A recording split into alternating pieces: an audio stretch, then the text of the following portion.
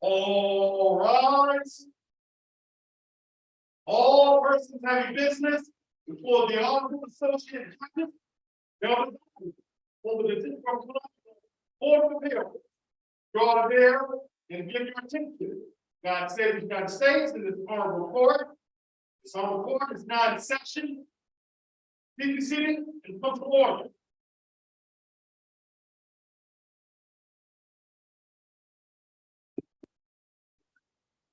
Good morning and welcome to the District of Columbia Court of Appeals.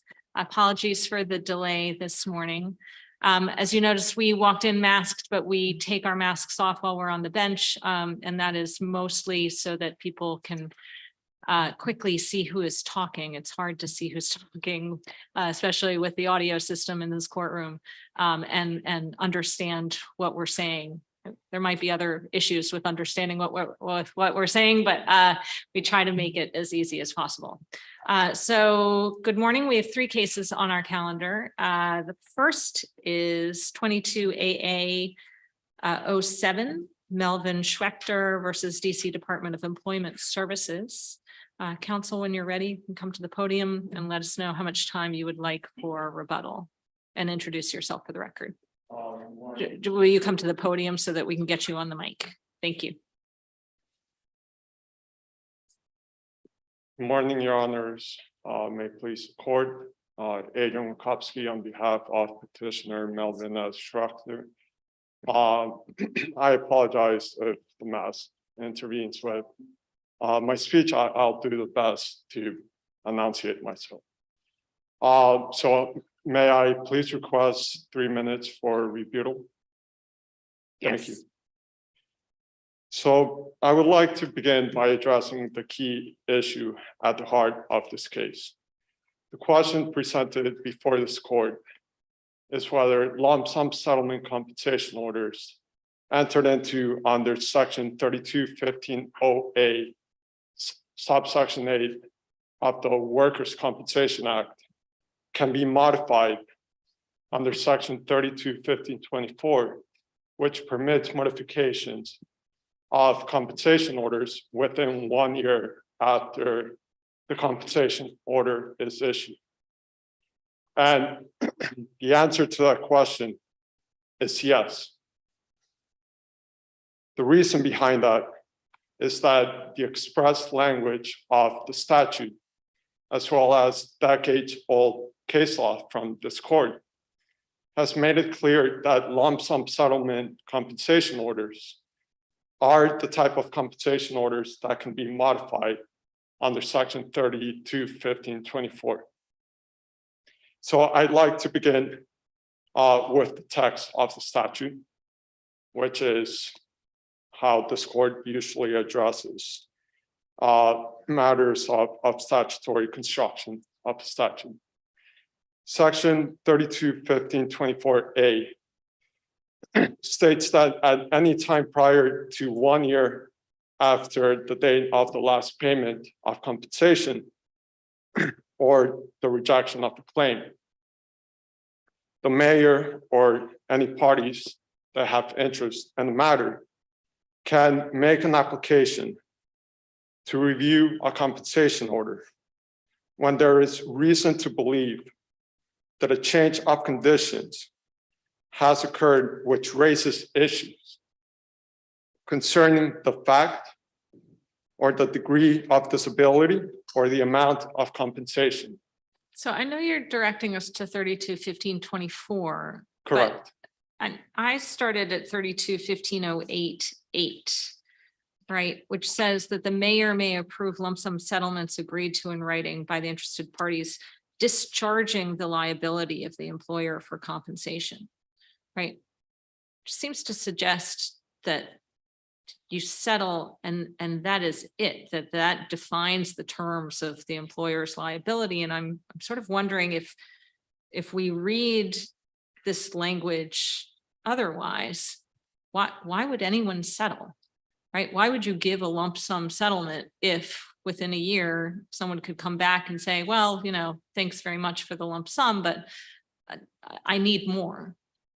So the answer to that question, Your Honor, is that there's a difference between regular negligence lawsuits and workers' compensation claims.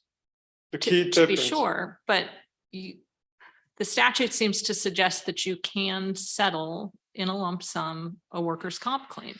Correct. And I'm just wondering why would you do that? So there's an overarching policy here, which is to ensure that employees are adequately paid for their injuries. And that is why there's a modification provision that applies to final orders after a formal hearing. But that's really just not getting at my question. I understand that there's an overarching policy question that we do want employers to bear the costs of their employees' injuries on the job. That's very clear under the statute. Nonetheless, the statute allows employers to settle in lump sum settlements with Correct. employees to discharge their liability, right? Which suggests that that ends the matter and that no more money will be paid after the lump sum settlement. And I'm wondering why an employer would provide a lump sum settlement to an employee if the employee could come back after some period of time and say, thank you for the lump sum settlement. That was helpful, but it was insufficient. And now I would like more money.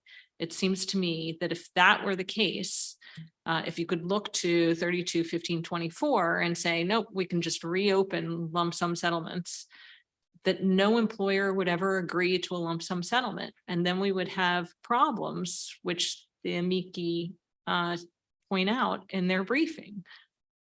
So I'm trying to understand what your response to that argument is.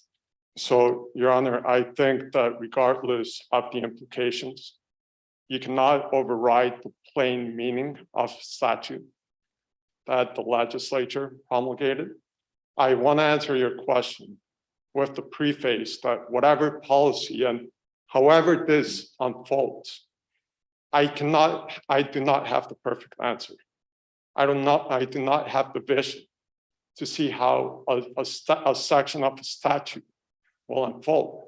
The attorney's fees section of the statute has been litigated, and that section about attorney's fees is also clear. So there's a judicial process by which these questions tend to get answered.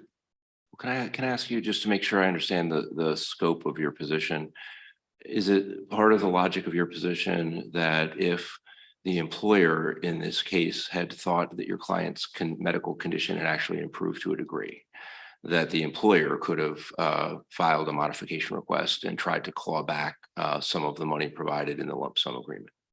I believe so. I believe that there's no material difference between a final judgment that's not appealed after a formal hearing and a lump sum settlement compensation order. And if that's your answer, then I guess I wonder a little bit, a part of the point you were making in support of the position you're taking is that it would sort of benefit employees and would serve the humanitarian purpose of the statute. But if one consequence of your conclusion is that an employee who believes, oh, this is, done and dusted, I've got a lump sum agreement, this is in the rearview mirror, is subject to the concern that an employer might come back and try to claw some of it back, it seems as though it's at best kind of neutral with respect to the humanitarian purposes of the act, whether you let both parties try to unwrap a prior lump sum agreement. Do you agree with that, or what's your response to the concern that if it can be done symmetrically, the argument that permitting, adopting your position would benefit employees is less clear? What's your response to that thought? So my response to that thought, Your Honor, is that usually when parties engage in long and protracted litigation, it's usually the employer and the insurer that have more resources and time than an injured employee that needs the money desperately. And I believe that by having this modification provision, where medical conditions tend to deteriorate dramatically within a year, and that's why the modification provision exists, I believe that the employees will have more leverage. And this is to also answers your question, I believe, Your Honor, that the question that you asked is, why would parties settle?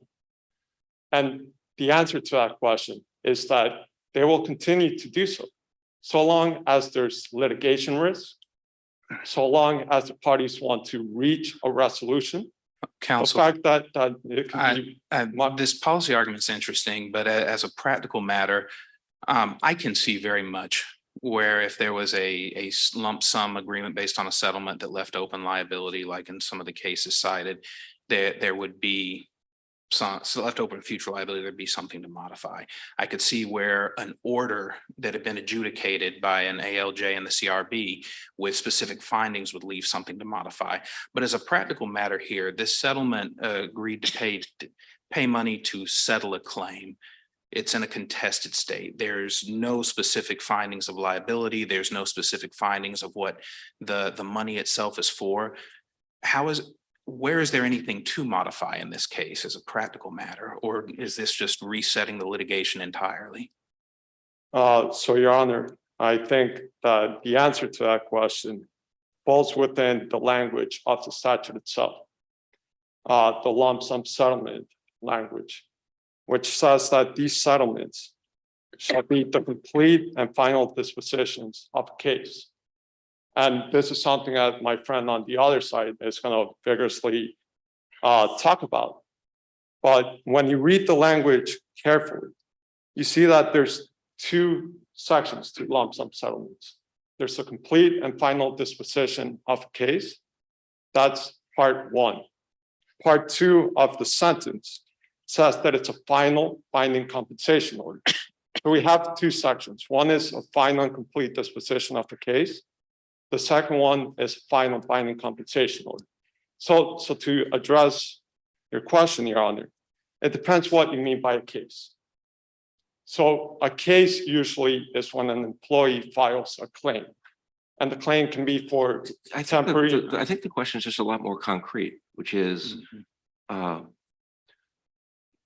let's say your client could come in and this is kind of a modification procedure and say,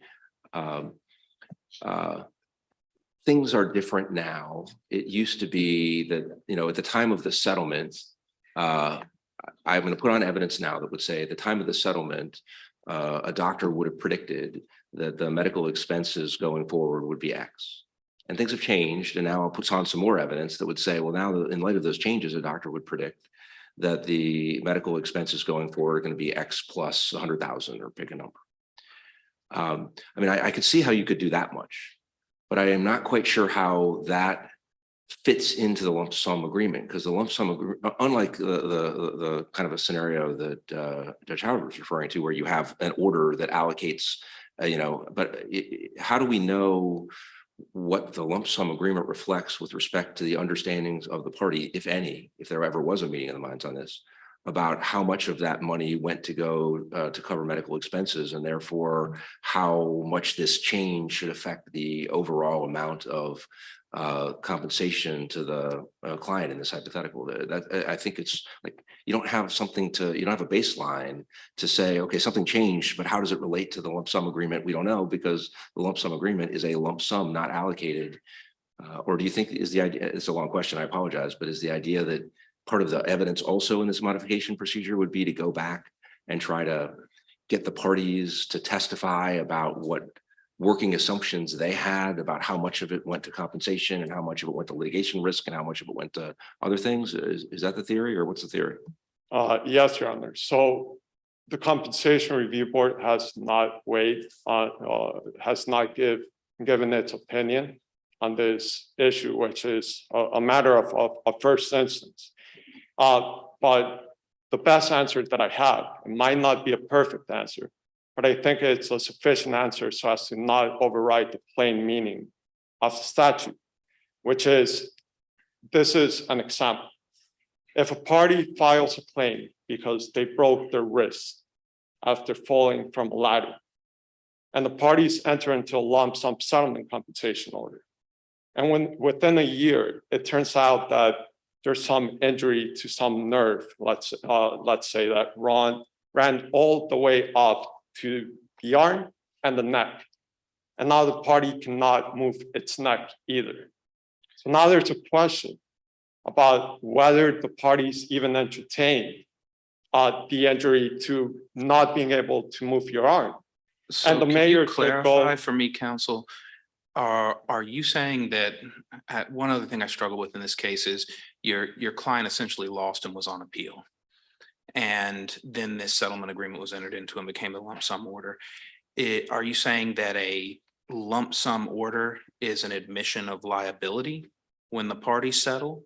Or are you saying that somehow there's an additional year beyond the conclusion of a case that if things happen, the parties didn't really know what was going to happen, and so they should be able to come back to it somehow, or the case doesn't end with the end, as it were? So, Your Honor, in this case, my client did not lose.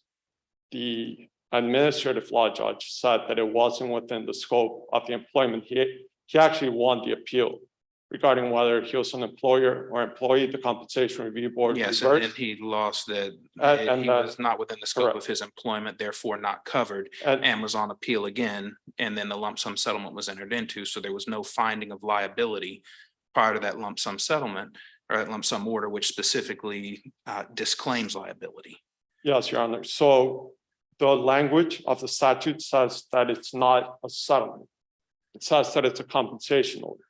It says that attorneys get paid pursuant to the provision of that permits attorneys to get paid, which is only when they get an award. The word compensation order is also defined in the section regarding hearings, formal hearings, where it says that the mayor will reject or award compensation. And it defines itself within this chapter as a compensation order. So compensation order, Even if it seems like for current purposes, let's say it is a compensation order. I think that doesn't get you all the way home. And I want to focus on another possible obstacle that your opponent relies upon and that the CRB relied upon, which is focusing, I guess, on the plain language of things. The modification, the lump sum settlement agreement itself said that the claimant has been, this is on page 4 of the agreement, it's in, I guess, paragraph 9. The claimant has been fully advised of his rights under the act and acknowledges that by settling this claim, the claimant has voluntarily agreed to close this matter and bar any and all further efforts of recovering benefits or compensation pursuant to this claim other than those set forth in this agreement. yes, Your Honor. Am I right that you have not in this court or in front of the CRB attacked the lawfulness of that agreement? You know, that that was not a valid contractual provision? Your Honor, so parties cannot rewrite a statute. And regardless of what that. Well, my first question was just, am I right that you haven't challenged that as a valid contractual agreement in the sense that it was, not knowing or the like? Is that right, that you haven't contested the general validity of that agreement? You may be making an argument that somehow it's an unwaivable, the right to modify just can't be waived by contractual agreement. Is that where you're headed?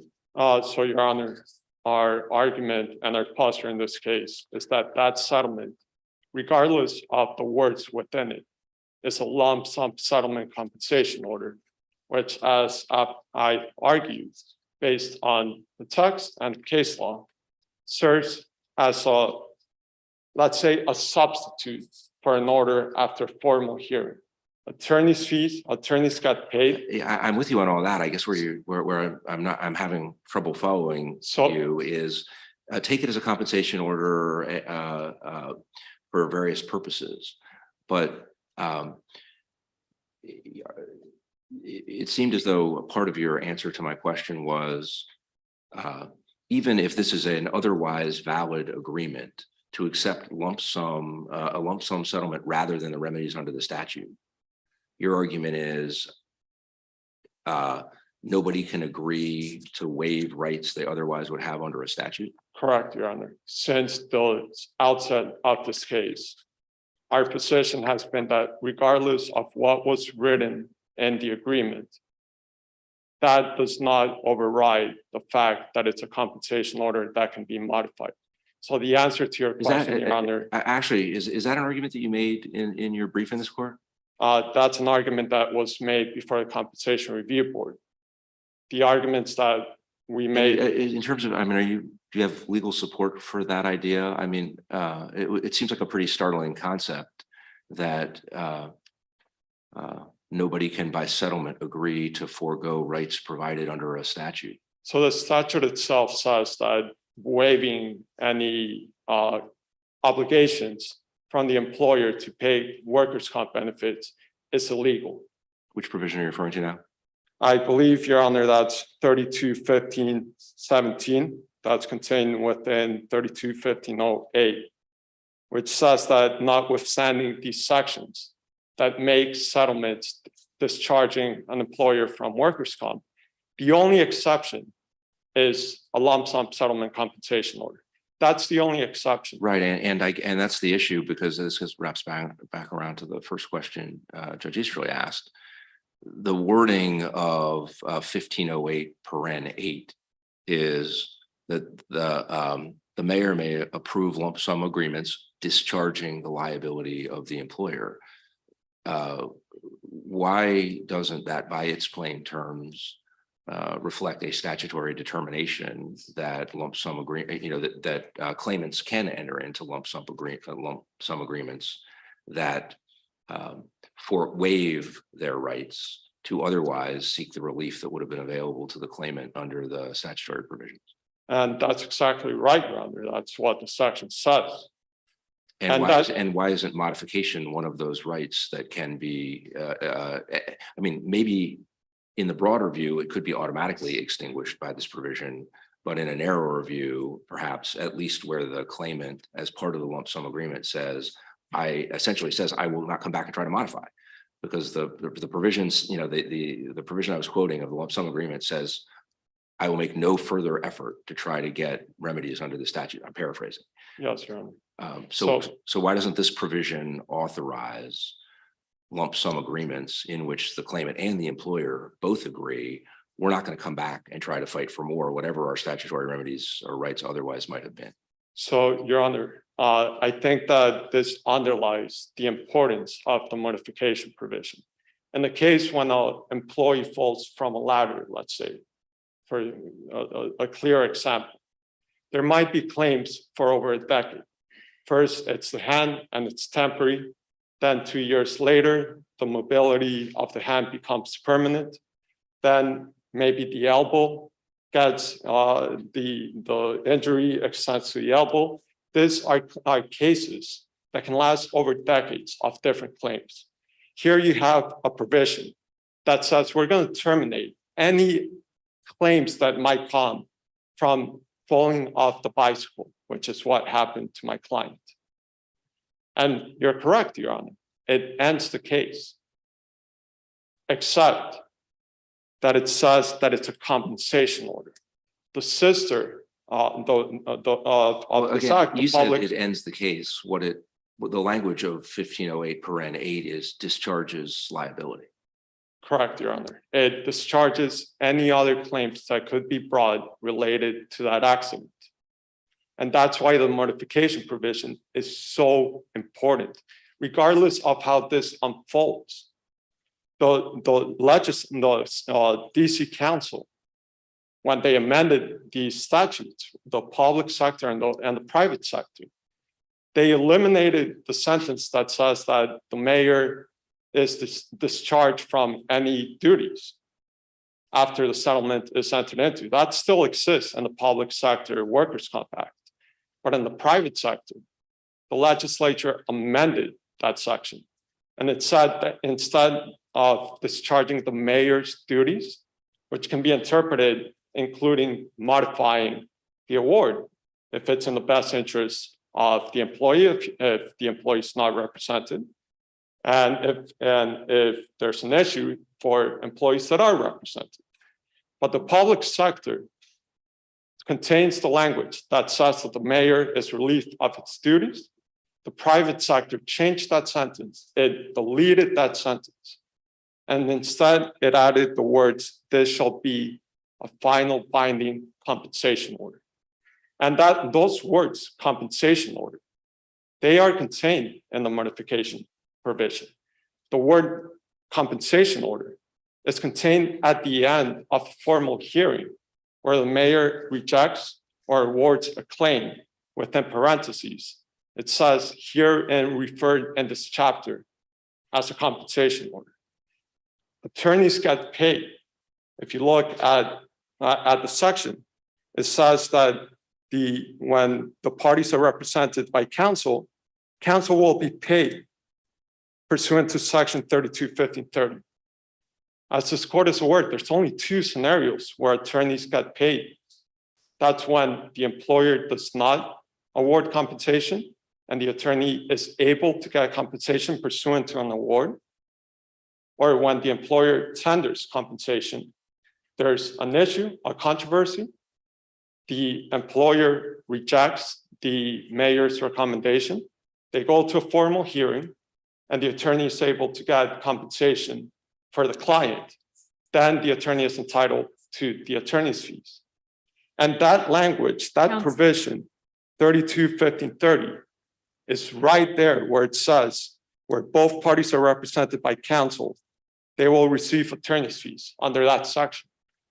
It's clear from the face of the statute that these compensation orders, regardless of whether there's an appeal, regardless of the posture of the case, they are to be treated in all intents and purposes as the same thing after an administrative law judge issues a ruling saying, yes, you are entitled to compensation. Counsel, you're well over your time at this juncture, so we'll let you take a seat and we'll hear from Ms. Weissman, and then we can hear from you again in rebuttal. Thank you, Your Honor. Thank you.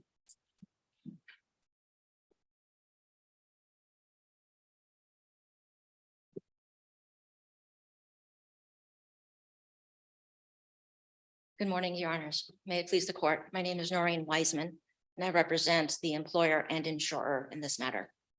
There are two issues before the court today. The primary issue is whether a full and final settlement can be modified.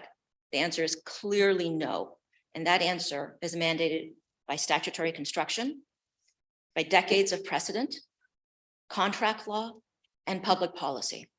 Well, does the decades of precedent help us here if, as your colleague just mentioned, the statute was amended? The decades of the statute may have been amended, but it does not state that settlements can be modified. So the Department of Employment Services, the agency that is charged with administrating the Workers' Compensation Act, has ruled even recently that settlements cannot be modified, and they've ruled that way since 1995. Right, but my understanding of your colleague's argument is that the statute has been modified now, so that there's this through line of what a final compensation order is. And he's saying, look, that works against your interpretation that these orders can't be modified because all final compensation orders can be modified. So maybe the agency is continuing to interpret the statute as it always has, but they're wrong because the statute has been amended and now there's this through line making it clear. I think that's what his argument is. And would you like to respond to that? I disagree with his argument. The statute as amended says these settlements shall be the complete and final disposition of a case and shall be a final binding compensation order. You're reading from 1508. Yes, I am. 1508 sub 8. The first sentence. But that's not the provision that he says was amended, right? I believe he was arguing that 1508 was amended. Okay, sorry, go ahead. Well, can I ask you just, I realize that the lump sum agreement in this case is nothing like the one I'm going to ask you about. But on the broader view that it's just impossible to have a modifiable lump sum agreement. Imagine a lump sum agreement that said the following. The parties have agreed, we're in the middle of litigation about a workers' compensation claim. We have agreed to settle it in the following amount, X amount for wage loss, X amount for anticipated future medical expenses, both specified in the agreement. And then there's a provision which says, either party may seek to, assuming that there is a change of condition that would warrant modification under 1524, if I'm remembering the statutory numbers right, either party may seek relief under that provision. Well- Are you saying that would be that the statute just, you can't have a modifiable lump sum agreement under the relevant statutory provisions? Or do you think something like that would permit modification pursuant to the statutory scheme? I think the parties, if they agreed to it, that's a different story. Well, and I'm curious what you think the answer of that different story is. Do you think that such an agreement would permit modification under the statute, or do you think it would not?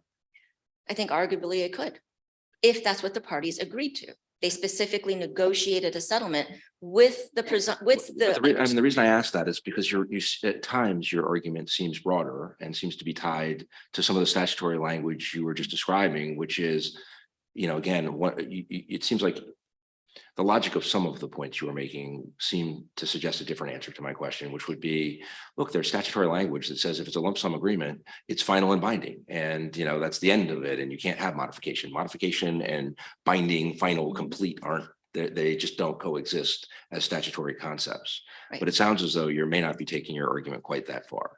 Well, Your Honor, this court has ruled that settlement agreements are interpreted under contract law, and that you look to the language of the contract to identify the rights and liabilities of the parties.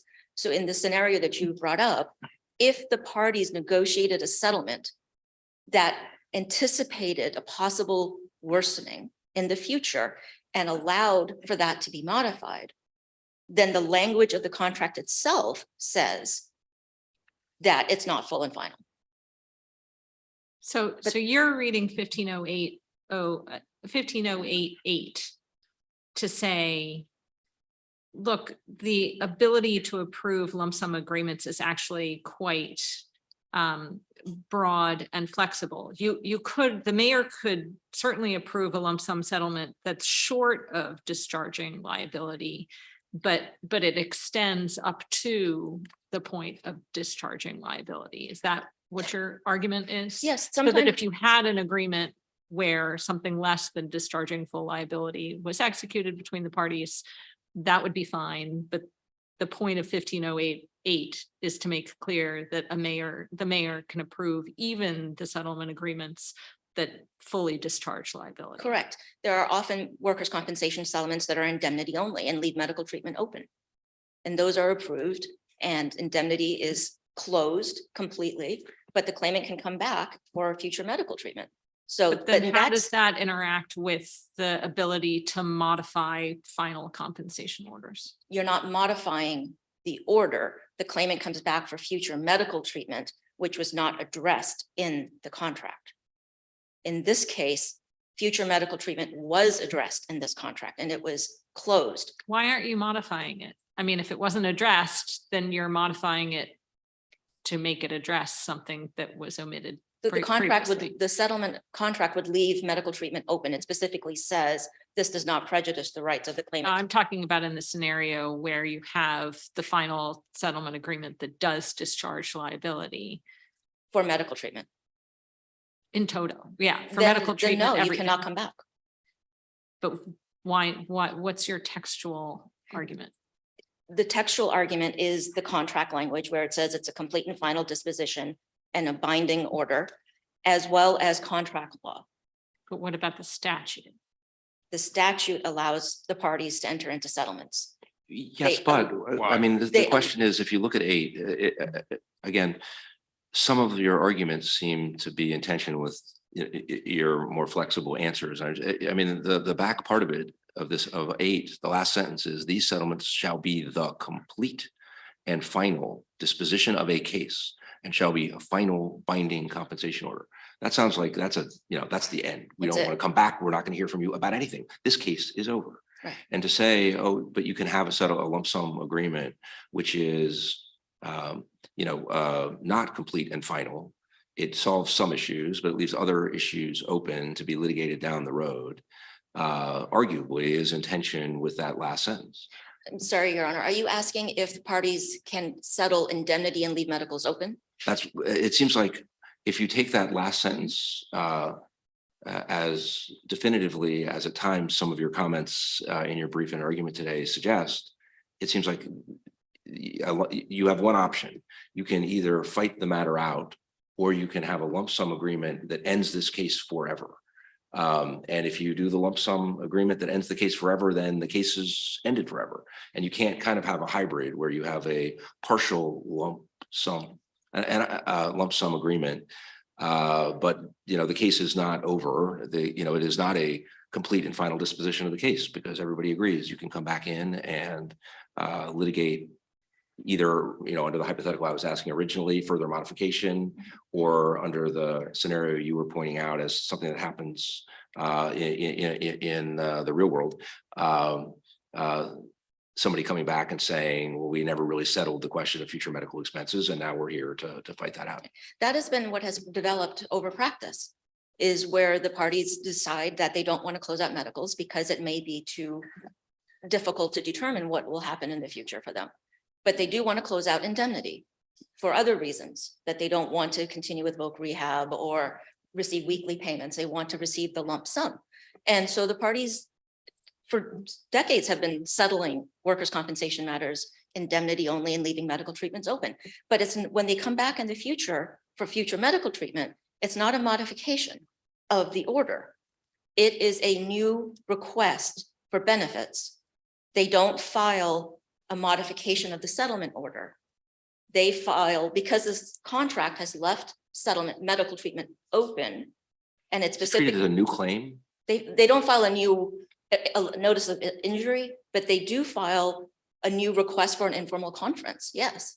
Right. Well, the provisions about what's modification, what is a new claim are extremely convoluted. Yes. That's why I was asking you. You're saying they don't treat it as a new claim under the provisions that govern the timing and filing of new claims. Correct. But they just file a form saying, and do they give it, in your experience, a new case number, or do they treat it as arising under the case number that had originally been filed? The latter. Latter. Mhm. And it's just a new issue under the old claim, but it's not a modification. And I guess the one way of, a question to pose arising out of all this is, the comments you're making about what happens in the real world about leaving open future medical expenses, and your answer to the hypothetical I was asking about an agreement that is intended to permit modification in the future and explicitly does so and makes it feasible to do so by specifying what the relevant amounts were understood to be originally.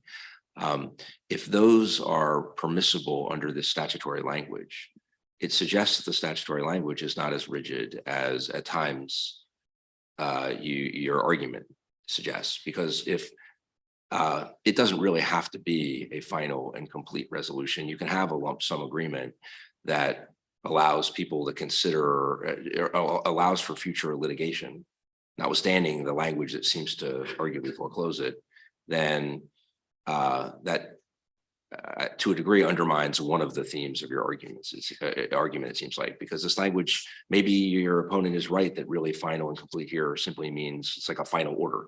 A final order doesn't mean you can't challenge it. It just means it is now, done for current purposes, but it is subject to certain kinds of challenges. So the statute allows the parties to resolve an issue. Okay, that is in public policy as well. Otherwise, you're going to be in decades-long litigation over everything if parties cannot resolve their claims, their issues. The statute allows them to do that, and it says it discharges the liability of the employer. This contract that we are here for today specifically stated it discharged the liability of the employer. This court has ruled that in a workers' compensation matter, on settlements where the parties had entered into a settlement, and then one of the attorneys wanted additional attorney's fees. The Compensation Review Board allowed the additional attorney's fees, came up to appeal to this body in 2008, and this court overturned and said you need to look at the language of the contract. Settlements, including in workers' compensation matters, are contracts. So look to the language of it, and the language of the contract is what will determine the parties' rights and liabilities. Well, counsel, along those lines, where the CRB or the HD needs to look to the contract, in light of Sodexo and Grand Hyatt, it seemed to me with reading the actual decision in this case, how do you defend its sufficiency when they essentially cited a few cases and declared it's a complete and final disposition under section 15088, but gave little to no reference to the actual contract language? Is that something we need to remand for them to clean up? No, I believe in this case, the statute states that if both parties are represented by counsel, the mayor shall approve the settlement. And in this case, both parties were represented by counsel. The claimant was represented by an attorney with over 30+ years of experience in workers' compensation. There was mediation, there was litigation, there was a full evidentiary hearing, after which the administrative law judge found that the claim was not compensable. So the employer had not paid a dime in indemnity or in medical treatment, and specifically denied every aspect of the claim. And the judge agreed with the employer. While it was on appeal, the parties settled in a contested posture, specifically stating that the employer was not admitting liability, that the employer was not responsible for any past or future medical treatment, and that the claimant understood and agreed that the employer's responsibilities were forever discharged in this claim and that they could not come back. The language is very, very clear. But the question is, did the CRB properly analyze that and make the finding in light of the specific language that it was a complete and final disposition in that last order that brought you up here? Yes, they stated that they do not have authority to modify a settlement. Well, no, they said more generally, we don't have any authority to modify any lump sum agreements. Right. That's sort of like a flat rule, which some of your questions, your answers to questions today suggest you don't think is quite right. It sounds as though you think that the CRB and the ALJs and the CRB, leave aside the question of who can do what when, would have the authority to modify a lump sum settlement agreement if the lump sum settlement agreement conferred authority by agreement or permitted left open the availability of that remedy by explicit agreement. Well, then it's not modifying the agreement, right? So if the settlement leaves open medical treatment and it says the employer is still responsible for future medical treatment, there's no finding in the contract. Well, I was referring not to the real world, sadly for me, I guess, but for the hypothetical I was asking. So if you have an agreement which says, here is our lump sum settlement. It's, X dollars for future wage loss and X dollars for anticipated medical costs.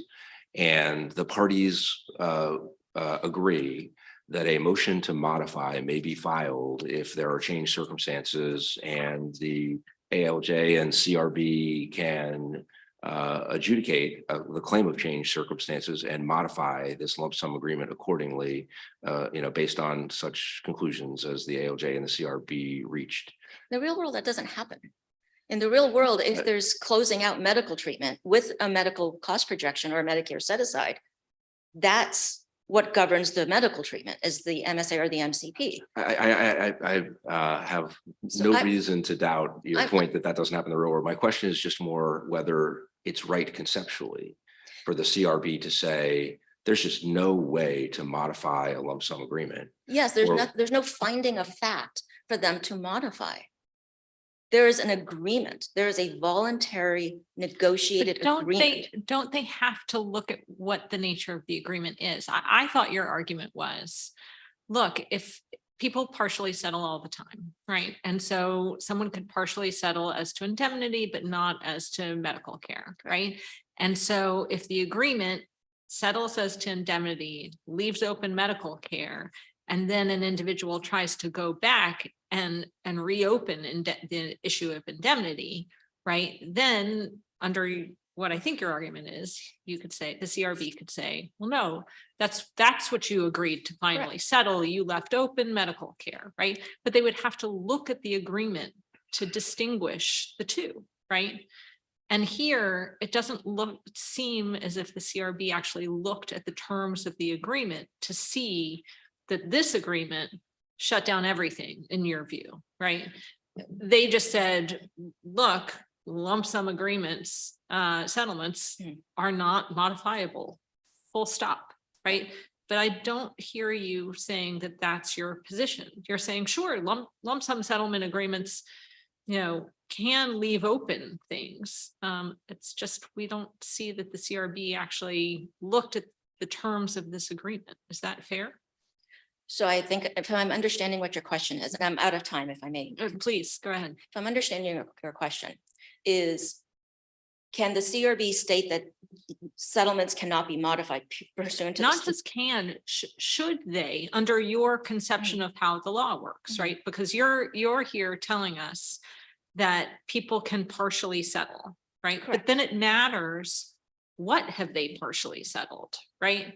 And if they're trying to reopen something that has been settled under the partial settlement, then the CRB has to look at the settlement agreement and say, nope, that falls under the partial settlement. Or, in my hypothetical, right, it was indemnity and medical care was left open. They didn't try and settle that. So that's still, So if medical care is left open under a settlement, it is not a modification. fair enough. I mean, call it a modification or not. The question is, doesn't the CRB have to look at the terms of the agreement? And on our record, I think we have some concern that the CRB did so rather than just sort of looking at the statute and saying that answers the question. So I'm not certain of the answer to your question, Your Honor. I think what you're asking me is, instead of ruling on the statute, should the CRB have looked at the contract itself? Is that your argument? My argument is both, in essence. The statutory construction of the statute says that settlements are full and final dispositions of a claim. In this particular case, we also have to look, and in settlements, we also have to look at contract law. And in this particular contract, the parties have resolved all aspects of the claim. So if a settlement addresses every aspect of the claim, which this does, then the statutory language, complete and final disposition of the claim of the case shall be final and binding apply. So, am I answering your question? I think so. I mean, it sounds like you're making sort of a harmless error, right? Like if they're supposed to look at the nature of the settlement agreement here, it doesn't matter because if you look at the settlement agreement, you end up in the same place. Correct. Um, I would just lastly submit, Your Honor, that if, in response to your earlier question to my opposing counsel, if settlements can be modified unilaterally, if one side can decide that they are no longer happy with the contract, we will not settle any workers' compensation claims. These cases will go on and on for infinity, because every case, if there is no finality, then there is no point to a full and final settlement. Thank you. Thank you, Ms. Weissman. Counsel, if you'd like to come up for just a few minutes in rebuttal.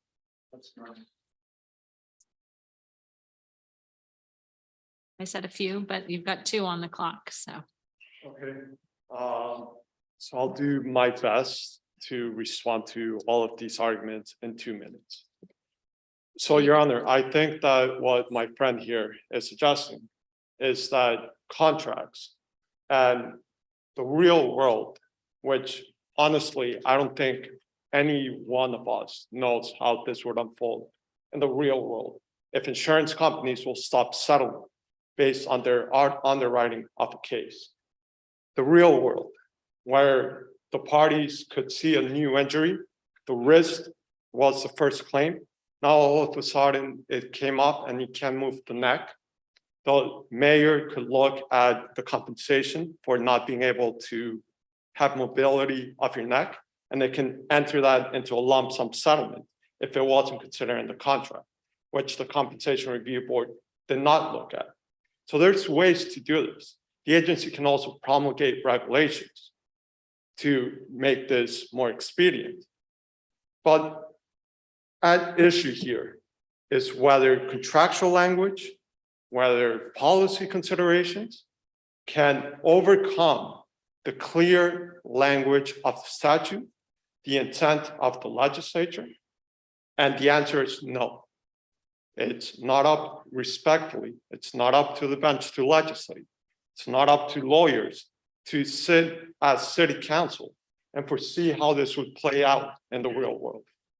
Our duty here is to enforce the statute as it's written based on the intention of the legislature. And I'm sorry to interrupt you while you're trying to wrap up, but can you just give me one quick stab at explaining why the words extinguish liability in 1508 paren 8 aren't clear language that point against the argument you're making? They do extinguish liability. For 1 year, you can modify that liability being extinguished. This will not go on ad infinitum. So it's temporary extinction. Yeah, there's 1 year, and this is really, really, really important for an employee to settle any injury for the next 10 or 20 years that can unfold from falling off a ladder, falling off a bicycle in this case. This is extremely important. The mayor has a duty to enter into these lump sum settlements when the employee does not have an attorney. There's a fiduciary duty here. The Public Sector Act says that the settlements cannot be modified. That is not present in the Private Sector Act. The Private Sector Act does not say that the settlements cannot be modified. The public sector doesn't say that they're compensational. The private sector does. It says that they're compensational. It does not contain the language at the end. 623.35 of the public sector. The last provision says these settlements cannot be modified. It never calls it compensation orders. And the CRB did not look at Sodexo, which said that, if I may, Your Honor, I couldn't hear the word you said. The CRB did not look at. Sodexo from Thank you. 2004. Got it. Thank you. The CRB did not look at levy, which came up to this court, which was remanded to the CRB.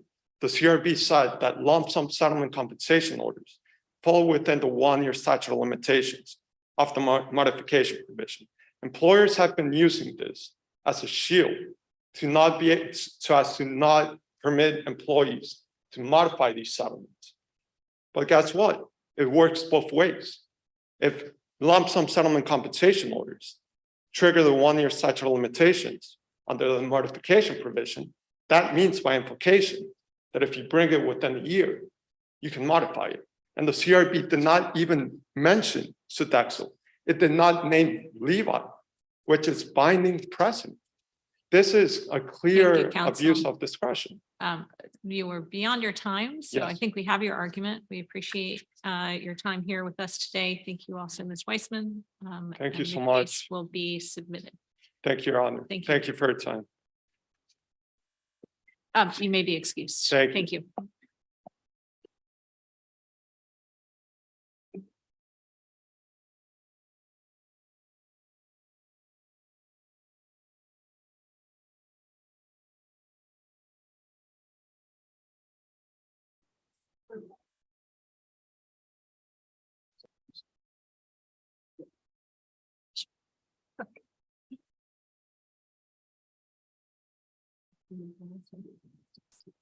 Careful. I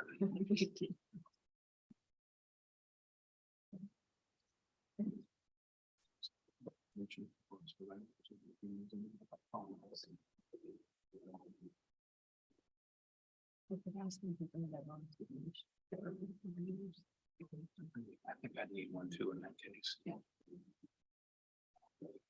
The next case on our calendar today is 21 AA 731, DC Department of Healthcare Finance versus Leslie Jackson. Counsel, when you are ready. We have Ms. Anderson arguing, but I think you are not Ms. Anderson. I am not. Thank you, Your Honors. May it please the court. Brian Leach for the petitioner, DC Department of Healthcare Finance. With the court's permission, I'd like to reserve 3 minutes for rebuttal. Whenever you're ready. The Office of Administrative Hearings in this case committed at least 2 fundamental errors.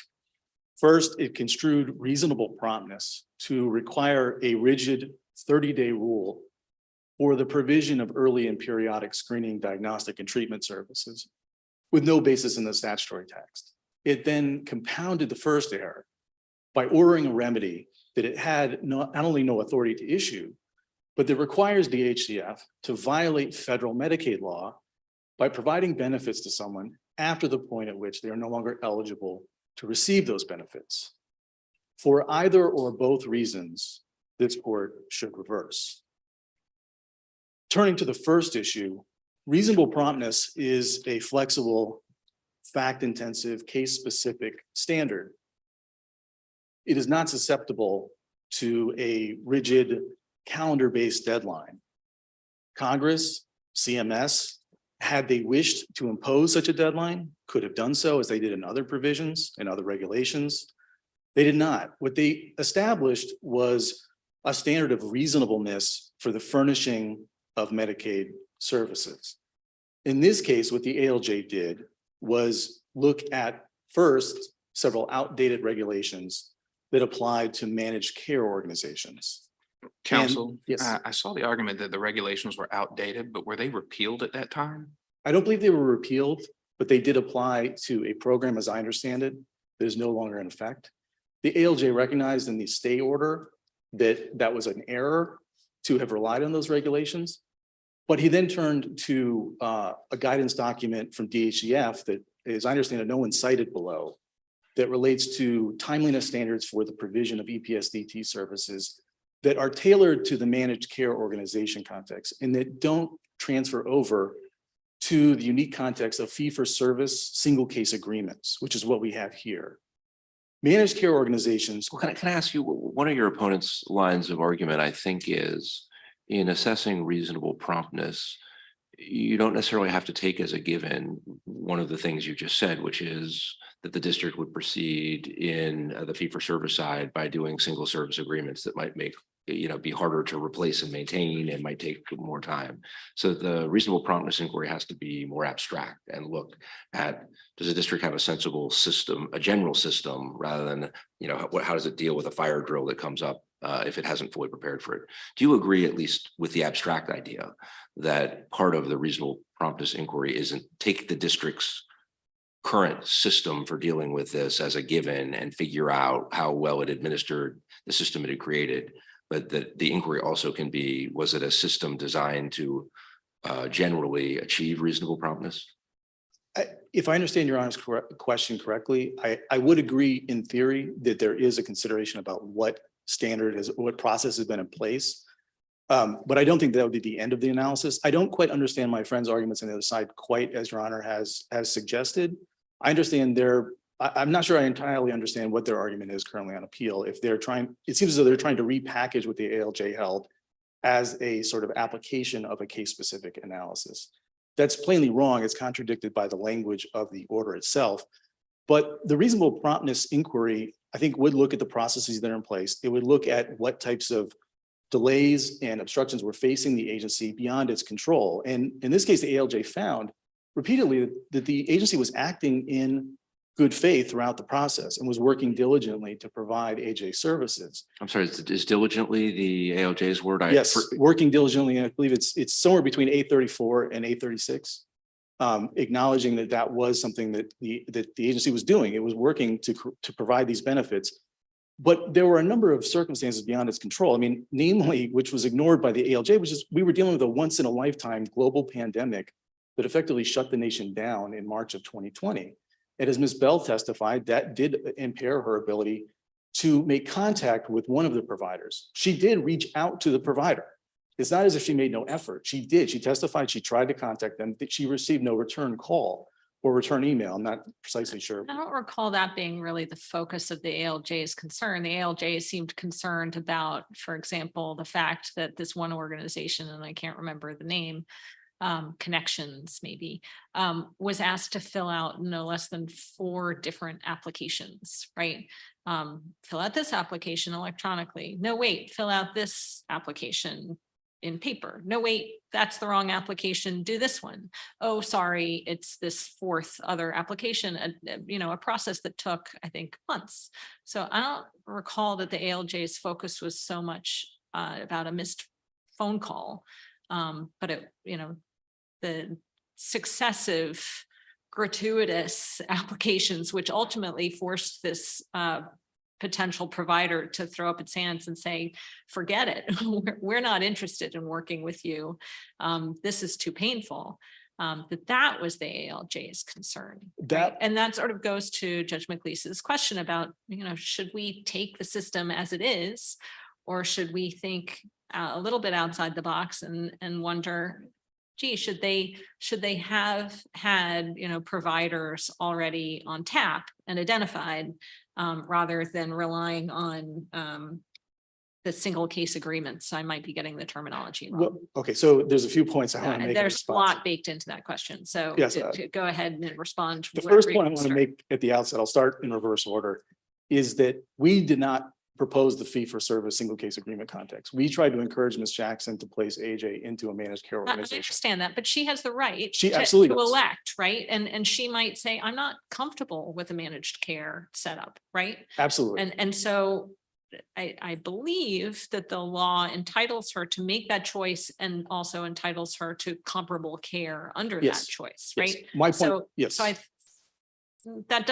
that's not terribly persuasive. Okay. You might want to move on. So that was just the first point. I wanted just to clarify that point in case there was any misunderstanding. I understand what your Honor's point was. The other point I would make is that when the ALJ is discussing the multiple forms going back and forth, that wasn't part of the reasonable promptness inquiry. That was part of calculating the remedy. So at A35 to 38, the ALJ was calculating how much of the time was attributable to DHCF for purposes of saying how much compensatory ABA is going to be awarded. Nothing about the forms factored into the reasonable promptness analysis. And that was really part of the problem. I understand your structural point about the way the ALJ's opinion was written. You're quite right about that. But would you agree that it would be pretty incongruous to say there's 4 months where the district, I'm going to charge the district with responsibility for lack of reasonable promptness? I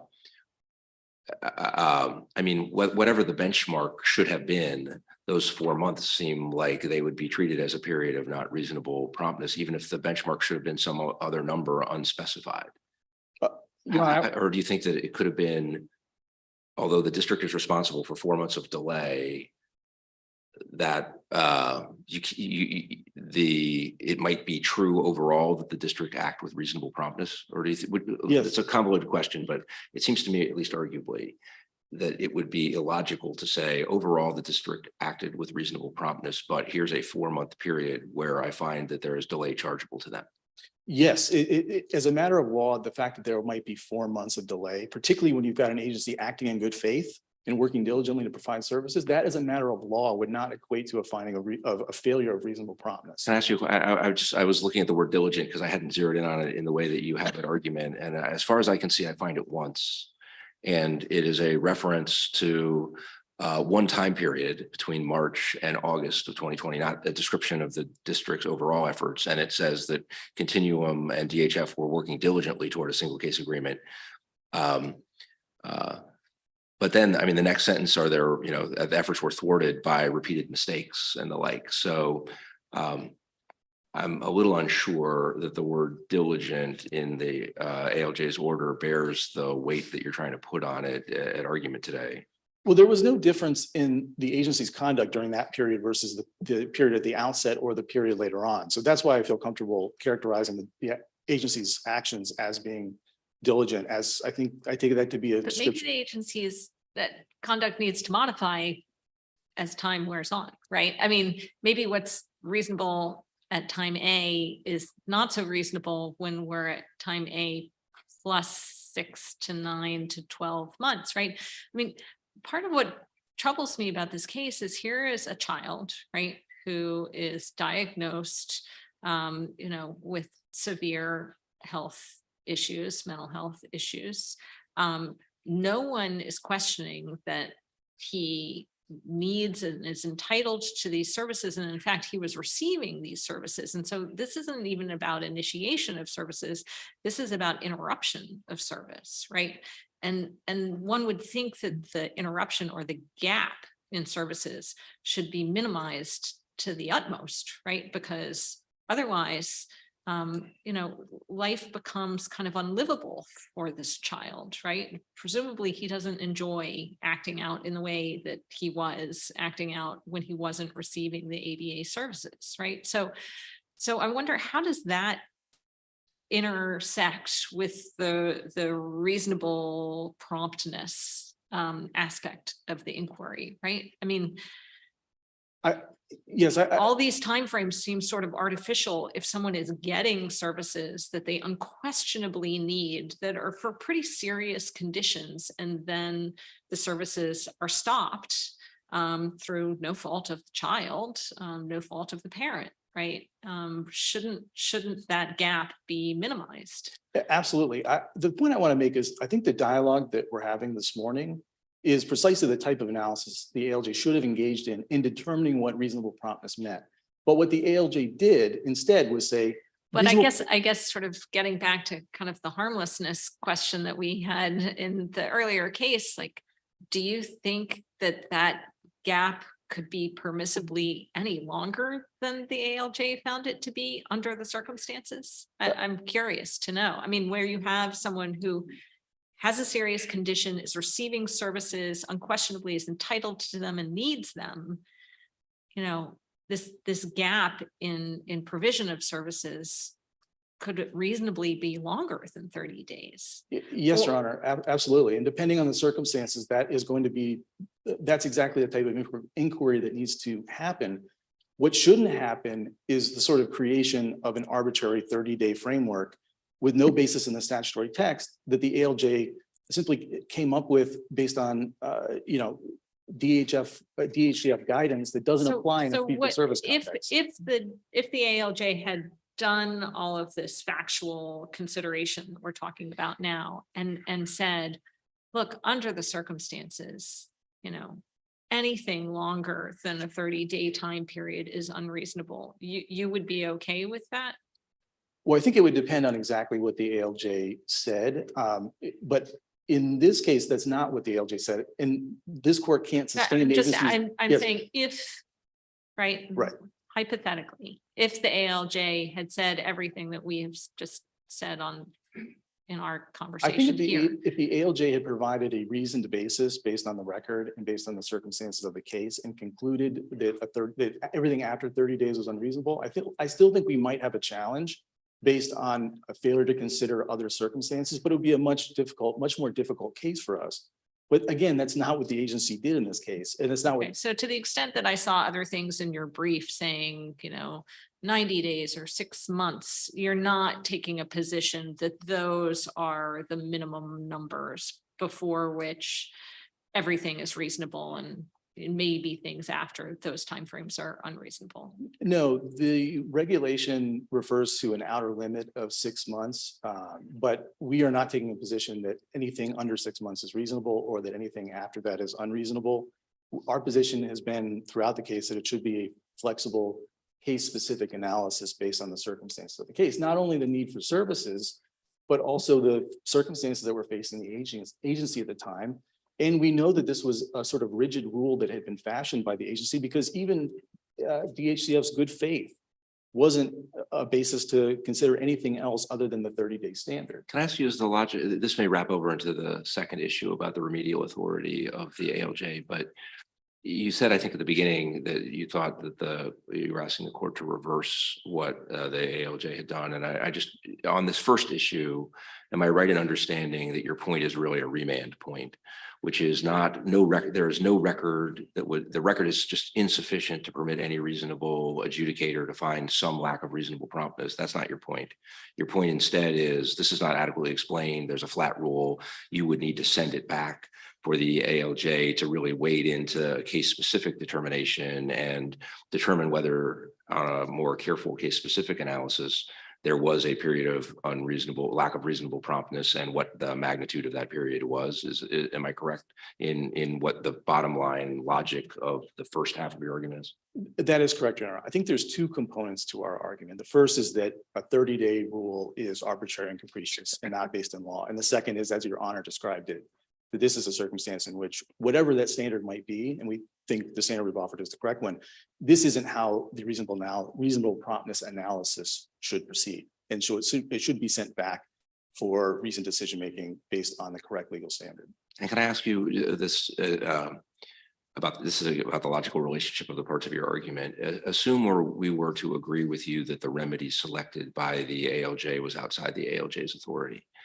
Do you think that that would just end the case, and that would mean, vacate and, remand with instructions to dismiss? Or do you think that too is a remand kind of issue where if that's not the remedy, then maybe there are other remedies and we would need to consider both issues? Or what's your sense of the logical implication of your second argument, assuming we were persuaded by it? Yeah, I think that the appropriate course in that case would be for a remand. I don't think it would be the end of the case in the sense that the petition would be dismissed, because there would still be a remedy, which would be the declaration of rights and liabilities. So there would still be a remedy in the sense of providing a declaration that there had been a violation of reasonable promptness. If the court were to disagree with us on the first issue, we would ask the court not to disagree with us on the first issue, but I think that would be the recourse. At this point, because the petition was filed 3 months after services began, the availability of individualized sort of monetary remedies is limited. There are none that I know of at this point for her because of the time delay. If she had filed for an expedited hearing earlier during the period of delay, there may well have been a remedy of an OAH order directing DHCF to complete the single case agreement. Can I ask you, this is maybe a mootness type question, but as I understand it, because no stay was granted by the agency and none was requested from us, the post age 21 services have already begun to be provided, and they would run out in March of next year, roughly. Do you know if that's accurate? Yeah, so yes, to answer the second part first, the order runs until March of next year. I do want to let the court know that there have been changes in factual circumstances, as I understand it. And I'd like to lay those out and then also explain why the case still wouldn't be moot. As I understand it, AJ has since the summer been moved into a managed care organization. And so he is now in a program that allows him to get services up to the age of 26. So as of now, he has not received services under this order. But the order is still there. We are still operating under the order. And until March of next year, we would have to provide him services if he were to leave the managed care organization. But we have a continuing financial interest in this case, as the ALJ found, because of the possibility of recouping money at the end. Well, I wanted to ask you about that. Your position is that there is statutory or regulatory authority for you to try to claw back money from the beneficiary's mother if a determination was made that the particular remedy ordered was unlawful, although I guess that would only be for the period before the beneficiary went into the managed care facility. That your position is that, I mean, I know the OAH ALJ raised that as a possibility in determining why a stay wasn't warranted, but I don't think the OAH ALJ cited authority in support of that possibility. And I just want to, your position is that there is statutory and regulatory authority that would make it legally permissible. One might wonder about how just or reasonable it would be, but legally permissible to try to claw back money to require the beneficiary's mother to pay for the services that were provided unlawfully, if in fact that was an unlawful order. I don't quite know how that would work, to be perfectly honest, Your Honor. And I don't know, I can't cite for the court this morning a statute or regulation that would provide authority for that. It was something noted, as you said, by the ALJ. It would be a determination. I guess I'm surprised that you were taking as accurate something that the ALJ said in denying your stay. So the bottom line is, I think you don't know whether that is a legal possibility that would be relevant to mootness. I think there would probably be some sort of equitable remedy if DHCF sought to enforce it for like a quantum error or an unjust enrichment claim against. You mean a lawsuit? Leaving aside remedies under the Medicaid suit, you think there might be an independent action against the beneficiary's mother to try to make the mother pay for Well, I'm services not- provided under the ALJ? I'm not sure that it would be against the beneficiary's mother or against the provider. To be honest, I don't know that we thought through that question. It's just what we wanted to highlight was that there was a continuing interest. There's also a continuing institutional interest An in this, action against the provider that actually provided the services? because that's where the money typically goes. Right, but a quantum Mary claim, I mean, they actually provided the services and got money for doing so. So it doesn't seem like an independent action against them would be very well thought out. It would, I guess the line of this question is more in the nature of, I can't really tell whether any of that is at all a plausible grounds for the matter still being alive. I don't know one way or another. Sounds like you may not either. Well, in terms of technically how it would operate and how we would go about if DHCF were to decide to try and claw back money, I'm not quite sure how that would operate, but I think that there's still, even if assuming for the sake of argument that there was no continuing financial interest, there's a continuing institutional interest. In as the Pascal case, which is cited in the briefs, there was a mootness issue in that case as well. At 467 of that opinion, it discusses mootness and it says because of the remedial issues importance in that case, this court still decided. I think there are still there's a similar consideration here of the case has been fully briefed. The issue is incredibly important to the agency. It's important to the other side. And also I would emphasize Ms. Jackson hasn't argued mootness. There's no suggestion of mootness in this case. And I think that fact is No, but we can raise mootness to a sponte. absolutely, So, but this court has also I found. guess I just want to ask one specific question.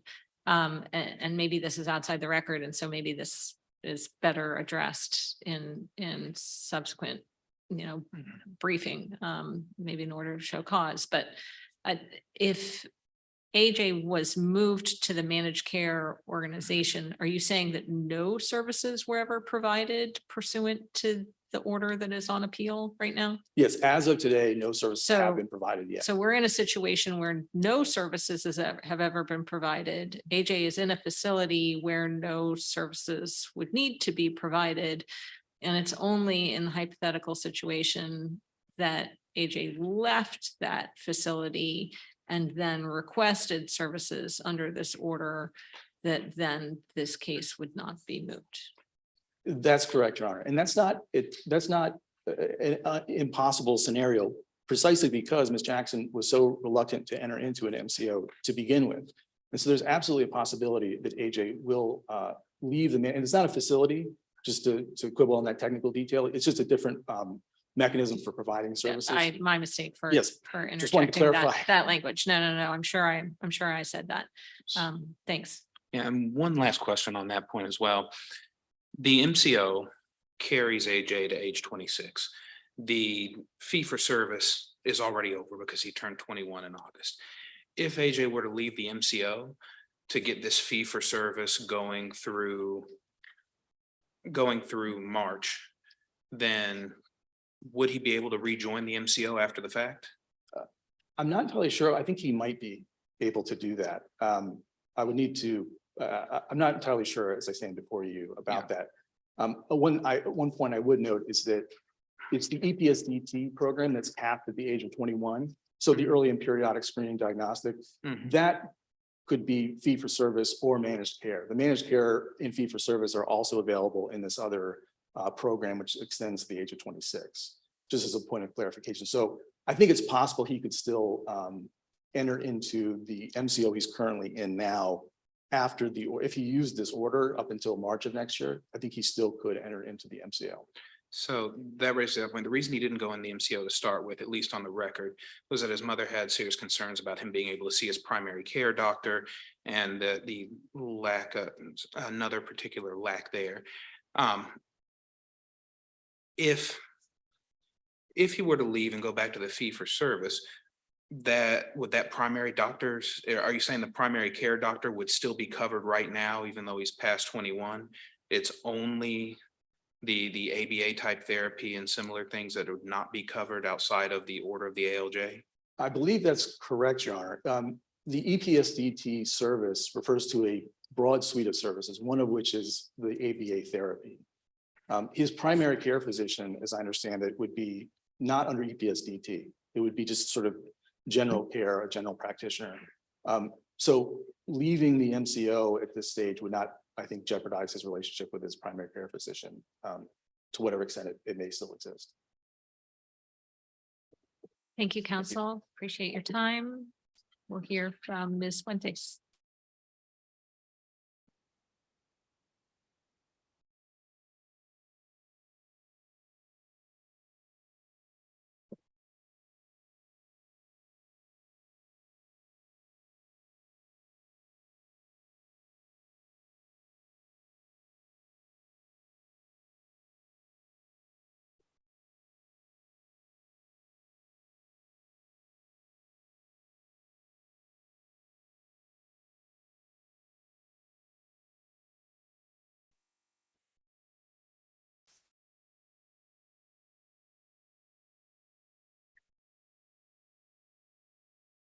Thanks for waiting for me. Of course. Good morning, Your Honors. I'm Xenia Sanchez Fuentes, and I'm here on behalf of Respondent Appellee Leslie Jackson and her son. May it please the court. We're here today, as we've heard, because a young man with very serious health conditions sat without urgently needed medically necessary treatment services for autism for over 7 months due to DHCF's administrative delays. The OAH correctly decided that DHCF was at fault for this delay and ordered appropriate relief. So in light of the court's recent ruling on I'd first like to address the issue of the OAH's authority to order DHCF to pay ABA therapy services past AJ's 21st birthday. Now, now makes absolutely clear that an ALJ may order injunctive relief so long as there is specific statutory and regulatory authority to do so. Builds on this court's prior precedent in Pashaw, in which this court found that the ALJ had such authority pursuant to the federal regulation at issue here, 42 CFR 431.246, to order That that regulation specifically talks about corrective payments, not equitable relief. So where does the ALJ get the equitable authority from as opposed to the ability to award liquid damages? So it talks about corrective, it's a corrective action regulation. The relief ordered by the OAH, is consistent with that regulation. The regulation is meant to make the beneficiary whole. It provides that when an administrative court finds for the beneficiary in hearing, it must promptly make corrective payments retroactive to the date an incorrect action was taken by the Medicaid agency. So that means ordering payments to provide for the relief going back to cover the time period of when the harm occurred. Now, based, just on plain reading of the regulation, the corrective payments, they're not necessarily even temporally limited. They can be past payment for services or they can be future payments to providers. So for example, this regulation, which was applied in Pashaw, was regarding also had a separate provision or a separate part of it, which provides for readmission to nursing homes. And so that necessarily means that those are payments made to providers, for future services. Well, the order here, though, runs beyond payments to providers or anyone else. It imposes an obligation on the department to continue to provide services under the statute, right? It only extends it for 7 months and only if medically necessary. Understood, but what I mean is, rather than saying, here is an order directing that the agency make payments to some entity, whether directly to a beneficiary or whether to a service provider, it instead says, agency, you have to provide certain benefits, which run beyond making payments to providers, right? Some of the statutory obligations the agency would have under the order are, finding new providers if someone else falls through. So it's beyond corrective payments to any entity, and instead is imposing a general obligation to continue to provide the benefits, to provide the statutory rights that the beneficiary would have had up to the point of age 21 if the agency had acted with reasonable promptness. Is that right, or do you read the order differently? I read the order differently. The order, it says to pay for ABA therapy services in the future. In other words, to pay providers for ABA therapy services to AJ in the future for 7 months or until medically necessary, or until no longer medically necessary, whichever comes first. It doesn't order anything more than what the Medicaid statute provides, and it doesn't expand it more than that. Well, it says, I'm looking at the exact language of the order. it says ordered that DCHF, this maybe is a little precise, but imprecise, but it says ordered that DCHF shall provide AJ with ABA therapy services until at least. Now, I get DCHF doesn't itself directly provide such services, so I assume that must mean, I guess had been interpreting that to mean it is responsible for making sure that AJ receives such services. Do you think that's a fair reading of that somewhat imprecise language, or how do you read it? It is, but is responsible for doing that through the payment. And that's the regular way that Medicaid makes. Understood, but service payment to providers in the future. I get that. I guess I had been thinking it imposed obligations beyond that, but it's not clear. So let me ask you a hypothetical. Imagine that pursuant to this order, after a month into this order, the provider that was currently in effect fell through. Do you think DCHF would have had any obligations under the order to secure, to assist and help secure a new provider? Yes, I would think that to be the case, Your Honor. And that's, again, if that's the import of the order, it seems to fit a little, it seems to run a little bit more broadly, or maybe a lot more broadly, depending on your perspective, than corrected payments. Well, it's consistent with what the Medicaid statute already provides, which is that the Medicaid agency has to arrange for those services and then to pay for them. And that's what the corrective action is meant to address, that lack of. So your point is, if I'm understanding it, you would read corrective payments in the regulation at issue to not be limited to kind of payments, literally like cutting checks, but also the related statutory and regulatory obligations to secure providers to whom such corrective payments could be Right, made. Ron. Yes, we would, Your Honor. Because the action that might lead to the corrective payment could be attributable to other dilatory, right? The failure to identify the provider, right? And so then to have the corrective payment, you have to identify the provider and then provide the payment. Is that the train of thought?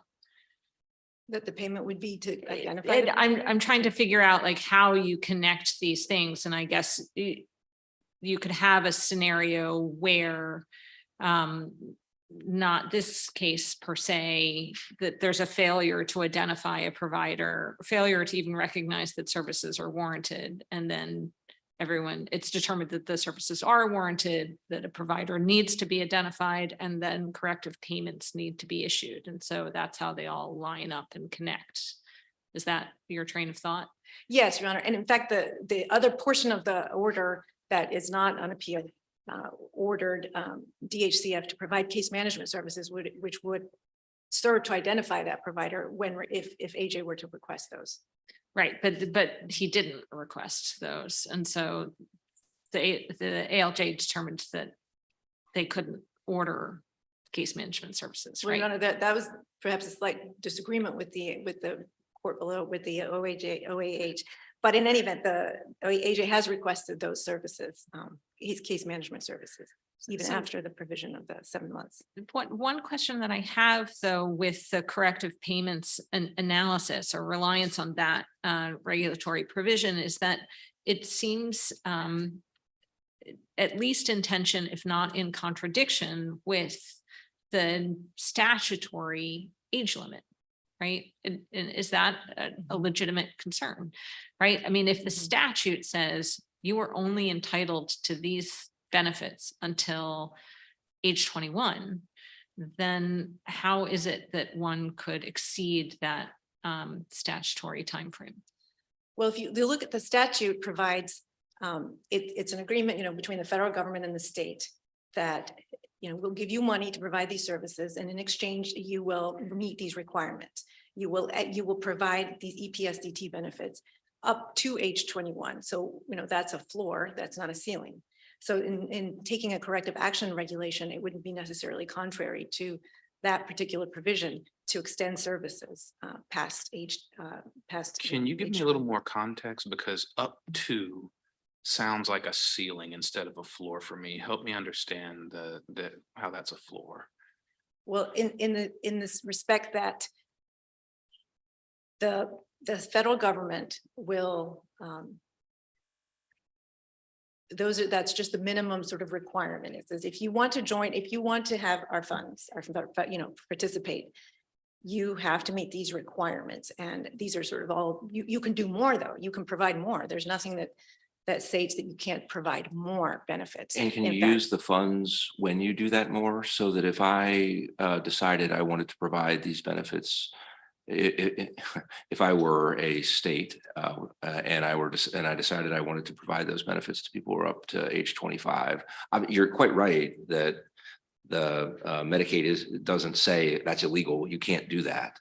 And why would it want to? And it doesn't. But can you take Medicaid funds and fund your decision to use those Medicaid funds to finance the services that you're providing beyond the age of 21? I'm not familiar with whether with the specific financial with those specific financial regulations and whether funds could be used, but there probably are funds associated with the provision of corrective action under this particular regulation. But in any event, it was the Medicaid agency who was at fault. And so if the district has to use its own funds and not Medicaid funds, that's what has to happen in order to make this corrective action. And Your Honor, I'd like to address. I just want to slow down and make sure I sorry. got that last Oh, point, sorry. because I had not thought it through. So your point is, to the extent this order requires the agency to expend money, even if that's not money that, even if that provides services beyond the minimum requirements to be eligible to receive Medicaid funds, and B, even if it is a financial expenditure that Medicaid won't reimburse, none of that is inconsistent with the requirements of the Medicaid statutes. Correct. Correct. And I'd like to address the other issue in this case, which is reasonable promptness, and to address the specific points that opposing counsel made, that the OAH did not make a flexible, reasonable finding about did not make a reasonable finding, did not look at the case specific analysis in making a reasonable analysis and imposing the 30-day timeliness standard. In fact, OAH did did do a thorough review of the evidence, and this decision is firmly supported by the record and the law. So, the record states and that the OAH did look at the evidence on the record. For instance, federal regulation 42 CFR 441-56E, which is that timeliness regulation, talks about the outer limit of what those services should be. And OAH did hear evidence and in fact made findings that the doctor said AJ should get these services within 45 days promptly, or otherwise he will regress. There was evidence that in fact he did regress. So that evidence and those findings were on the record. Also, well, I guess your opponent kind of wants to pull things apart into two steps. And the first step in your opponent's way of looking at the case is the ALJ said, I am adopting a flat measure of what is reasonable promptness in this context, meaning, I mean, not this case specific context, but in the context of this particular set of regulations that are issue, and it's 30 days. And your opponent's argument is focus on that first and see whether that is a reasonable, lawful threshold way of interpreting the reasonable promptness requirement. And so focusing on that first, can you explain why, well, do you disagree that the ALJ said, here is my general standard that I believe is the correct one for reasonable promptness in cases of this kind, 30 days. Now I'm going to get into the weeds of figuring out, what happened after those 30 days. But there's sort of a flat rule that is the benchmark of reasonable promptness. Do you agree that that's what the ALJ did, or you disagree? I disagree that that's what the ALJ did. The ALJ looked at particular circumstances of the case, looked at the EPA looked at his particular circumstances, that here was this young man who had not received services for quite a long time. His doctor had ordered this, that he received those services within 45 days, and then looked at the circumstances of DHCF in particular and determined that DHCF had caused a lot of administrative delays and errors. Some Well, of them. counsel, it looks like the ALJ did look at all that in deciding what the actual length of the delay was. But how do you get around the language from page 14 of the actual decision where they said, ultimately, I agree with petitioner that it's reasonable to expect AJ as a fee-for-service Medicaid recipient to receive services under the same timeline, 30 days after the request as an EPS DT beneficiary enrolled with the District of Columbia Medicaid MCO. I see no reason why DHCF could not be held to the same standard to which it holds its MCOs.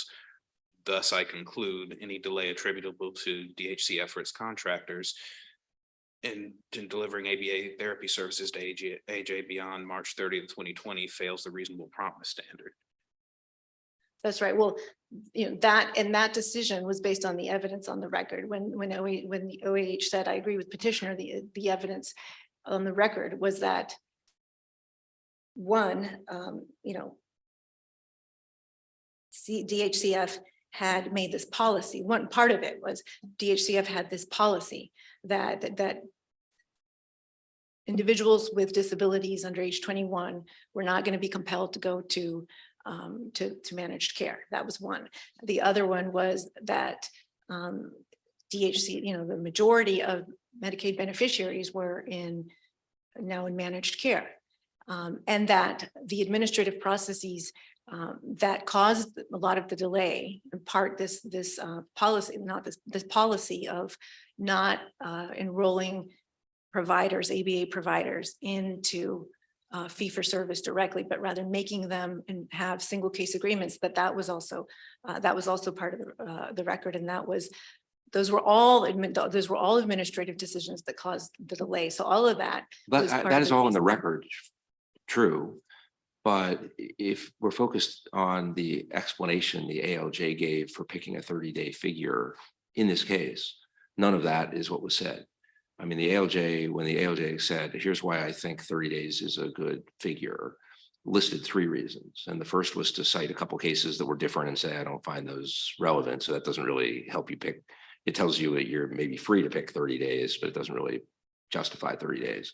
Then there was reliance on a regulation that people have agreed is outdated, and that the ALJ later said it was an error to rely on.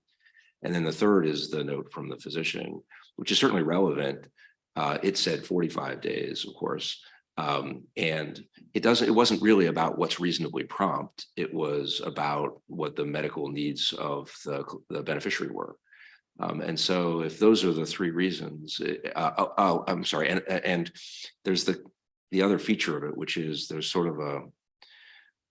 a figure used for in the managed care setting of 30 days. And so I don't see any reason to not carry that over to the fee-for-service setting.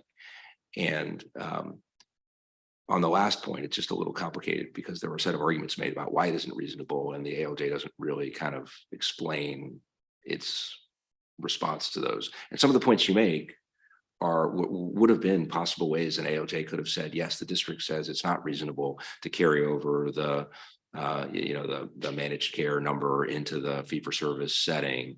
And your response would be, well, actually, maybe it is, because really some of these delays are because the district could have set up a fee-for-service system that was much more efficient, and they didn't.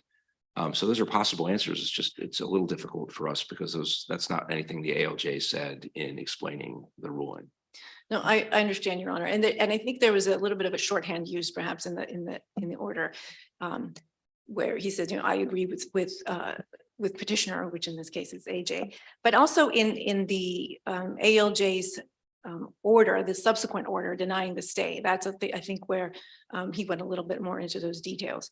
Well, except counsel, in that order, it's in page 4 to 5 of the order, 30-day reasonable promptness standard doesn't seem to reference at all the individual situation. It just talked about the outdated regulations and talked about a current policy and said Therefore, I find that a 30-day standard remains in line with DHCF standard for MCO service delivery and is a reasonable standard to expect DHCF to meet for its fee-for-service Medicaid beneficiaries. Does Right. that do away with the previous explanation before and focus the explanation in? That's Well, what I it think looks it, like. right, I think it's more of an, it doesn't do away with the previous explanation. It builds on the explanation saying, well, the fact that I relied on this other regulation that applied to a program that's no longer existence, but that I will note is currently is a predecessor to a program that is in existence, Health Services for Children with Special Needs, which is the managed care organization that AJ is currently in. So that, and that, by the way, has those same standards. So the ALJ looked at those, the Medicaid managed care quality strategy, which set forth those managed care regulations, standards, timeliness standards, and determined that there was no reason why those standards should not apply in this case to AJ in the fee-for-service system. And there was plenty of evidence on the record as to why there should be no difference in applying that standard in the fee-for-service system.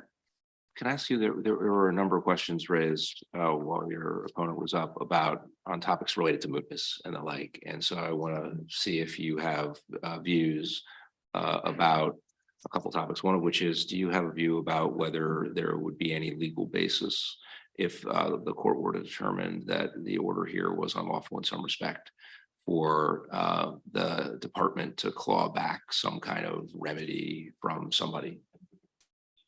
Well, I'm not aware of any legal basis. On the top of the fact that it would be unjust to claw back, money from a poor Medicaid beneficiary.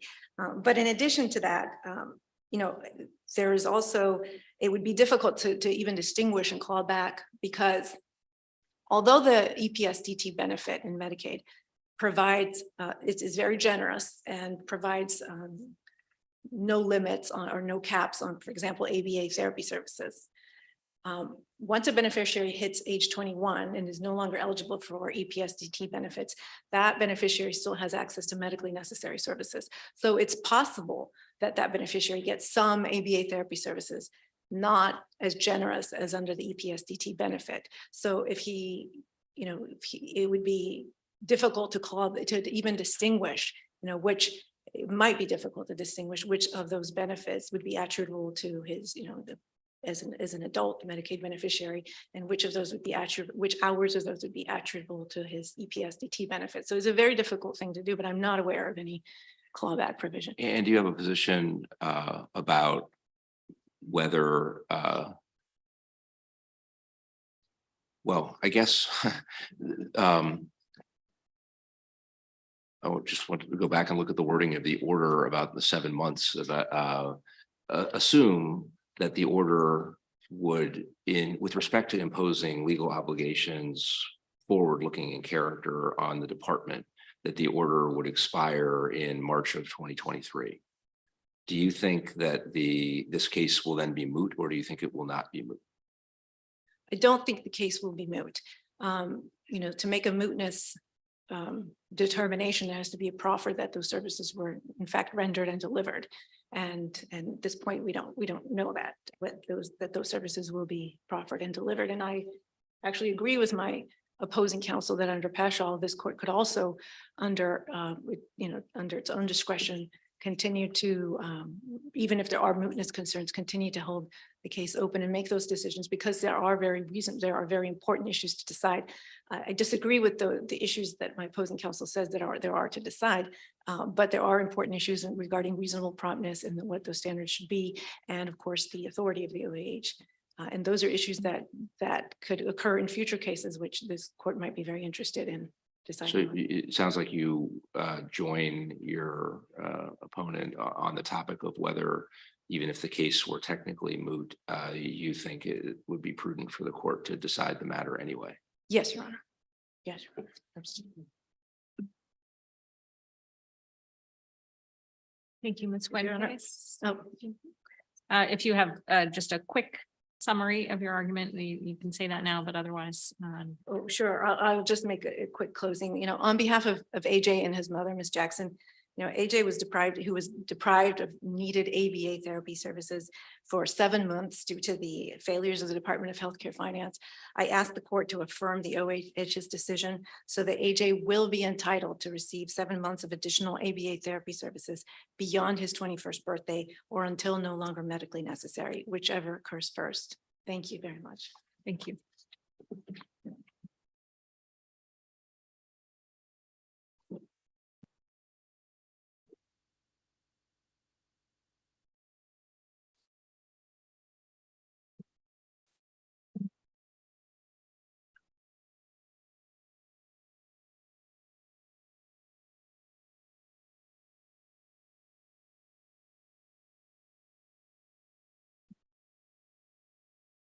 Thank you, Your Honors. Just a few quick points in rebuttal. The first is the regulation 431.246, which relates to corrective payments, does not apply in this case because there was no action as that is defined in the regulations. Action is defined as a termination, reduction, suspension of eligibility or benefits or an increase in beneficiary liability. It does not refer to delay, is not referred to a lack of reasonable promptness. And we know this because another provision refers to an erroneous agency action and a failure to provide services with reasonable promptness. I mean, benefits were terminated there was the gap, right? I mean, he No. was not receiving these services. No, they were not terminated by the agency. They were ended because the But is prior there any provider. reason to not view that as a constructive denial of those services? Yes, because what the statute defines in action, it defines what action means, not just what it includes. And the language of the statute, the language of the regulation elsewhere, as I was mentioning, refers to an erroneous agency action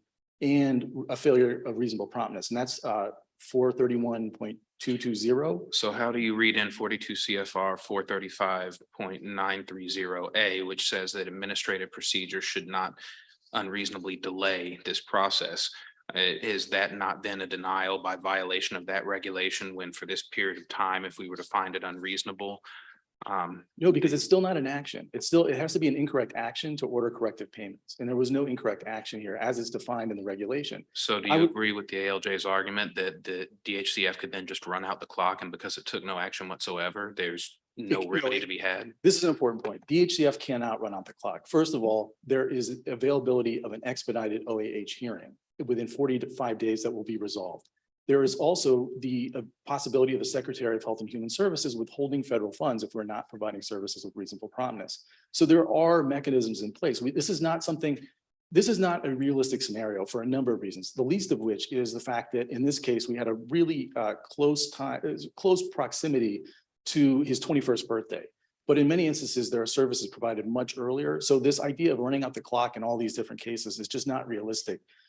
It's not realistic as a practical matter, but it's also really not possible as a legal matter because of the existing constraints under the OAH remedy provision. I guess I'm just not following. I mean, say the child in this case had been 18 and exactly the same things happened, right? I don't understand why you're saying that he can't get compensatory services. Because there's no express remedial authority to provide those services. And Co really provides, I think, a helpful contrast to this case where there was express authority. It was a provision that said if the challenger wins, the mayor will do X, correct the challenge policy. There's nothing like that in this case. What there is there's a statutory command, but there's no remedial mechanism to provide services past the point at which the person is no longer eligible to receive them. So hypothetically, if we found the actions of DHCF and not having these providers set up under a fee for services regime, if we found that action, not doing that to be an issue, would the ALJ then have been able to provide either compensatory services or compensatory payments for services under the regulation? I'm sorry, could Your Honor rephrase the question? I think I lost the thread of it because. So if we decided that the action was not specific to his case per se, though it affected his case, that it was DHCF's own failure in not having this relatively common therapy available or having providers available under fee for services so that it had to engage in this intensive process to do it, could we not provide could the ALJ not provide compensatory services or payment? No, because that's still not fitting within the definition of action. The corrective payment regulation only applies if there's incorrect action, at least as they're invoking it. And can you tell me again why you think this wasn't a suspension or reduction in covered services?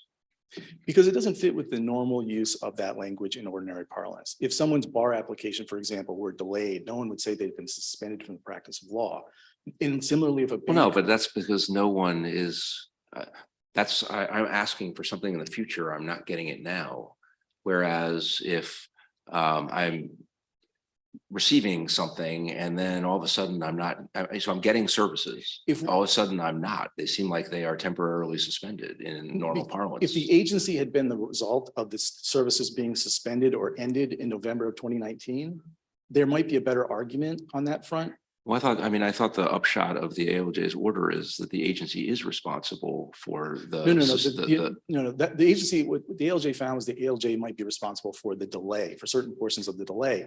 But the initial Well, end of services in 2019, in November 2019, was because the provider decided it was not going to staff ABA therapists anymore. So if I'm understanding your point, if for reasons that aren't the agency, the department's fault, services are suspended, and then someone goes to the agency and says, we'd like them resumed. And the agency says, well, somebody else suspended them and we're not really that inclined to resume them right now because, we have other things more important to do.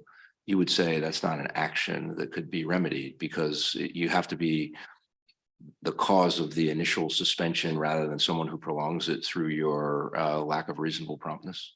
If I follow your Honor's question, yes. The actions referred to in the regulation defining that term are referring to agency actions, termination, reduction, suspension of benefits. And we know this because there's another provision that defines date of action in the same regulation. And that refers to the intended date on which the termination, reduction, or suspension becomes effective. In a case of delay or a failure to provide services with reasonable promptness, there is no sort of intended date. It's a square peg in a round hole. But if you take Judge McLeese's hypothetical, right? I mean, the action is deciding to do nothing, right? And so if the person comes to the agency and says, these services have been, I have been discontinued because the provider is no longer available, right?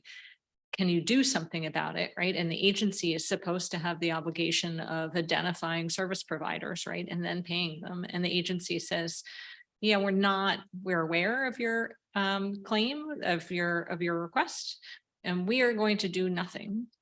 We have decided we are taking the action of doing nothing because we'd really rather you just sign up for a managed care organization. So we're just telling you, we're not doing anything. Why is that not an action?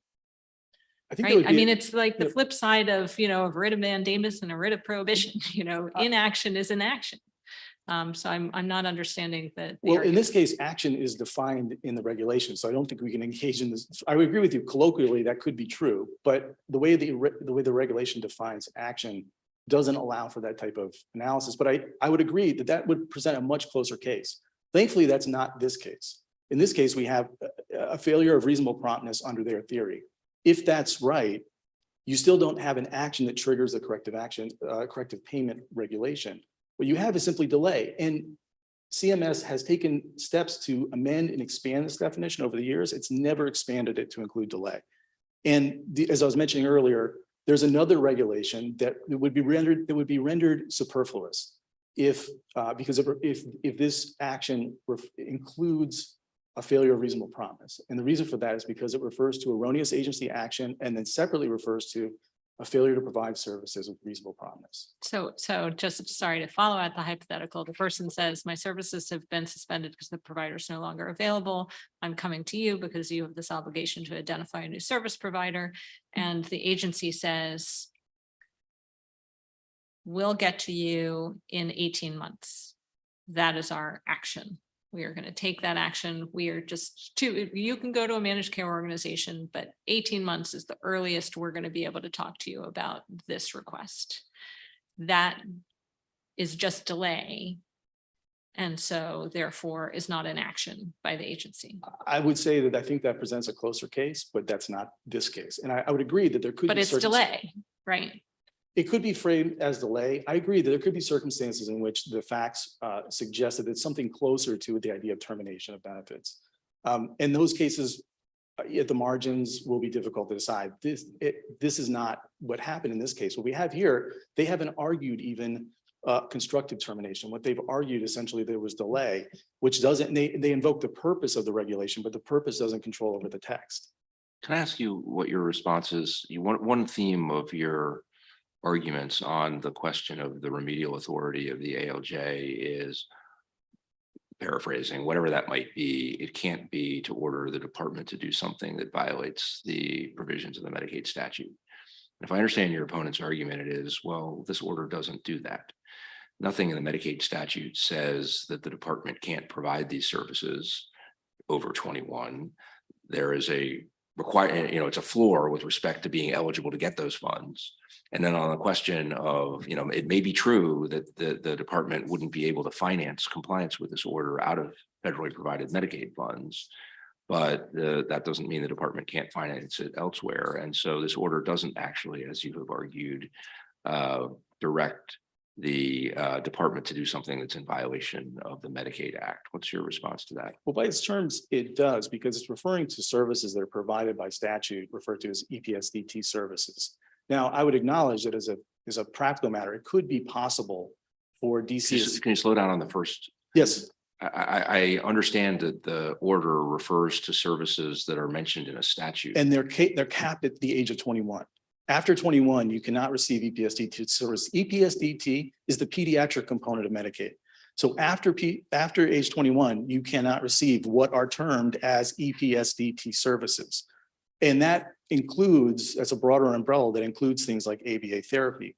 Now, there may be other ways to receive ABA therapy the way he's doing now through a managed care organization, but they're not EPSDT services. Well, I just want to look at the exact wording of the order to make sure I follow your point. Mhm. It's taking me a while to get to the operative. Oh, here we go.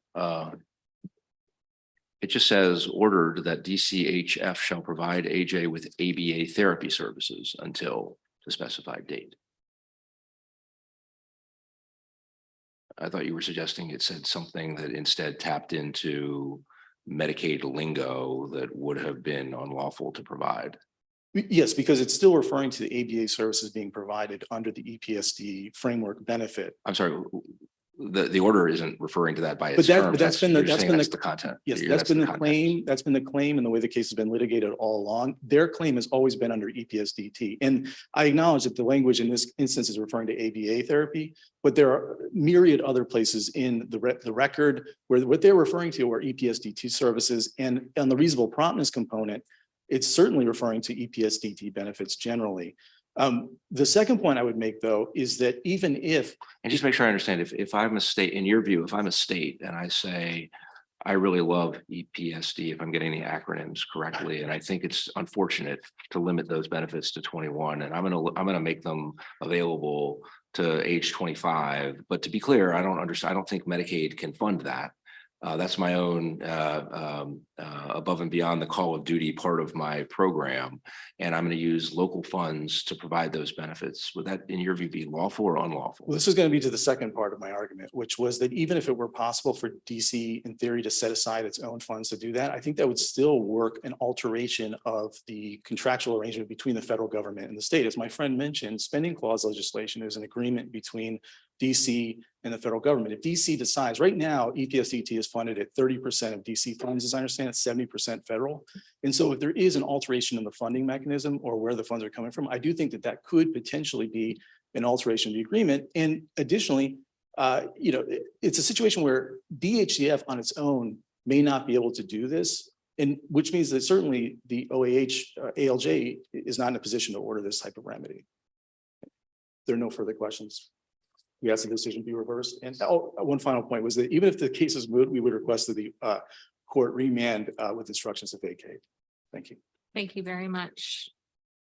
Thank you to both counsel for your argument today. We're sorry we kept you up at the podium for a little bit longer than anticipated, but we appreciate the information you provided to us. So the case will be submitted and you all are excused.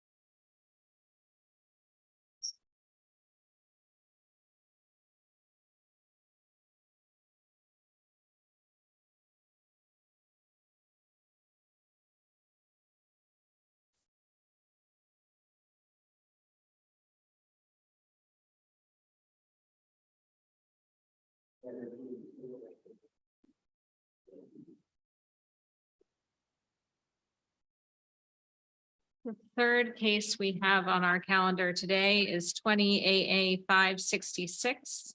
ELVISA Copeland versus Washington Humane Society.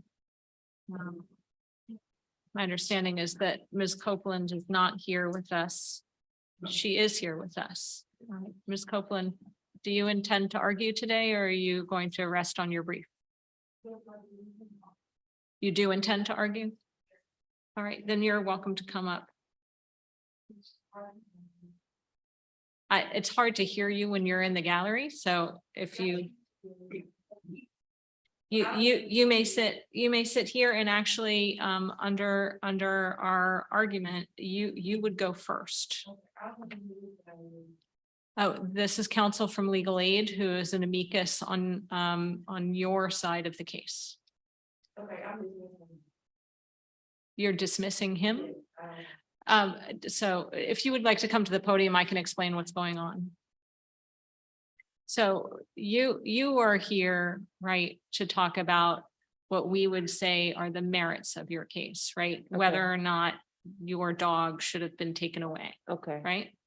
There's a legal issue that we have to address in addition to that, and actually sort of before that question, okay, which is whether or not you are entitled to appeal or to seek review of the decision to take your dog directly to this court, or whether you were supposed to go to Superior Court, which is the trial court, to get review, right? So it's a question of directing traffic, right? Whether you should even be here in this court at all, or whether you should be over across the street in Superior Court. okay, That's a legal question. You are not a lawyer. And so we asked the Legal Aid Society to come in to talk to us about the legal question. And Mr. Levy from the Legal Aid Society is here to argue that you should be here in this court so that you would have the opportunity to argue your case, right? So for the legal question, he is on your side, right? And so that is why we have asked him to participate in this case. He is not your lawyer. He is what is called a friend of the court.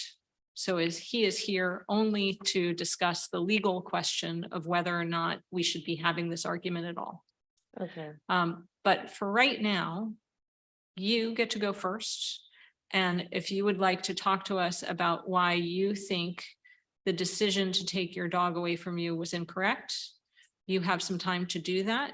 okay, And then we're going to turn to the legal question of whether or not we actually should be hearing your case, or whether your case should go over to Superior Court. okay. Does that make sense? It makes sense, but except for me going first. So it doesn't make sense for me to waste my breath if you guys are going to say, well, it doesn't belong here, it does belong here. So, Well, we're not going to decide today, right? We're going to hear all of the arguments about all of the issues, and then we're going to go back and we're going to think about this, and then we're going to issue a decision in writing. So it's helpful for us to hear the arguments in any order. And since you are the petitioner, technically you get to go first. okay, So I'll invite you to go ahead and say what you'd like to say. okay. I would like to say, hi, your honors, Judge McLeaf, Judge Easterly, and Judge Howard. Thank you guys for hearing my case today. What the Humane Society did was, it wasn't legal. It wasn't like a real trial. It was just like they had a decision, and anything that I said or recommended, it was just, like we already got our minds made up about it. This lady's not getting her dog. And the way they compensated my dog was totally trifling. Like, it's no other words to describe it but trifling as far as what the Humane Society has done. I was brutally attacked on the date. It was August the 4th. and the dog jumped out the car window. So I went back because she jumped out the car window, and I'm trying to find her, and I got attacked more as I was trying to get my dog.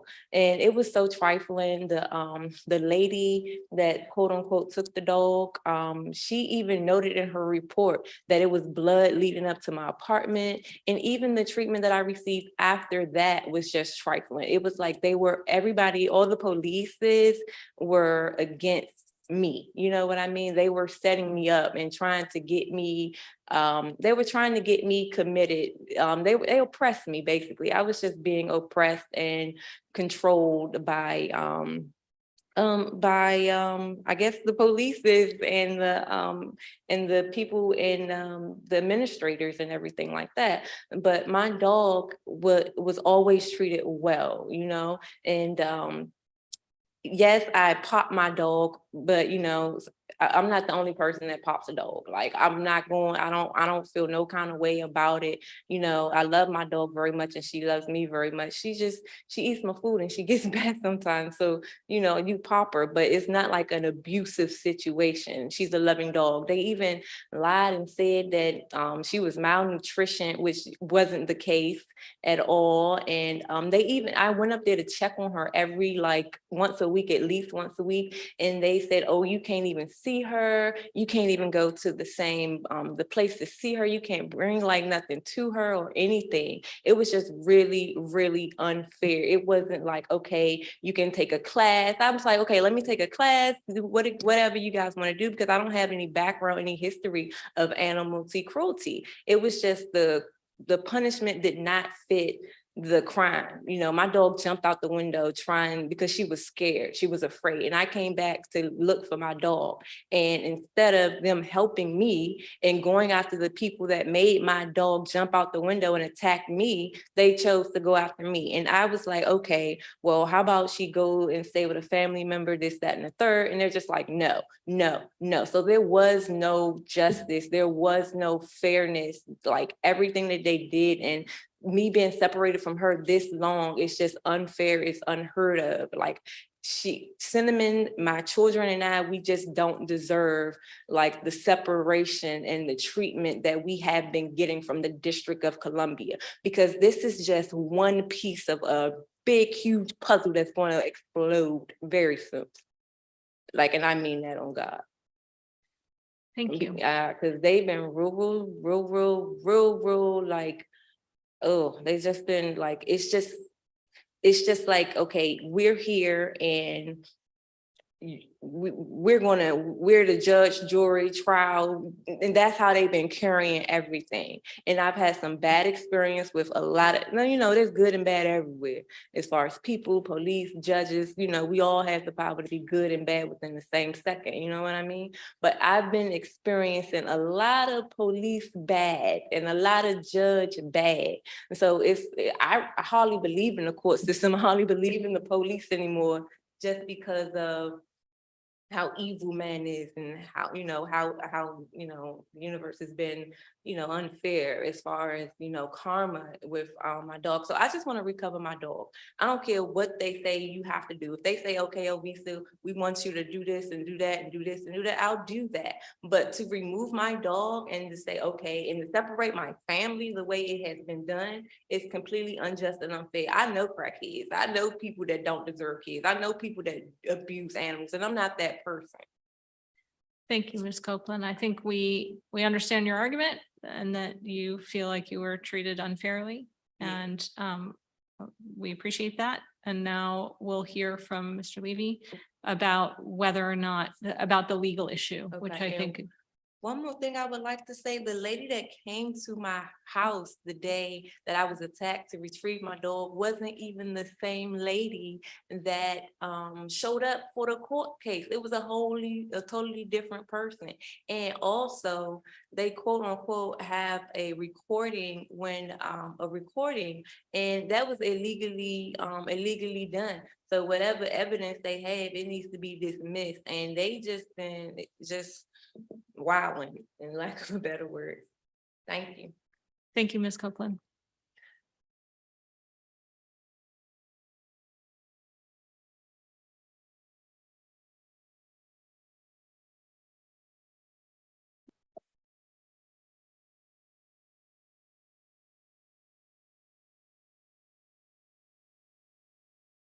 Good morning, Your Honors. May it please the court, I am Jonathan Levy with the Legal Aid Society of the District of Columbia. And as Your Honor said, we are here today as amicus. The question that we are addressing today is whether the Washington Humane Society is a, quote, agency of the government of the district, unquote, under the DC APA. This is a question of statutory interpretation, so we look to the four usual bases of legislative intent in this case, and those are the statutory language, the legislative history, the case law from this court, and the real life practice. And in this case, all four of those indicia point to the Humane Society being an agency of the district government under this particular statute. I'd like to start with the statutory text. It is less illuminating than we would like because it doesn't have a specific definition of agency within it, but it does contain important points.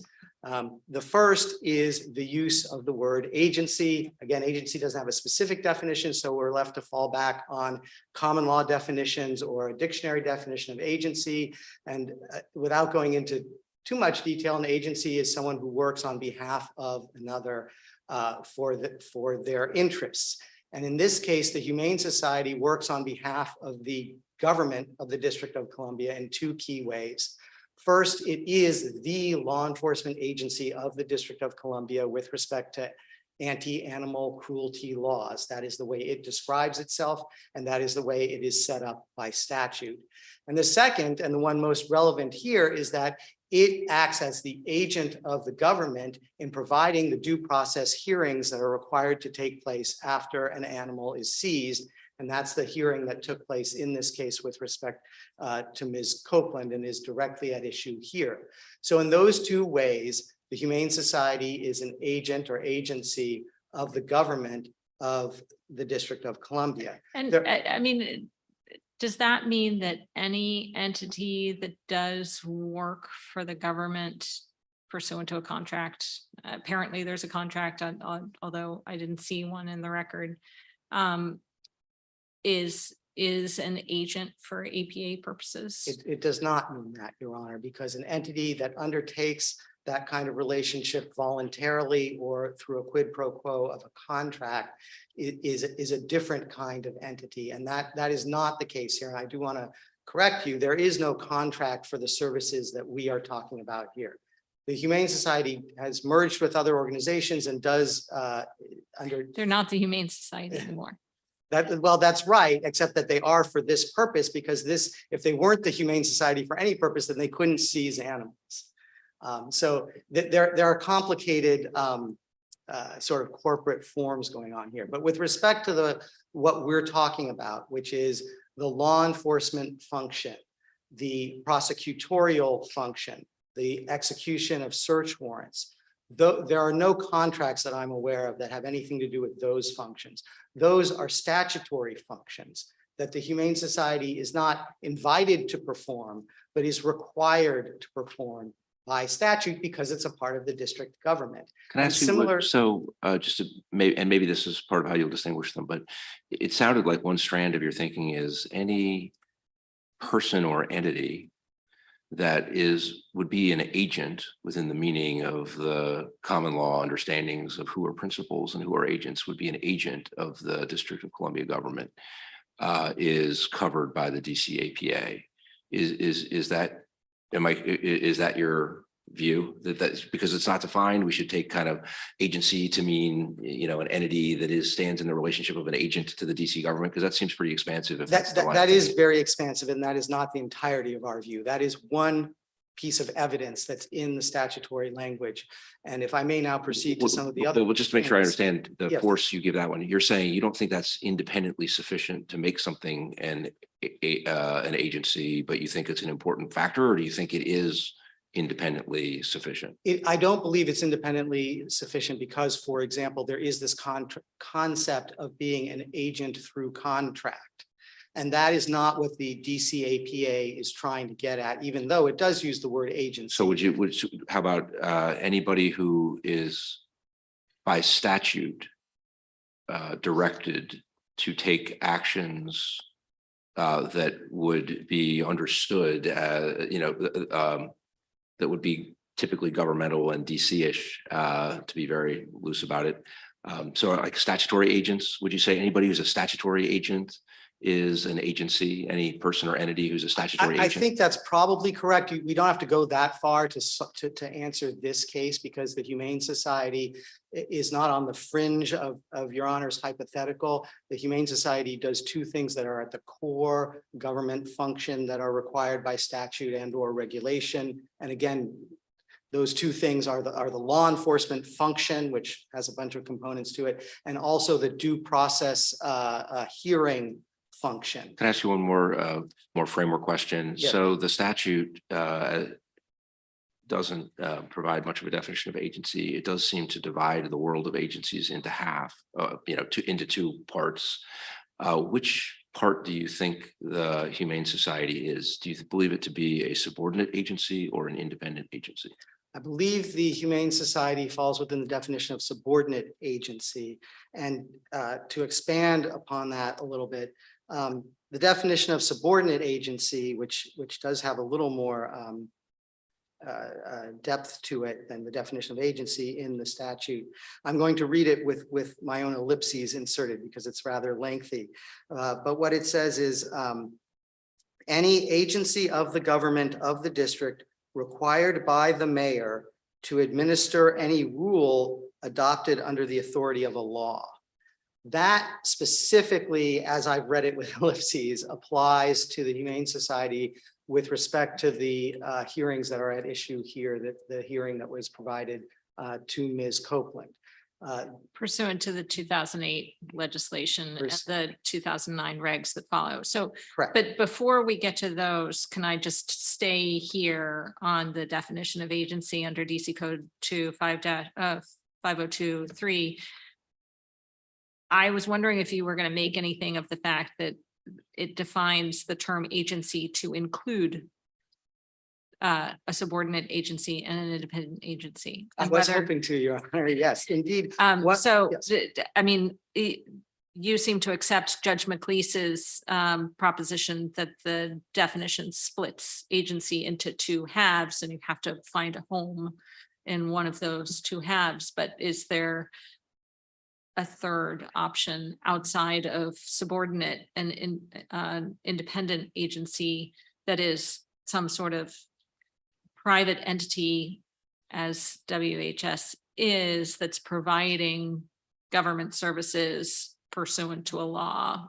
Well, I would push back on Your Honor's premise that the Humane Society is a private entity. But the answer to Or your question, a non-governmental entity in a variety of respects, right? In that the taxpayers don't pay their salaries, right? They aren't getting federal benefits, right? Those sorts of things. sure, but there are governmental agencies that have those characteristics as well, and I do want to be clear about that.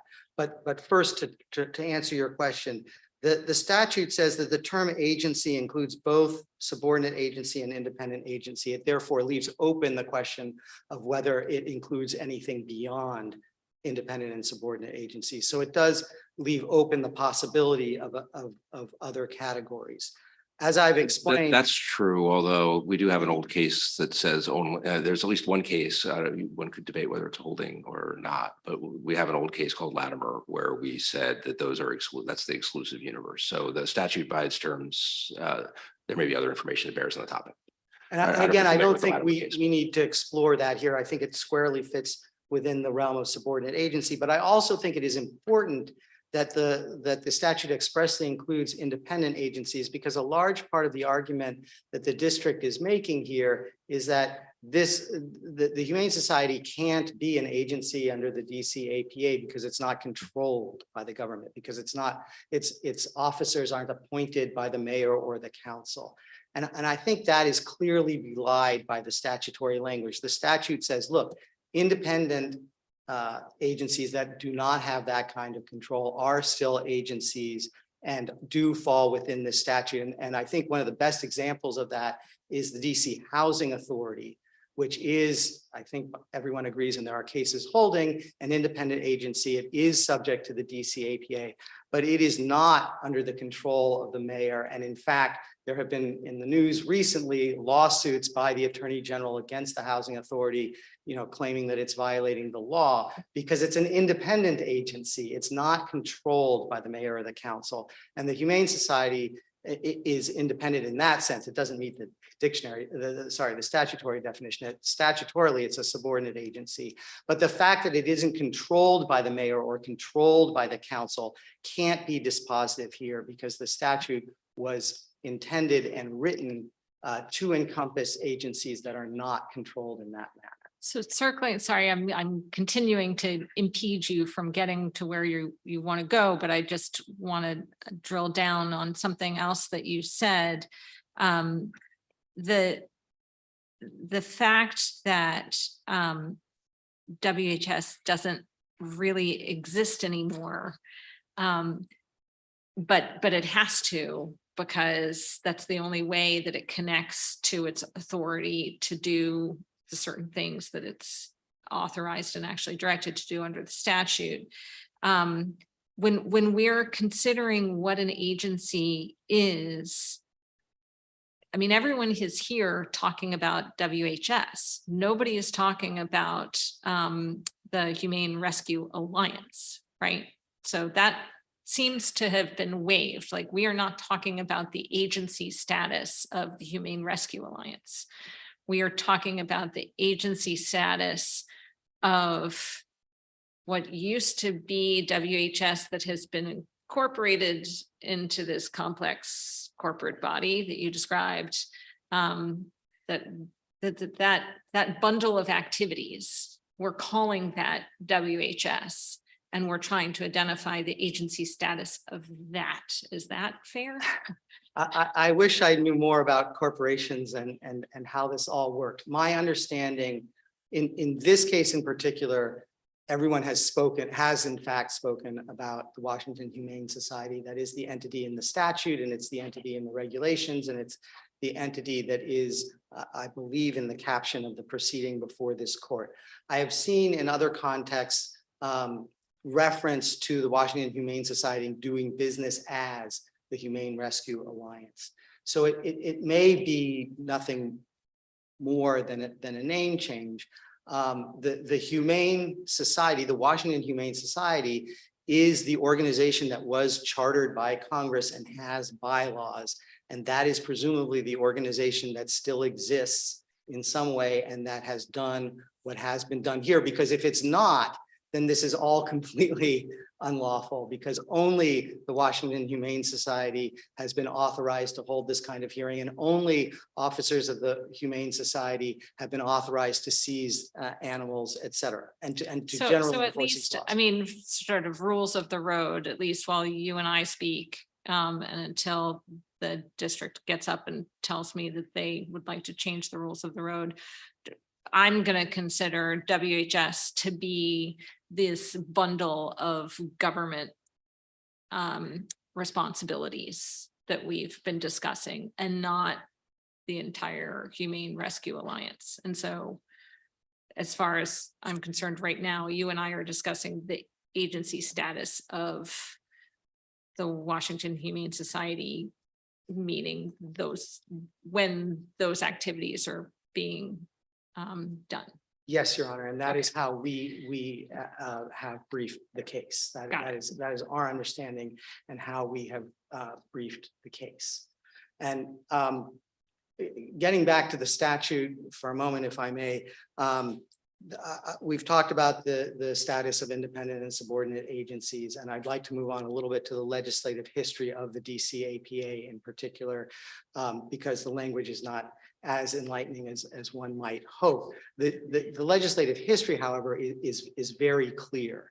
And what the legislative history of the DCAPA in particular says is the primary purpose, it may not be the only, but the primary purpose of the DCA is to regulate two functions: the issue of regulation, the issuance of regulations, and the conduct of administrative adjudications. When you think about it that way, again, what the Humane Society did with respect to Ms. Copeland, and we're talking about in this case, is a classic agency adjudication. A person's private property had been seized pursuant to statute, and there was a hearing to determine whether she could get that property back. That hearing was mandated by the federal court in the Daskalea case. And in Daskalea, the federal court says, District of Columbia government, you must provide notice and hearing. Well, does it? I mean, I think Daskalea is a good case for you, but I'm not quite sure that that's the ruling by the court in Daskalea 1 certainly has strong language in it. But ultimately, the only question before the court is whether or not to grant a motion to dismiss, right? And so all the court is saying is, I actually think that you have a viable claim under Matthews versus Eldridge for a due process violation. WHS, you're out of the case because you can't be sued, right? And the court actually says specifically, not even going to talk about whether you are a DC agency or not. I don't have to decide that. But I think that there's a valid due process claim to be pursued here. So I'm not kicking the case out of court. So it's not quite the definitive, there was a due process violation. Well, I think when you combine Daskalea 2 with Daskalea 1, you do get that definitive statement. Well, But I Daskalea also is just saying, hey, you don't have what am I trying to say? That you can't have a class action, right? So how would Daskalea 2 No, in combination with? respectfully, Your Honor, Daskalea 2 was not about just the class action issue. Daskalea 2, among other things, looked at the lawsuit against the Humane Society employees and said, this is a lawsuit against employees, both in their individual capacities and in their official capacities. And it said, we are not dismissing the lawsuit against them in their official capacities, and the lawsuit against them in their Sorry, official. I was confused about Daskalea 4. Sorry. That There are- I was talking about Daskalea 4. So Daskalea 2, carry on. So Daskalea 2 says a couple of important things. It clarifies Daskalea 1 and very clearly clarifies. It says the reason for Judge Penn's conclusion that the Humane Society is non-sui juris is that it is a department within the District of Columbia But government. I don't think I mean, with all due respect to the district court judge in Daskalea 2, I don't think that she can clarify a different judge's order in a way that first judge said expressly, I'm not reaching that question. The first So judge, that's not I think, said both clarification, things. right? I think actually that's sort of a misunderstanding because actually, if you look at what the judge says in Daskalea 2 and the pin site, she's pin citing back to an earlier part of the order before Judge Penn says, not addressing whether or not WHS is a DC agency. That's correct, Your Honor.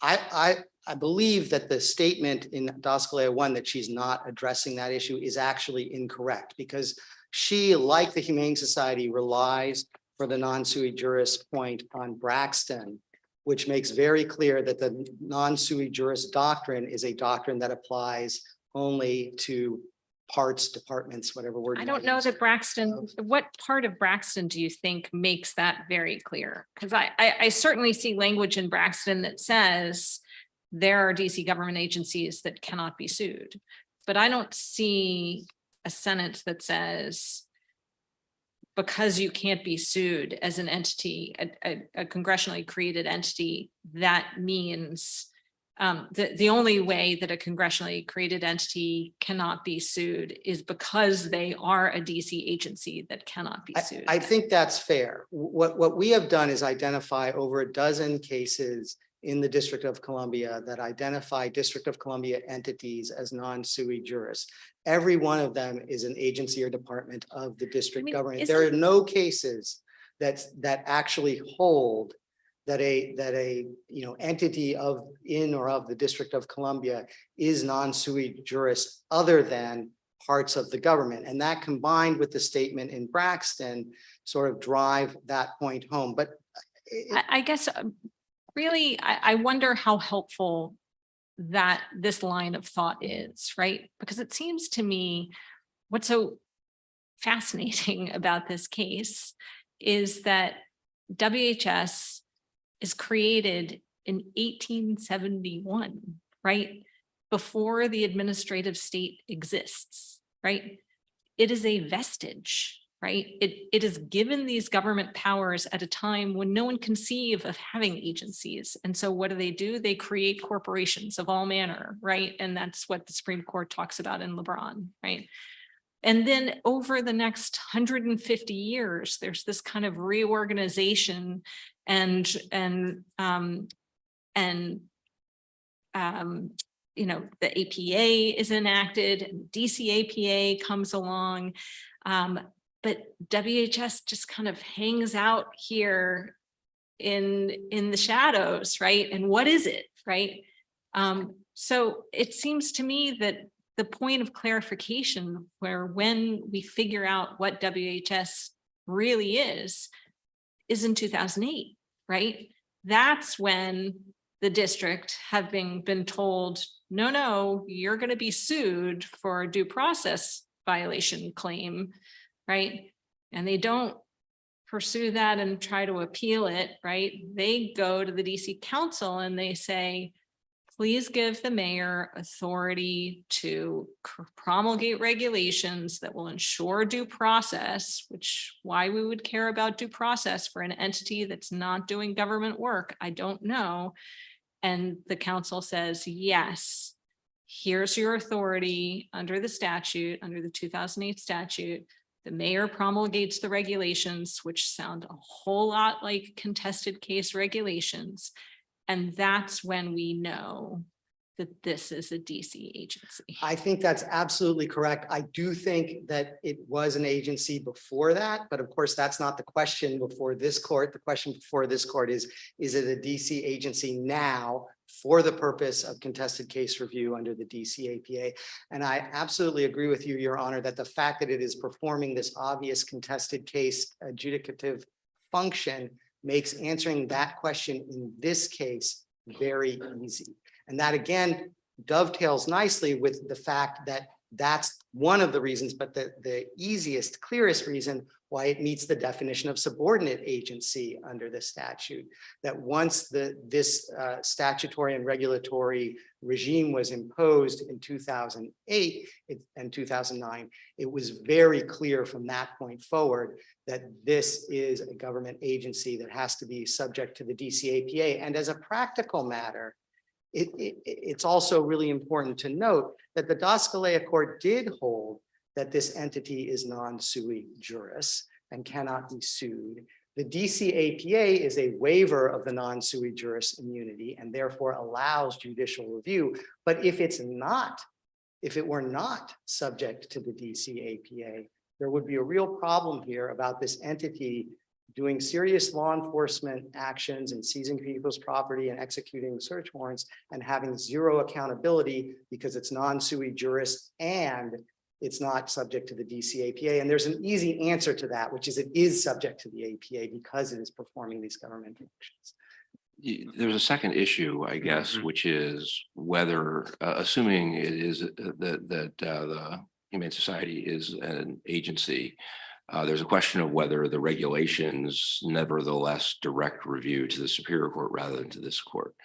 Were you planning to address that second question as well? Yes, absolutely, Your Honor. And I think that question is relatively thoroughly briefed. It is very clear that the general rule is that regulations cannot amend or exempt from statute. And in their opening brief, that's exactly what the Humane Society argued, was that the regulation here amended the DC APA. But isn't their argument that it's kind of the 1-2 punch, right? That the mayor promulgates the regulations and then pursuant to the 2008 statute, that the regulations had to be approved by the council, and they were. And so that two-step process then turns it into sort of a legislative act that amends the APA. Why is that not That- persuasive? That is wrong from a legal standpoint because you can only amend legislation through going through the legislative process. And a regulation that is approved by the council, and there are many of those, is still a regulation. It doesn't become a statute. It's just, that's how it became a regulation, because the statute says there is no regulation until the council approves or approves inferentially. And so there was no regulation until the council approval. The act of council approval made it a regulation, Can I just but make sure did you not said- make it a statute. You said approve inferentially and just it's report and wait. So not taking action would constitute de facto approval, sort of, if I understand that. But here there was formal approval. Yes. But that when you said approve inferentially, that was a reference to To the process. the general process. There was explicit approval There here. was, absolutely, I apologize. No, There I just was wanted to clarify. explicit approval here, and that explicit approval is what turned these words from nothing into a regulation. But it did not turn these words from a regulation into a statute. And as a practical matter, it would be very problematic if they could, because if the DC Council could amend statutes simply by enacting resolutions, that would be highly problematic. Well, but Mayor- again, that's sort of saying if the second punch sufficed, it would be a big problem. But if the issue is the executive branch promulgates regulations and the council, a regulation promulgating entity promulgates some regulations and then the council approves them, depending on who promulgated the regulations and who has authority to promulgate them, that seems like I'm not saying zero problematic, but it's less problematic because you have two entities combining to agree that this is what should be done, as opposed to the council unilaterally doing so. You do, and the major practical problem is that you're cutting Congress out of the equation, because in order to enact statutes in the district, that of course is ultimately controlled by Congress, and Congress has allowed the council to do that, but only under the specific circumstances set forth in the Home Rule Act. And those circumstances include that legislation passed by the council and approved by the mayor or over the mayor's disapproval have to go and sit before the Congress, and Congress has to be given a chance to disapprove. And none of that applies to resolutions. And so I get all that. Can I ask you part of the awkward wording of the question I was asking before is I realized as I was asking, I'm not entirely sure who all could promulgate regulations that on your opponent's theory might be elevated to equivalent in effect to statutes by resolution of the council. And so would that include independent agencies, regulations, if they're authorized to promulgate them? Because then there's sort of a somewhat independent of the executive set of issues that would arise if you could take an independent agency's regulations and a resolution of approval by the legislature and make it equal to a statute. I always am reluctant to try to interpret my opponent's argument, but my understanding is that their argument is that what is necessary is proof of the intent of the council to amend the DC APA in order to make an exception to the contested case rule. And they find that intent in the council's approval of the regulations.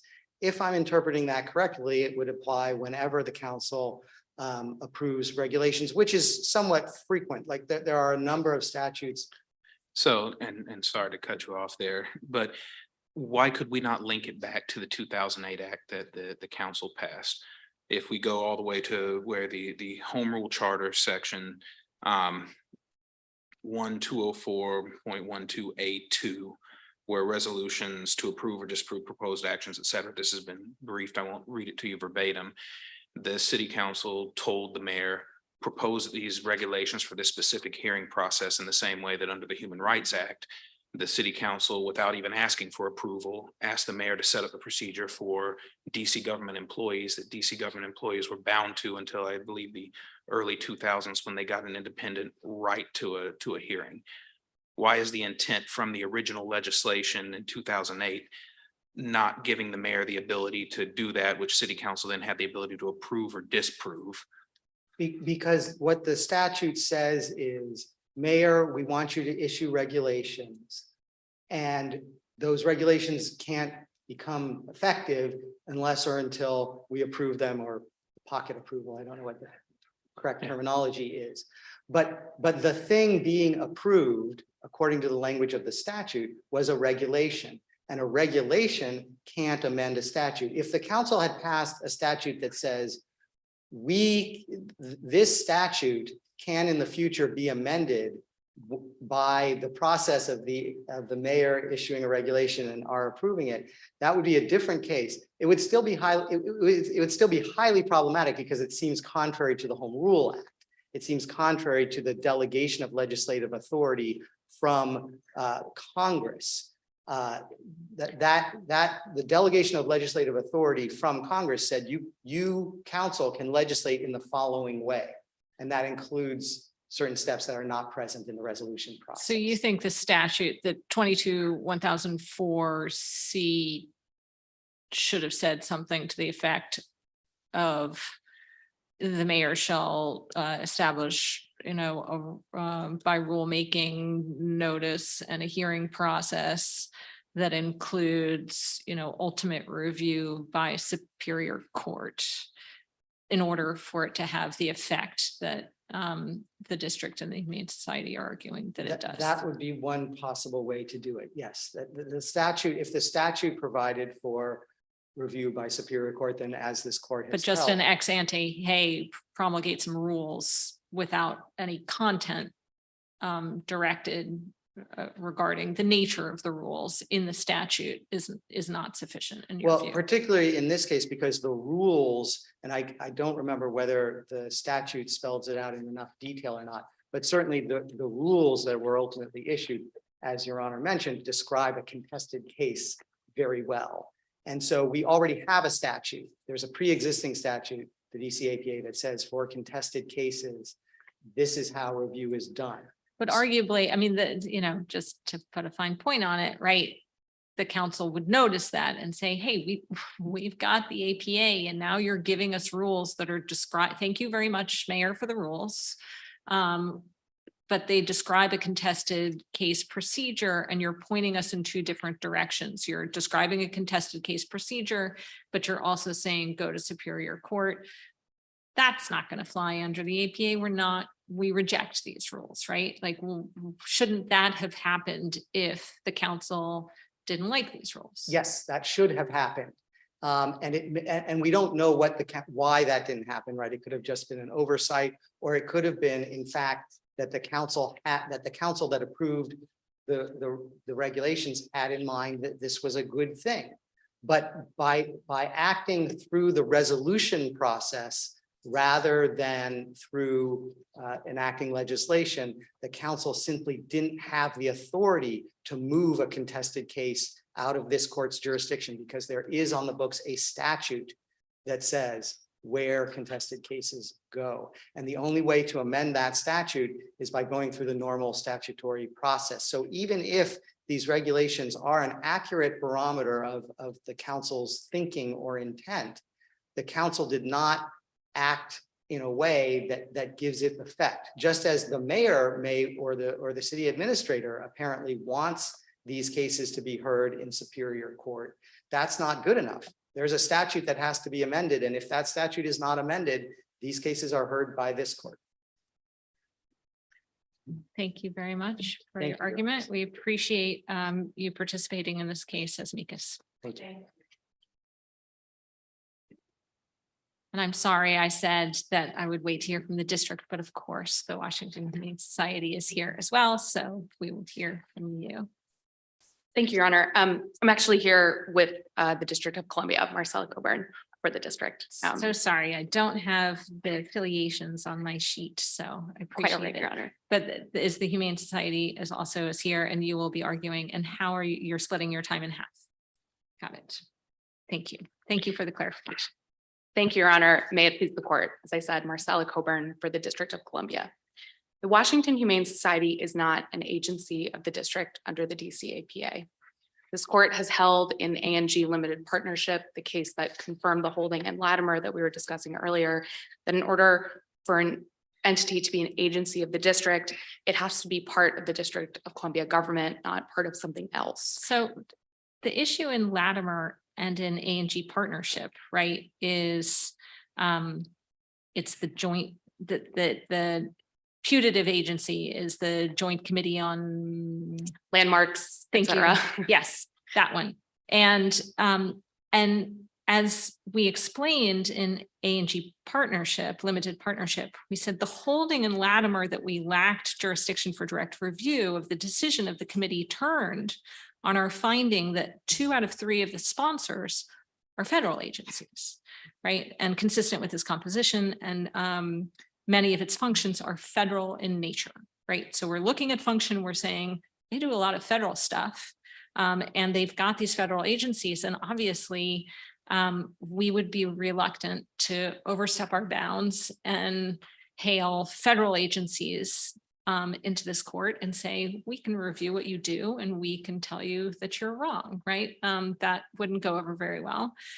So we stay within our boundaries, right?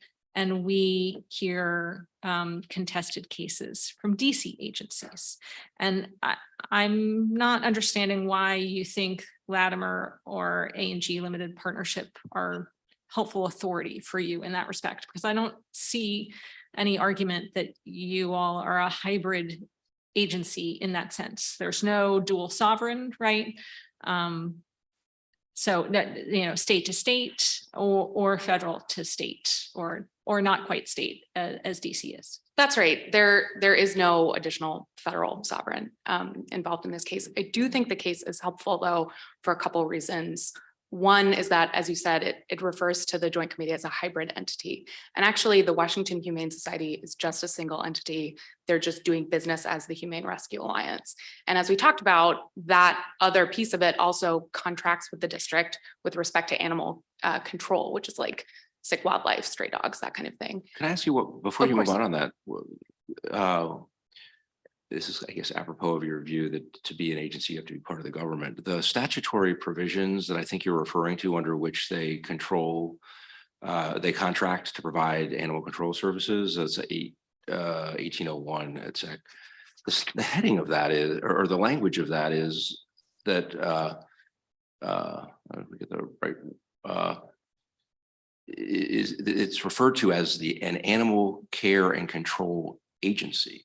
And it says it's the District of Columbia Humane Organization the mayor contracts with to manage animal care and control. That uses the word agency in a way that seems different from what you're suggesting, which is in order to be an agency for purposes of the APA, at least, it has to, in some sense, not yet fully explored, be part of the District of Columbia government. Do you have a reaction to that seeming complication? I do. One reaction is that the words that we're looking at specifically that I think are shedding the most light in this case in the DCAPA are agency of the government of the district. And I think the word of, which, you know, we cite in our brief, say means part of a whole, I think is actually really helpful in explaining doesn't that. say part of, right? That's right. And that is a big part of your brief. That's right. Saying it's got to be part of, it's got to be part of. And that's not in the text. That's right. Right. And so the question is, what is, you know, an agency of the government? And I'm not understanding why we can't read this term, arguably a term of art in the statute, to encompass an entity that was created before agencies existed, right? Before agencies were even conceived of. And then, as I said when I was talking to Mr. Levy, that we're kind of backed into contested case procedures because the district got sued, right? The district fixed the problem and I think really took ownership of this entity, whatever the, you know, lack of clarity was as to WHS's status from 1870 agency status from under the APA, which didn't even exist until 1968, right? So whatever lack of clarity we have from 1968 to 2008 seems to be erased in 2008 and 2009, when the district, right, sends the email that's in the legislative history that I'm looking for as I stare down at my papers, saying, you know, to the chair of the Judiciary Committee, we'd appreciate any assistance we can get to help us correct some potential problems in this legislation based on a decision we received in Dascalia, right? In a nutshell, the judge found the current statute did not provide due process for owners, whose animals were seized, right? At that point, the district seems to be owning the problem, addressing the problem, asking for authority to be given to the mayor to promulgate regulations for this entity. And then the mayor does it and the council approves them. Why should we not treat WHS as an agency after that? I think the critical point there is what Your Honor was asking earlier about why would a government agency or why would a non-government entity ever be subject to due process concerns? And I think the answer is that the constitutional issues about due process are a completely separate question from the statutory definition of what an agency is. And we know that from LeBron. But I take issue with that premise, right? If you look at what a contested case is, right? A contested case isn't just a case that is born of procedures that are defined in statute and regulations, right? An agency can get out in front of the constitutional problems and say, hey, we're not even going to let these arise because we're going to create our own procedures to give people notice, an opportunity to be heard, a neutral arbiter, a written final decision, right? We're going to do all of these things of our own accord, right? But if they don't, you can still have a contested case because the Constitution demands it, right? And that's what happened here. But you have these government functions. I mean, WHS is out there seizing people's animals, right? Who for some people, you know, are part of their family, right? You are effectively seizing their children, right? Their animal children. And to say that that is not a government function that is not subject to due process guarantees and the APA seems very bizarre to me. I think we would certainly not say that it's not a government function, that it's not. No, you've conceded that it's constitutional government function. concerns. That's in your brief. Precisely, Your Honor. Right. And certainly that it's not something that could be subject to constitutional challenge. And even that under that constitutional analysis, as in LeBron, even if you say, all right, it's not an agency for statutory purposes, it is an entity of the government for constitutional purposes. I think we agree with all that. And our problem is simply the word agency of the government of the district. And I think that A&G case is actually rejecting some of the arguments that Mr. Levy is making here. I'm sorry, it does not get you where you want to go. It is talking about hybrid sovereigns, right? 2 federal entities and 1 DC entity, and we are not going to bring federal entities into DC court. I could not That's agree just more. not going to happen. I could not agree more about the federal sovereigns, although I will note the case does say, by the way, you can seek review in the DC Superior Court. So I'm not sure that the review of the federal sovereign action gets completely solved the problem, because the case does say in a footnote you can seek review in the DC Superior Court. But I think what's important and an argument that the court rejects there is that an entity that is just acting as a district agency and merely having local effects, it's still not enough to transform that admittedly hybrid entity. It says it takes specific note of the fact that the hybrid entity has many functions that are federal. So it's looking to the function. And I think there's no argument in this case that or let me put it positively, it is conceded in this case that what WHS does is uniquely and wholly a district government function, right? They are not seizing animals from Maryland or from Virginia. They are just seizing animals and giving due process hearings in the District of Columbia. That's definitely true with respect to the animal cruelty functions. They're not going outside the state. With the contracting We're not function, here about which I think is that I do think we are.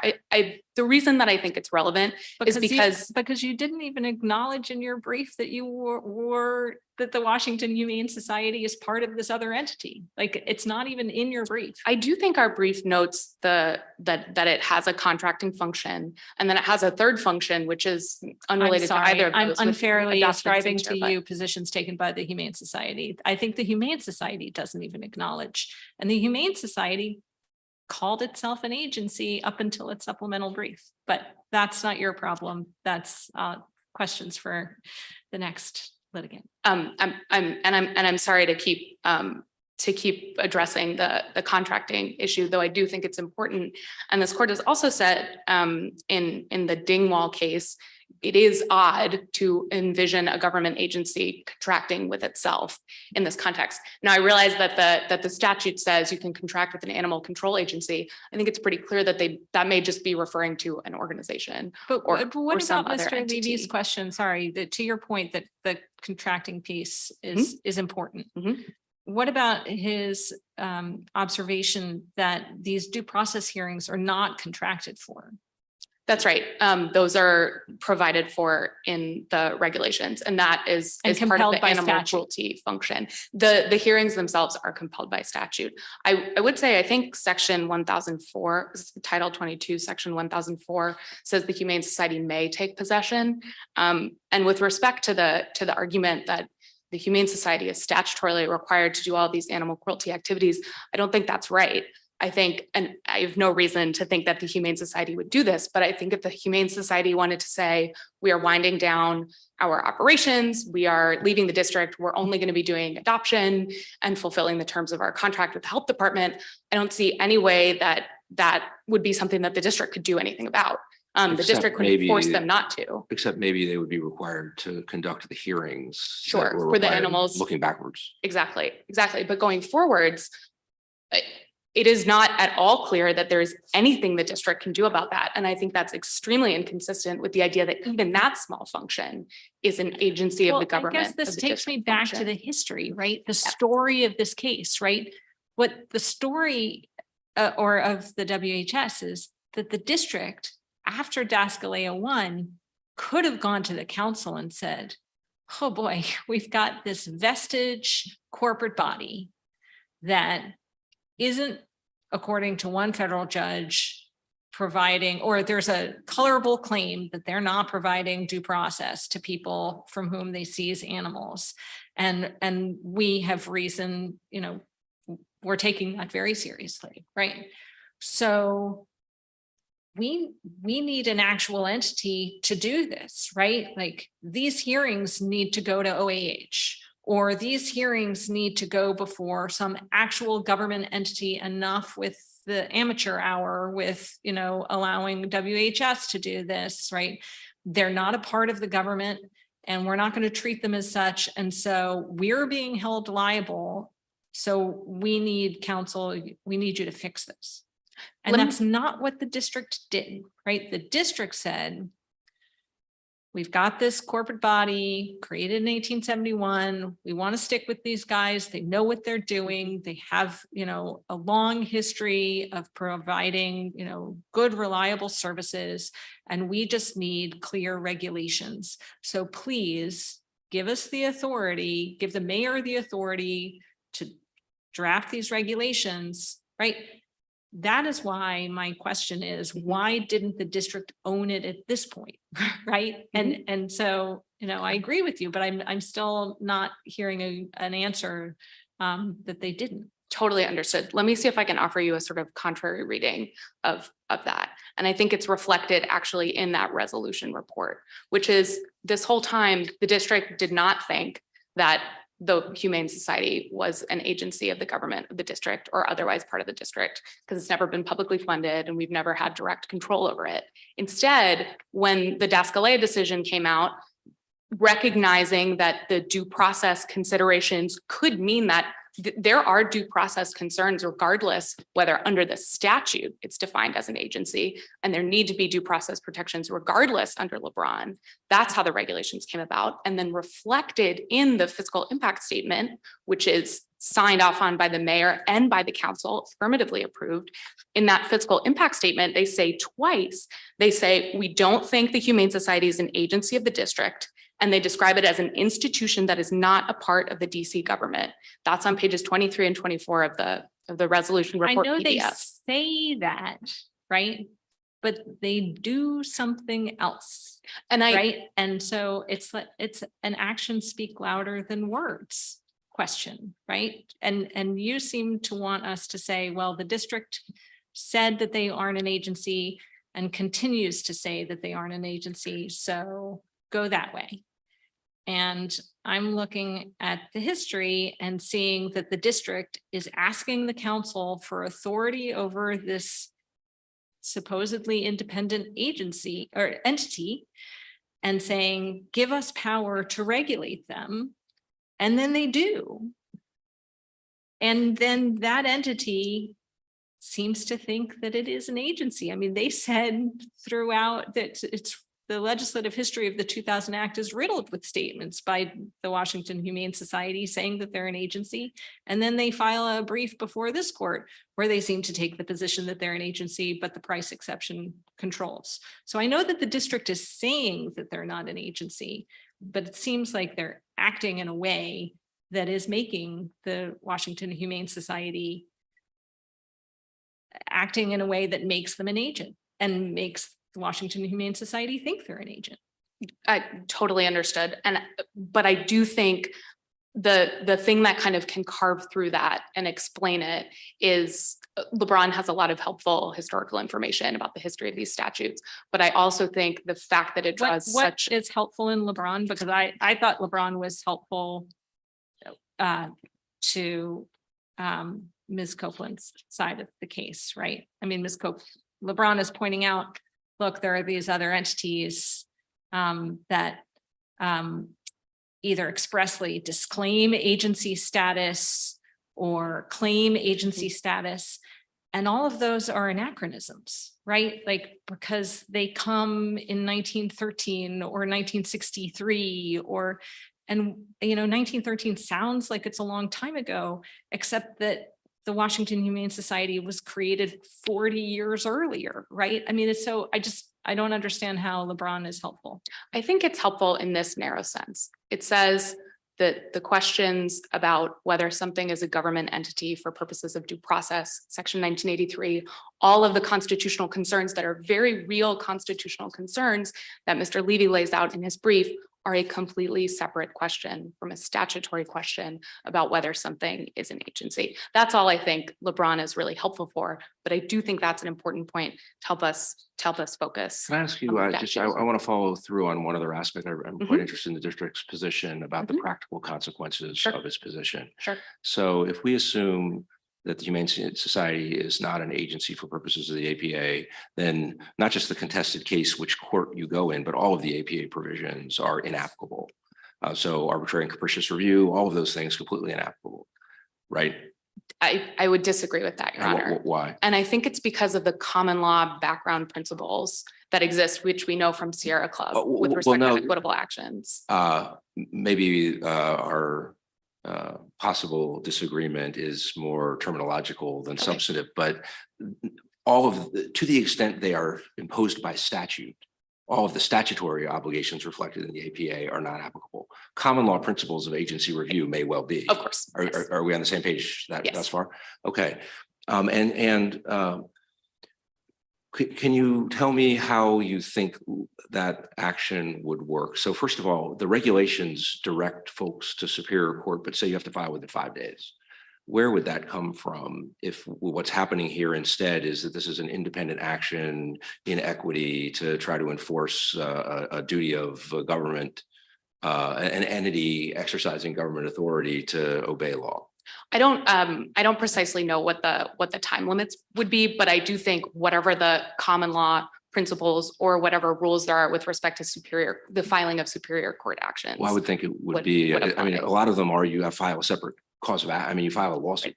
And so there'd be a statute of limitations question as opposed to a rate imposed by regulation 5-day period of review. Right. And the district has not taken a position on that part of the regulation. Well, understood, but I guess to the extent we're trying to figure out whether to accept the district's view Right. about whether this is an agency or not, having some understanding of the regime that would Yes. arise Yes. is relevant, at least you'd acknowledge, right? Certainly. And so do you think it would have to be an independent lawsuit that's filed, or do you think that there would be some sort of a agency review action that would be subject to some kind of administrative review?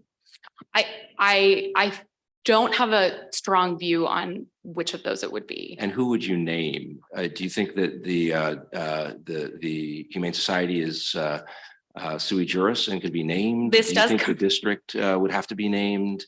Do you think the individual, you think that it could only sound in actions against members of the Humane Society as individuals? Who could be named? I do think, so part of this does come back to the sui juris question, which I am not at all sure that Daskalea got the answer to that question correct. The cases that it relied on for its bright line rule about what Congress needs to provide do not seem nearly that clear. So I'm not at all sure that the federal district court was correct on the ruling that the Humane Society isn't sui juris. But I think a superior court case that is an equitable action under common law principles of review against the Washington Humane Society, where the court essentially reviews for arbitrary and capricious and with deference, that decision, I think would be a regime that makes sense under the Sierra Club case. But you're not sure it's a lawful one because you don't have a view about whether the Humane Society is sui juris. Oh, I very much am skeptical of Daskalea's You don't have to decision bottom- about you whether don't it's have to sui have a juris, but position. You're skeptical, but not taking a position definitively about whether the Humane Society could itself be sued. I think that's right. I would also say the Blackmar decision, a case from the 1950s, talks about a little bit about this and about how it's not necessarily a new action, it's just a continuation of the same action, and so doesn't address the non-sui juris action? problem. The hearing would then continue in what this case calls a different tribunal in the Superior Court. But if is that in a setting where we're assuming that something is not a part of the government? Because if we're assuming that the Yes. Humane Society is not part of the government, it Yes. seems like there's no case. There is an entity that's not part of the government that is exercising some governmental authority, and then somebody finally starts an action. And just last question Of course. for me along this. It sounds like you're unsure also of whether the action you have in mind is a potential alternative to the contested case agency APA style review would be an original action that would be started, filed with a complaint and then answer and discovery and a new record created, or whether it would be a determination made on whatever record was established in front of the non-agency administrative procedures followed by the Humane Society. I think if we're talking about what principles that, if we're talking about the DC APA and the federal APA codified common law principles, and we're talking about what those common law principles would provide, then I think the review in the Superior Court that I'm talking about would look a lot like the review that would exist under the APA. And there are other examples of non-government entities that are doing adjudications that get that kind of judicial review with deference and arbitrary and capricious review that are not government entities, and everyone agrees that they're not. So in DC law? I haven't found one in DC law, but I would say one example is the American Bar Association, which makes accreditation decisions. It can be subjected to a common law due process challenge. There's judicial review in district court, and that review has arbitrary and capricious review of the accreditation decision.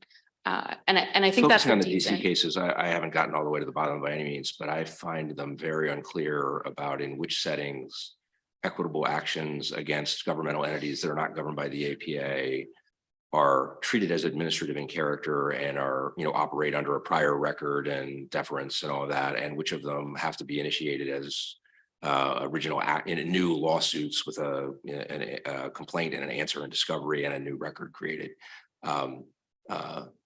But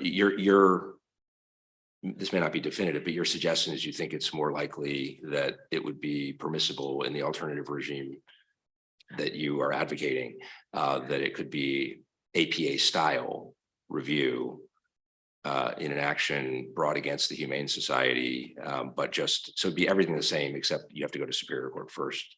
And maybe the timelines of the the 5-day requirement might be subject to some question. Is that a fair indication of what you think tentatively might be the case, but you're not sure? Or? I certainly would not want to give the court a definitive view on that question, having not, fully explored it. But I will say in those other cases that I was talking about, some of the ABA cases, they do give deference. It is arbitrary and capricious review. So at least those qualities I think are consistent throughout some due process judicial review claims for non-government entities. So approaching it slightly differently, from its very first charter, the WHS has been subject to district law. And so why could we not simply view it that in creating an administrative procedure in the district, putting that on to WHS, it also then subjected it to the government's APA framework? I don't think the court could say that merely because it was chartered by the government that the Humane Society is a district agency. There is a Presbyterian church that was also chartered by the by Congress, and so I think that's just the church isn't inconsistent. performing a government function. Safe to say. I hope that's right, Your Honor. I do think though that in and of itself at least can't be it. So then you have to. Well, then it's not the the charter that government I'm function asking you question. about. It's that it's subject to district law, and presumably the Presbyterian Church is to a certain extent too, regardless, outside of RFRA and several other things. But like Judge Easterly was focusing in on, the trigger point on this, which I'm asking a very similar question to what she was, just with a slightly different angle to it, is the creation of that administrative procedure. When that contested hearing provision was created and when the district imposed procedure on the entity, if you don't want to call it an agency, why in applying its administrative procedure can we not also consider it having applied the APA framework that procedure comes from? So I take Your Honor to be asking about essentially why it's not a subordinate agency under the APA's definition of subordinate agency. And I think our answer would have to be the same, which is that the premise of the language agency of a government of the district is that it actually is part of the District of Columbia government. And I think our position under the A&G case is that the function of the entity and its local effects are not the same when you're talking about some kind of hybrid. Can I ask you, I guess whether something is a part of another thing seems to me an abstract and unclear concept. So you say, well, okay, it's not part of, well, in what sense, in what way? It seems just or maybe circular. I mean, for purposes of the scope of constitutional authority, private actors who are performing governmental functions who are otherwise private are treated as, I mean, I guess, aren't they part of if they're not part of the entity that is regulated by the Constitution, then I'm not sure how the Constitution reaches their conduct. So isn't, in some sense of the term, the idea that they're exercising what is treated as government authority, make them part of the government for certain purposes, like whether their conduct is state action? So I guess I'm not sure why your acknowledgement that some of what the Humane Society does is state action, why that doesn't make them in some sense part of the district government, and maybe in the relevant sense. I do think the control element is part of it. As I said, if it is true that and we think it is, that the Humane Society could simply stop performing its animal cruelty functions and there's nothing that the District of Columbia government can do about it, that is, I think, a strong indication that it's not actually part of the District of Columbia government in the relevant sense that we're talking about. It's not actually an agency of the government. But what about independent agencies? Couldn't they just fold up and say, we're done here, we're not going to do this work anymore? I'm not sure that they could, Your Honor, both because many of these agencies are literally created and called independent agencies. But I also think if someone were to do that, then under, if a statute says the mayor appoints the board or appoints X person, I think the next person would just be appointed. I don't think something that's designated an independent agency can simply dissolve and leave its functions, there will always be a mechanism for replacing that agency unless the council says, all right, we're dissolving this agency. Right, and so all of these subordinate and independent agencies that self-identify, all post-date 1968.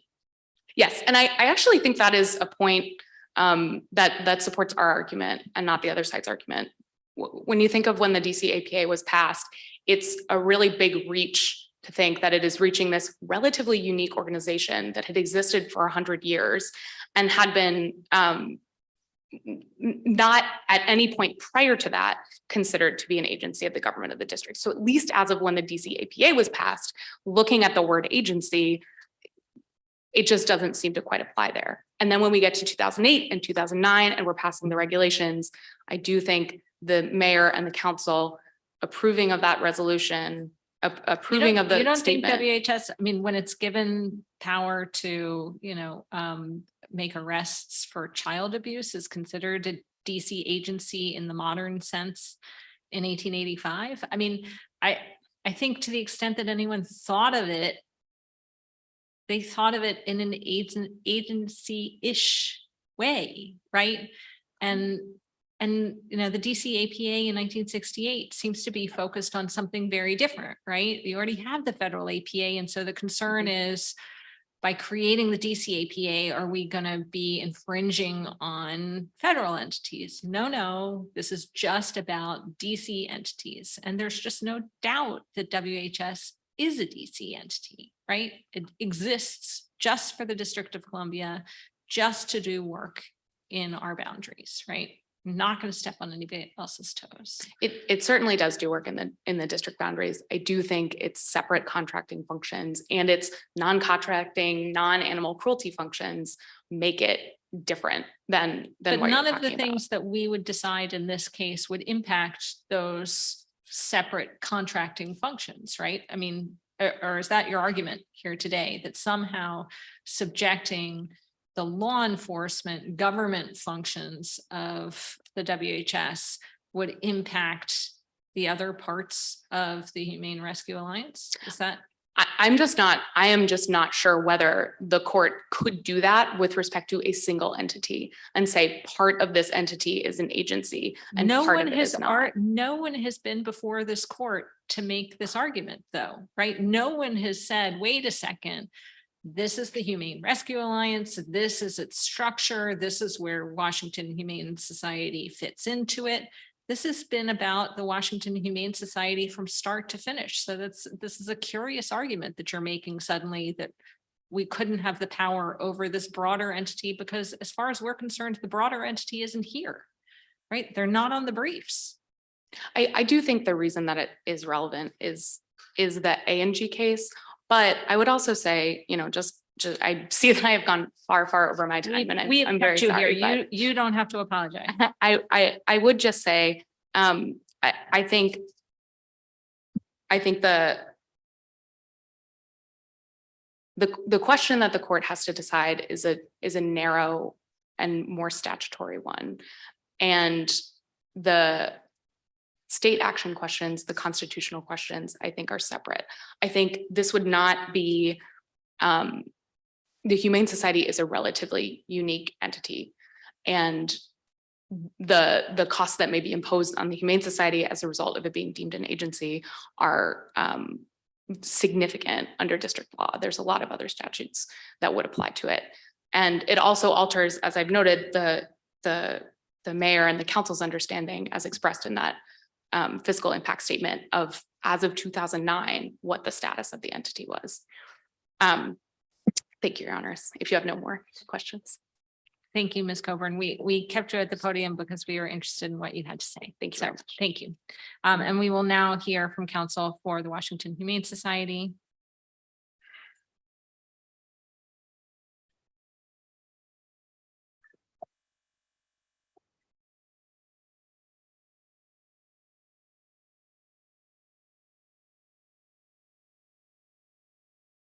Good afternoon, Your Honors, and may it please the court, Daniel Randolph on behalf of the Washington Humane Society. This court does not have jurisdiction over this matter for two separate and independent reasons. First, the DC Council did create a valid exception to the DC APA's contested case rule.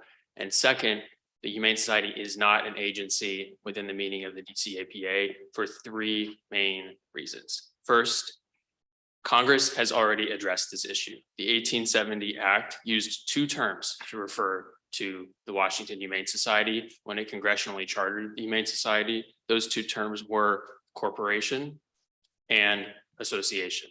And That is significant. Counsel, I mean, that just seems like an anachronistic argument. You're presenting it as if there was a choice by Congress to create the Humane Society either as a corporation or as an agency. It chose to create it as a corporation.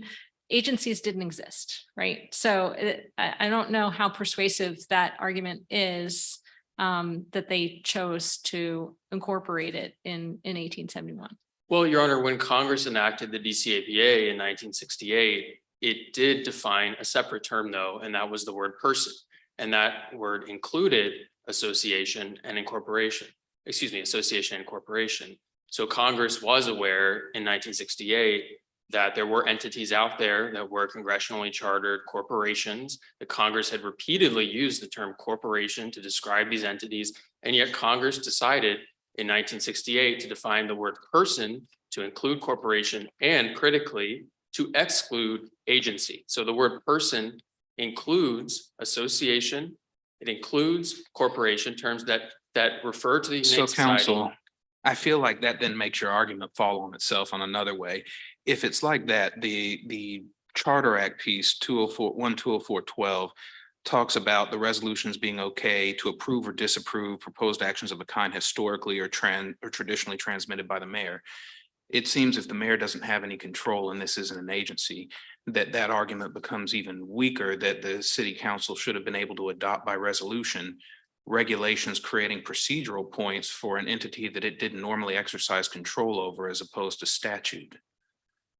Well, Your Honor, first of all, as I understand it, there is no argument on the table here that the regulations are invalid for any other reason than that they were contrary to the DCAPA. So these regulations did meet the parameters. I don't think anyone's arguing that the regulations are inconsistent with the DCAPA. I mean, in requiring review, right? Is that, I mean, the only argument is whether or not they can direct traffic to Superior Court or this court. Right, in terms of whether the regulations validly amended the DCAPA. I understood that to be legal aid's argument was that the regulations could not validly amend the DCAPA's contested case rule.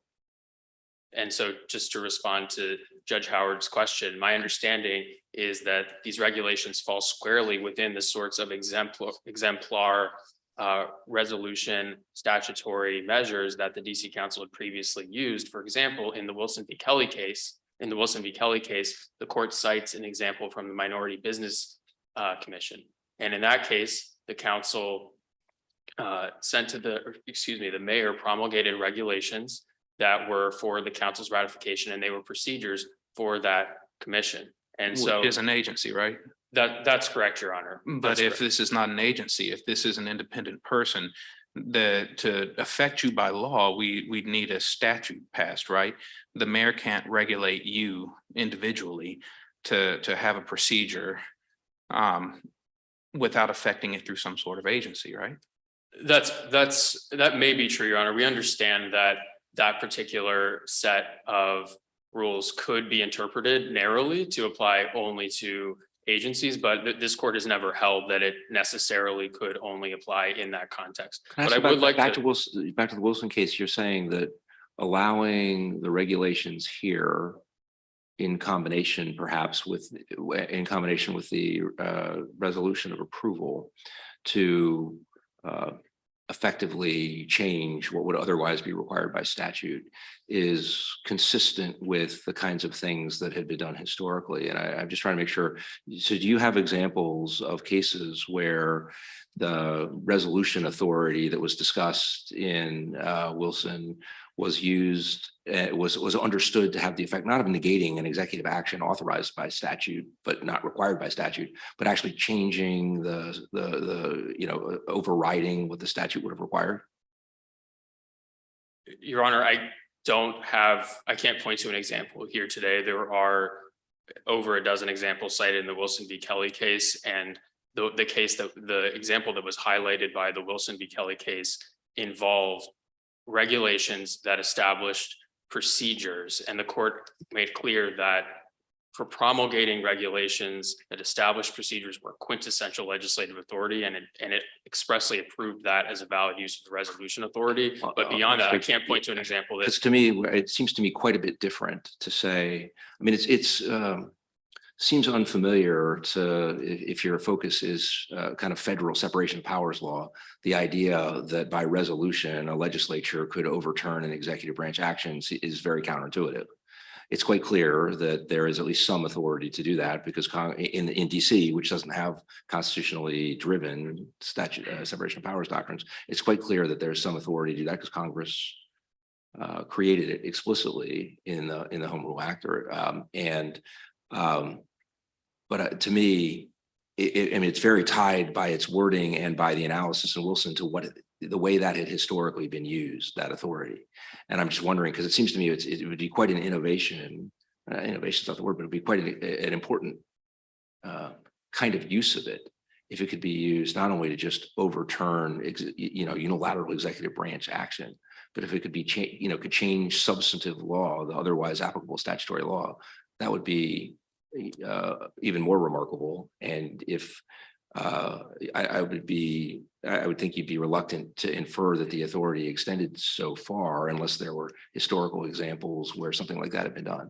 Well, Your Honor, we agree that the Wilson v. Kelly framework is the right framework. And just to highlight one aspect of that framework, it has to begin with a statute that authorizes the resolution. So there has been a lot of focus on, did the regulations amend the DCAPA? Well, this began with the 2008 statute. The 2008 statute directed the mayor to promulgate regulations, and then there was further confirmation on the back end from the council of that legislative intent. So if you just apply this court's test, which has repeatedly focused on what is the legislative intent of the council. Well, and we look at plain language, right? And it says a hearing process, and it talks about seizure, detention, terms of release and treatment, allegation of cruelty, abandonment, or neglect, and the imposition of lien and costs assessed for caring and providing for the animal.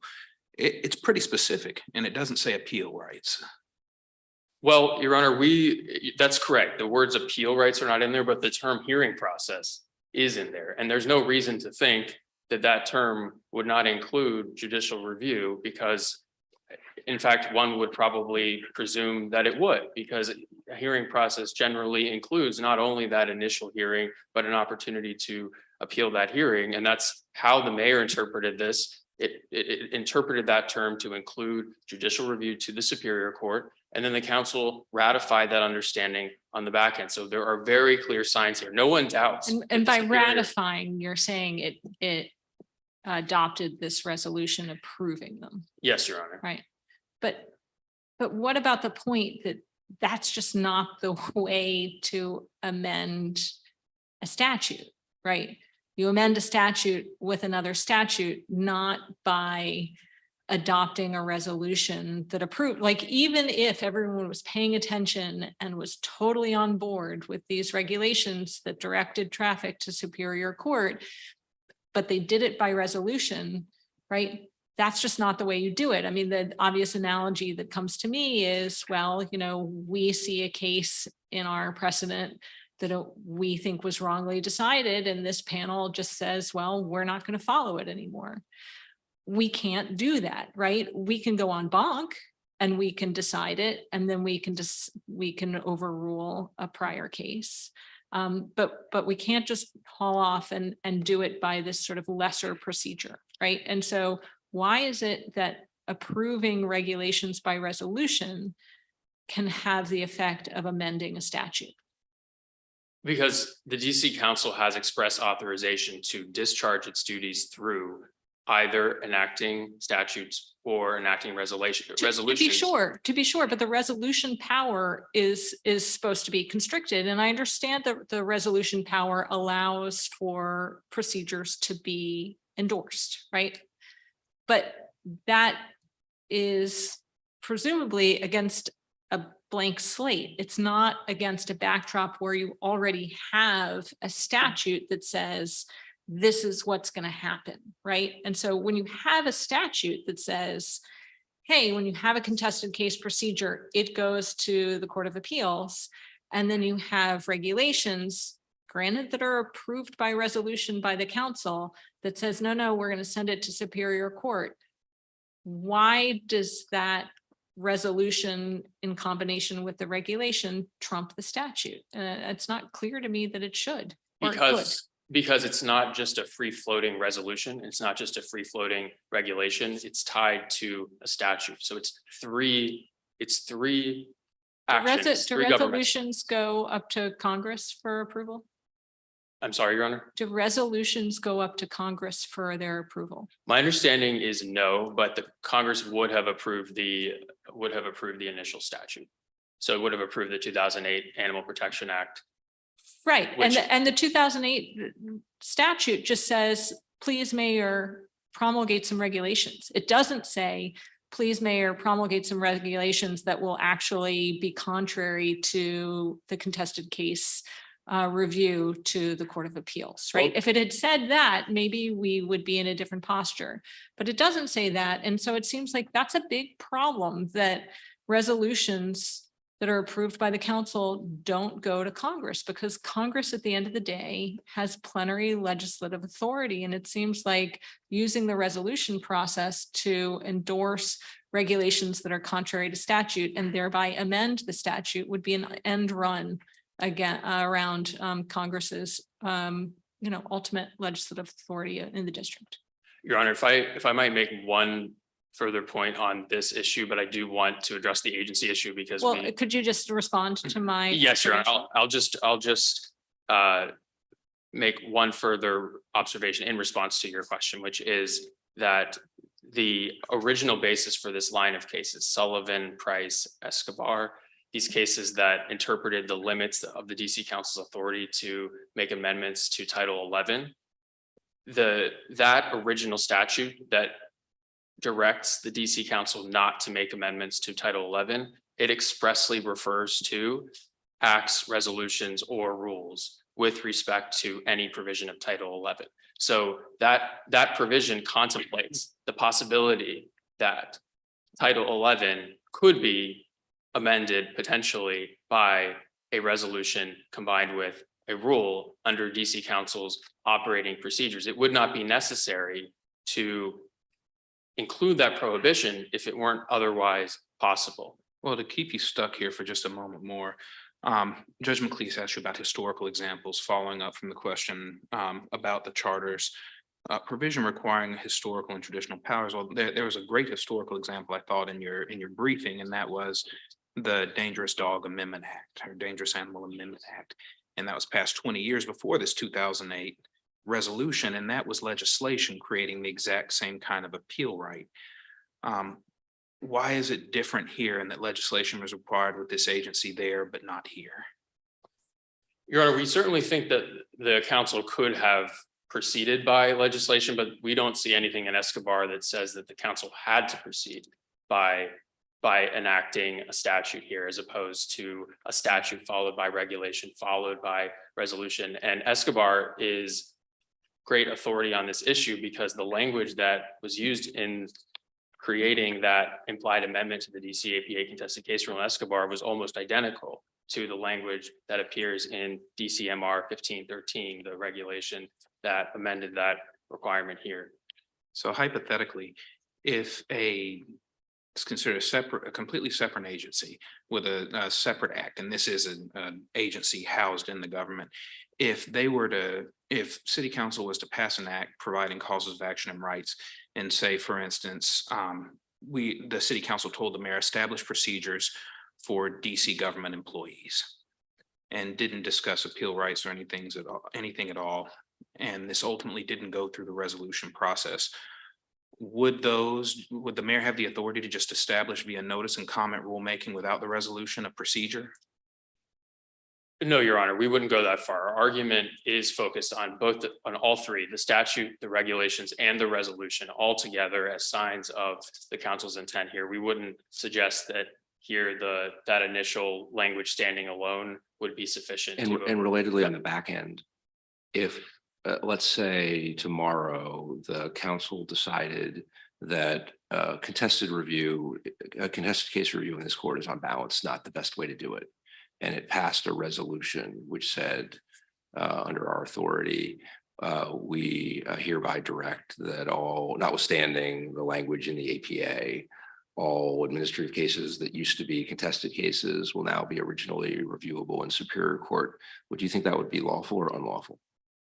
A resolution standing alone, we would I mean, that would certainly concede. show the legislature. I mean, at one point you say the test is legislative intent, and that would clearly indicate that the legislature's intent was that contested case, what used to be, well, things that are still meet the definition of contested case should be reviewable in Superior Court. So I guess I'm unsure. One strand of thinking in your brief, in your argument today, would seem to dictate an answer, which would be that would suffice. But then when you were just saying that really it's all three together that are necessary, I started feeling like you might have a different answer. So I'm unsure. Sure. I think that the reason why we would say all three are necessary as opposed to just the resolution is that there was a change to the DC code in that initial statute. Granted, that initial the terms that were used, we would concede are not specific enough standing alone to clarify that the DC APA's contested case rule should be amended, looking only at that language, but reading that language together with the regulation and the resolution clarifies that legislative intent in interpreting. Well, I guess but I'm missing the legislative intent couldn't be clearer in my hypothetical. They've said, here's what we intend. So it can't solely be a question of legislative intent. If you think all three are needed, there must be some limitation on legislative authority that is imposed by other considerations, or I may be missing something. But it seems like the logic of your answer that something else is needed is inconsistent. It isn't really an issue about better evidence of legislative intent, because in my hypothetical, the legislative intent could not have been clearer. That's a fair qualification on our position, Your Honor. Legislative intent standing alone without a valid amendment to DC statute would not be enough. But here we have a valid amendment to DC statute because there was a 2008 Animal Protection Act. If I may, Your Honors, I'd like to turn to the agency issue, which we see as being critical here. And I would like to focus. Why haven't you conceded this issue? Your Honor, we think this is not even a close case in the other you direction. briefed this issue first and seemed to accept that you were an agency, but you fell under a price exception. So why haven't you conceded this? I mean, I grant that you know, the issue is still live, right? We have the district making the argument, but it does seem like you've flip-flopped. So, Your Honor, we would have been more precise in the way we briefed this if we had known the way this would all play out in the long run. It's fair to say, but I do want to highlight the way that agency can carry many different meanings depending on the context in which it's used. We've already discussed the LeBron decision today, where the Supreme Court held that Amtrak was an agency or instrumentality for constitutional purposes, and it used the term agency. But in the very same opinion, the Supreme Court holds that Amtrak is not an agency under the Administrative Procedure Act, and that's because it's a matter of statutory interpretation. What did Congress intend for Amtrak to be? There are many examples of state actors that are not agencies. Just this last term, this court held that a tow truck employee who was a repossession agent was a state actor for purposes of the Fourth Amendment. That tow truck employee, I would venture to say this court would not hold to be an agency within the meaning of the DC APA. So there are many examples. What would be your closest example to the adjudicatory function of the Humane Society in providing these due process hearings? Because it just seems particularly hard if the function that is later bestowed upon your client is like the paradigmatic thing of what an administrative agency does. One of the two main things that they do is adjudicate cases. And then of course, the regulations seem to like sort of mirror the APA. that seems to make it much harder. And do you have any examples of entities that were exercising governmental authority and were indistinguishable in the way they did a component of their task to a typical administrative agency, adjudicative administrative agency that was deemed as not an agency for any purpose, much less for the an APA type provision? Yes, Your Honor. I would point the court to 3 examples. First, was already mentioned by my colleague with the district, accrediting bodies. So the American Bar Association, by the way, sometimes referred to as accrediting agencies, but uniformly, as far as we are aware, uniformly held to be not agencies under the federal APA. Another example would be athletic associations, state athletic associations. So for example, in the Supreme Court's Brentwood Academy case, are frequently held to be state actors because they work under the authority of state governments, but they are, again, as far as we are aware, uniformly held not to be agencies under state or federal APA. And they exercise adjudicative authority. Sorry, I mentioned 3 examples. A third would be ERISA plan administrators. Now, obviously there is a statute, but ERISA plan administrators, when the ERISA plan confers discretion on the administrator to determine benefits eligibility, those administrators have discretion to make those determinations, and their judgments are subject to judicial review. So in all 3 of these cases, included in your brief? Your Honor, these were not, and the way that the briefing came in here was a bit unusual. We filed our brief on the same day as legal aid's brief. So today here in person is the first opportunity we've had to respond to some of those arguments. Not even in your reply brief? Your Honor, there wasn't a traditional opening brief, response brief, reply brief structure on the supplemental issue. It came about later in the course of the litigation. I mean, your brief was filed several days after legal aid's brief, but be that as it may. Your Honor, sorry, we did actually submit it. I think there was a technical error with the certificate of service. Right, be that as it may, the accrediting agencies, athletic associations, ERISA plan administrators just seem a far cry from an entity that is allowed to seize, hold, adjudicate whether someone is entitled to the return of their property, right? Their pet. It just seems nothing like what we're talking about here. The entity that is really performing a law enforcement, government, concededly government function, right? Whereas these entities, I don't know that they're providing a government function. An athletic association doesn't shout out to me as performing a government function. So I'm not sure that that's terribly helpful. So a couple of thoughts in response to that. One is that these entities do make decisions that have very serious consequences. For sure, in terms of financial property impact, right? But there is a distinction between being able to have a financial impact on someone and being able to take their property, living, breathing property, and say, I'm not returning it to you. I can give it away to someone else. I can euthanize it, right? Big difference between dollars and what we're talking about here. So, and in response to that, I would raise another example, which is special police officers in the district. And special police officers have full arrest authority. They carry weapons. And yet this court has never held that special police officers or departments that Special employ police officers don't adjudicate whether or not they get to keep property that they seize from you, or whether or not you, right? I mean, special police officers operate within the bounds of one piece of private property or one private entity and perform a security function for that entity. I also don't see how that is at all analogous to what we're talking about here. And subject to MPD regulation and administrative hearings at the Office of Administrative Hearings and appeal directly to this court. Well, Your Honor, I think that I would point also to the fact that the Humane Society is subject to accountability in other ways, including through 1983 liability, including through common law claims. The court has examples of this. Implicit in that, you're acknowledging that your client can properly be sued in its own name in the courts of the District of Columbia? So, Your Honor, and this, I apologize for the long windup here, but there are many functions that the Humane Rescue Alliance, which is simply the doing business as name for the Washington Humane Society, performs.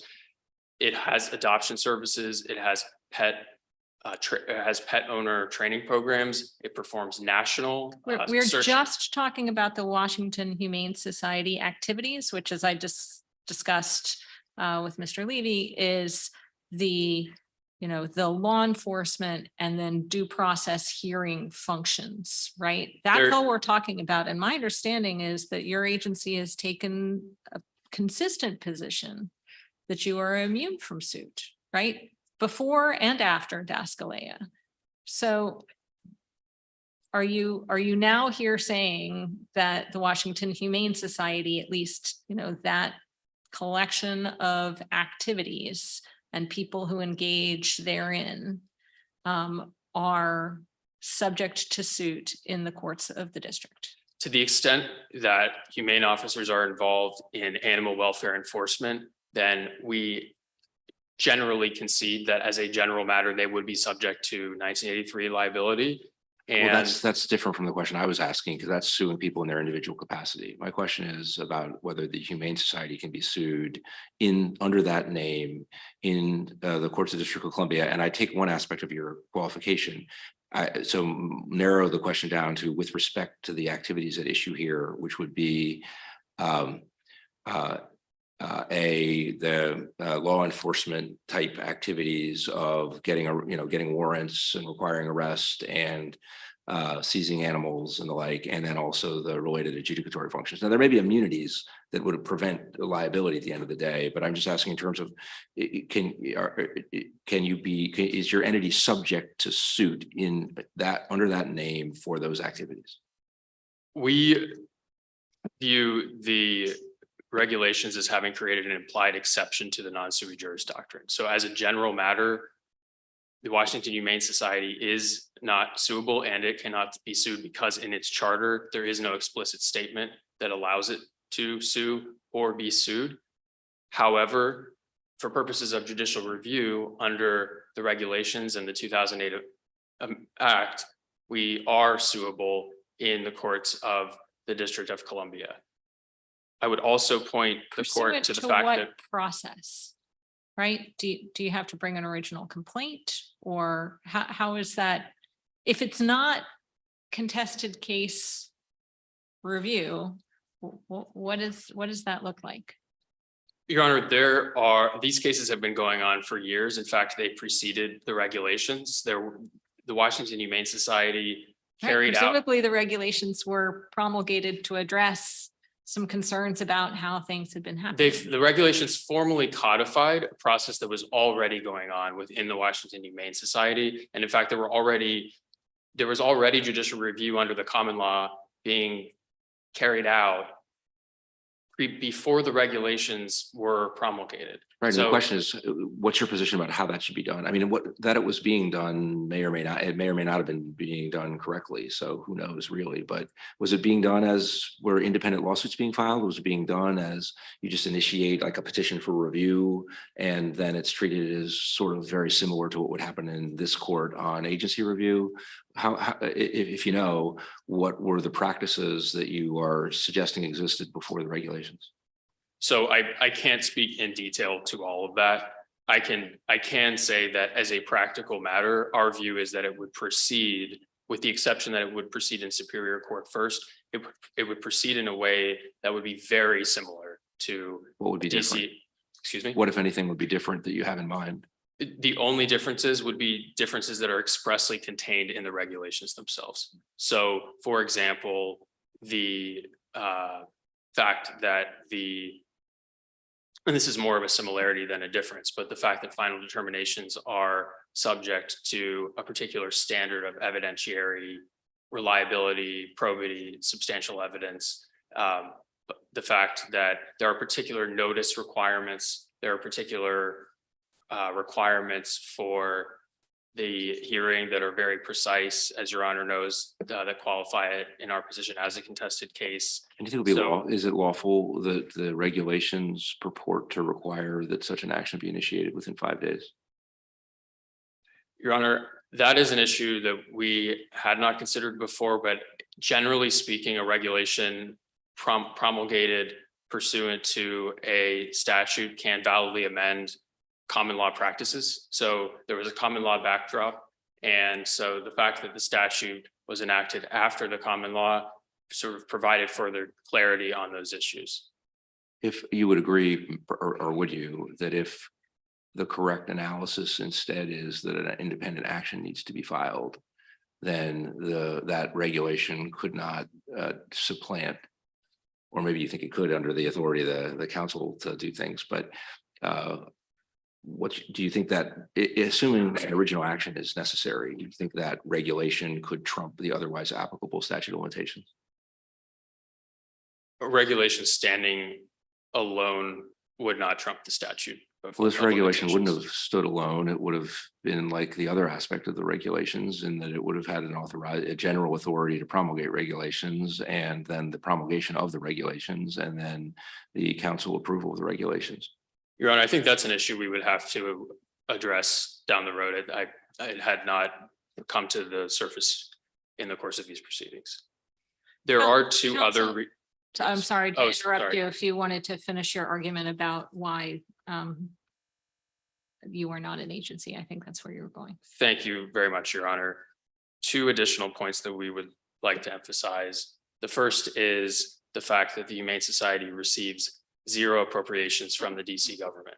And legal aid has not pointed to a single other example of an organization in DC that receives zero DC funding and yet is still considered an agency under the DCAPA. Right, but Does you can't examine that in isolation, right? Like, is there any other entity that performs governmental functions in the way that you do, that has the history that you do, right?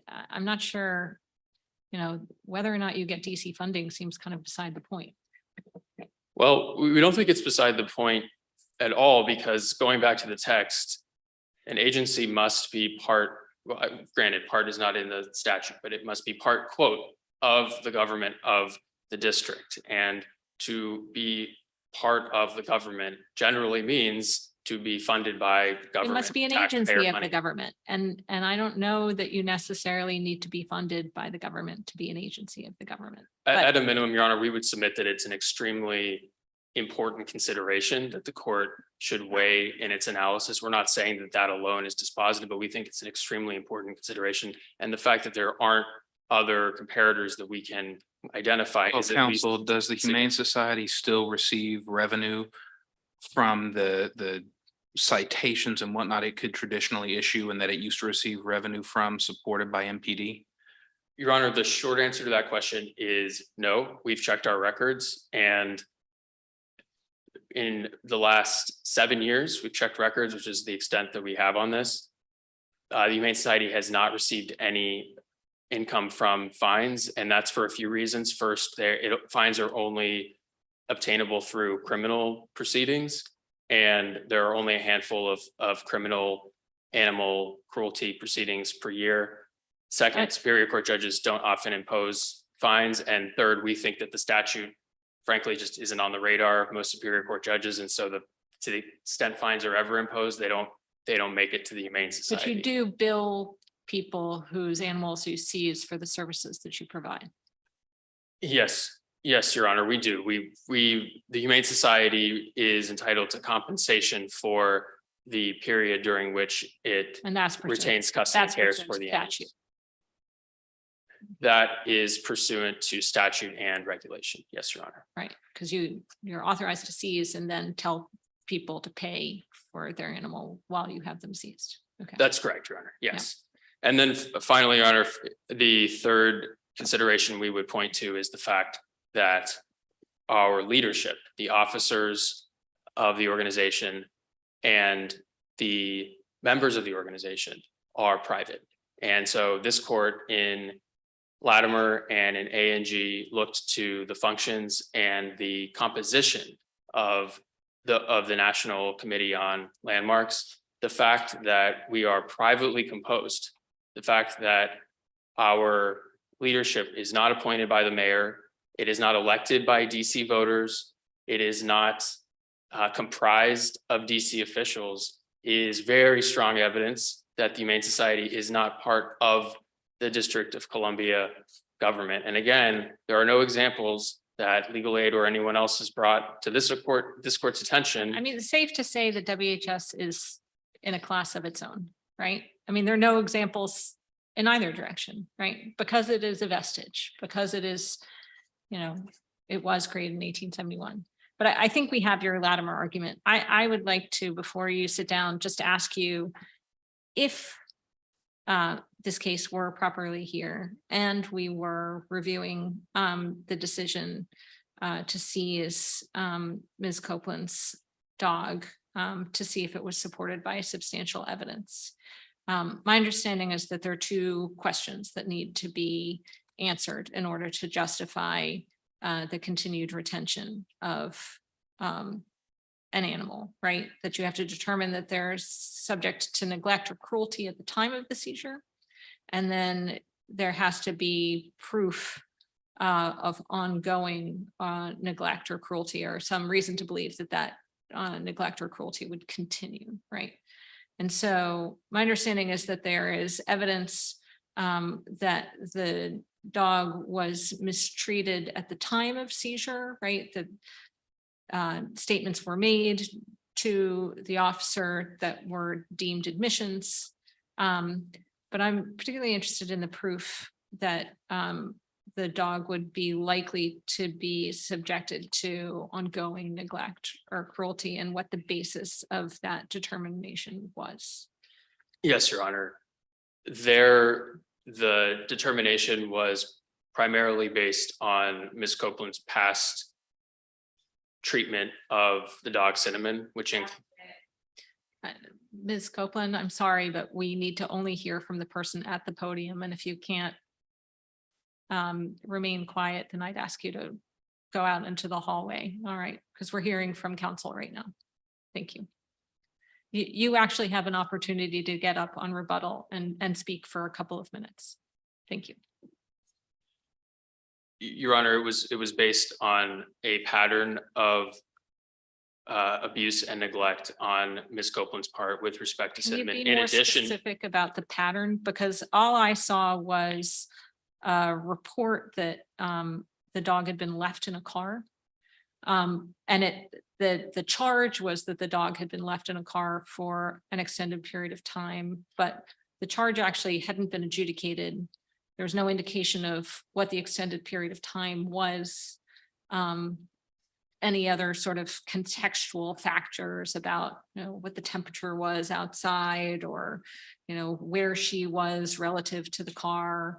It was just a charge of extended of leaving the dog in a car for an extended period of time. So there was that I saw, and then I saw that she went to the hospital. And so someone, the Humane Society took possession of her dog, and then her mother came to pick up the dog. So it wasn't clear to me that going to the hospital is a basis for ongoing cruelty and neglect, or a charge that hasn't been disposed of, that doesn't have any contextual information around it, would be a basis for ongoing neglect or cruelty. yes, Your Honor. So in addition to those incidents, though, I would say that the finding that was with respect to a likelihood of ongoing cruelty and neglect was also based on the August incident. So it was the June 2020 incident where the dog was left unattended in the car in Maryland.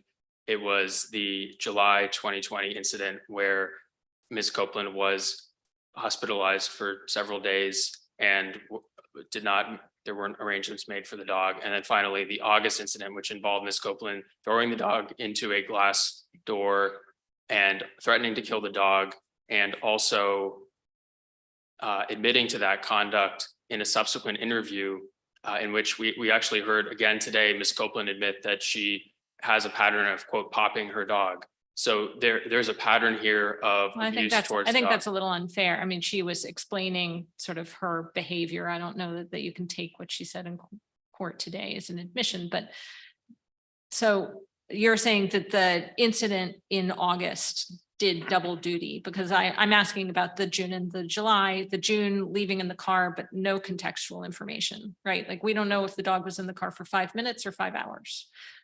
Do we? Your Honor, I believe it was based on, I believe that's correct. It was based on an investigation into records that were in Maryland, not Right, further and factual investigation. at least as far as the record shows, there's no information in the record as to how long the dog was in the car, and then her hospitalization. But I'm having a hard time understanding how, if someone is hospitalized, right?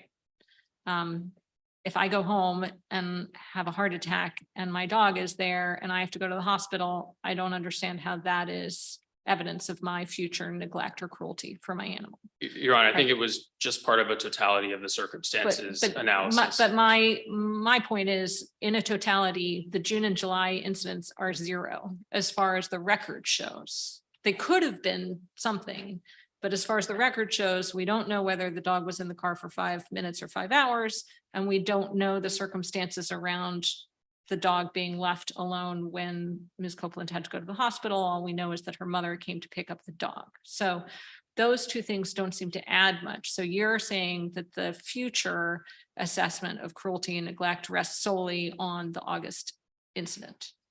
Not solely, Your Honor, but it was an important part of the analysis. And I would also just bring to the front of the court's attention here the relevant standard of review, which is substantial evidence, which is in the regulation. Right. And does it matter that the ruling by the Humane Society is just a page long and sort of conclusory and doesn't actually give any doesn't make any factual findings, doesn't sort of say anything about why the determination is being made that the dog should be removed?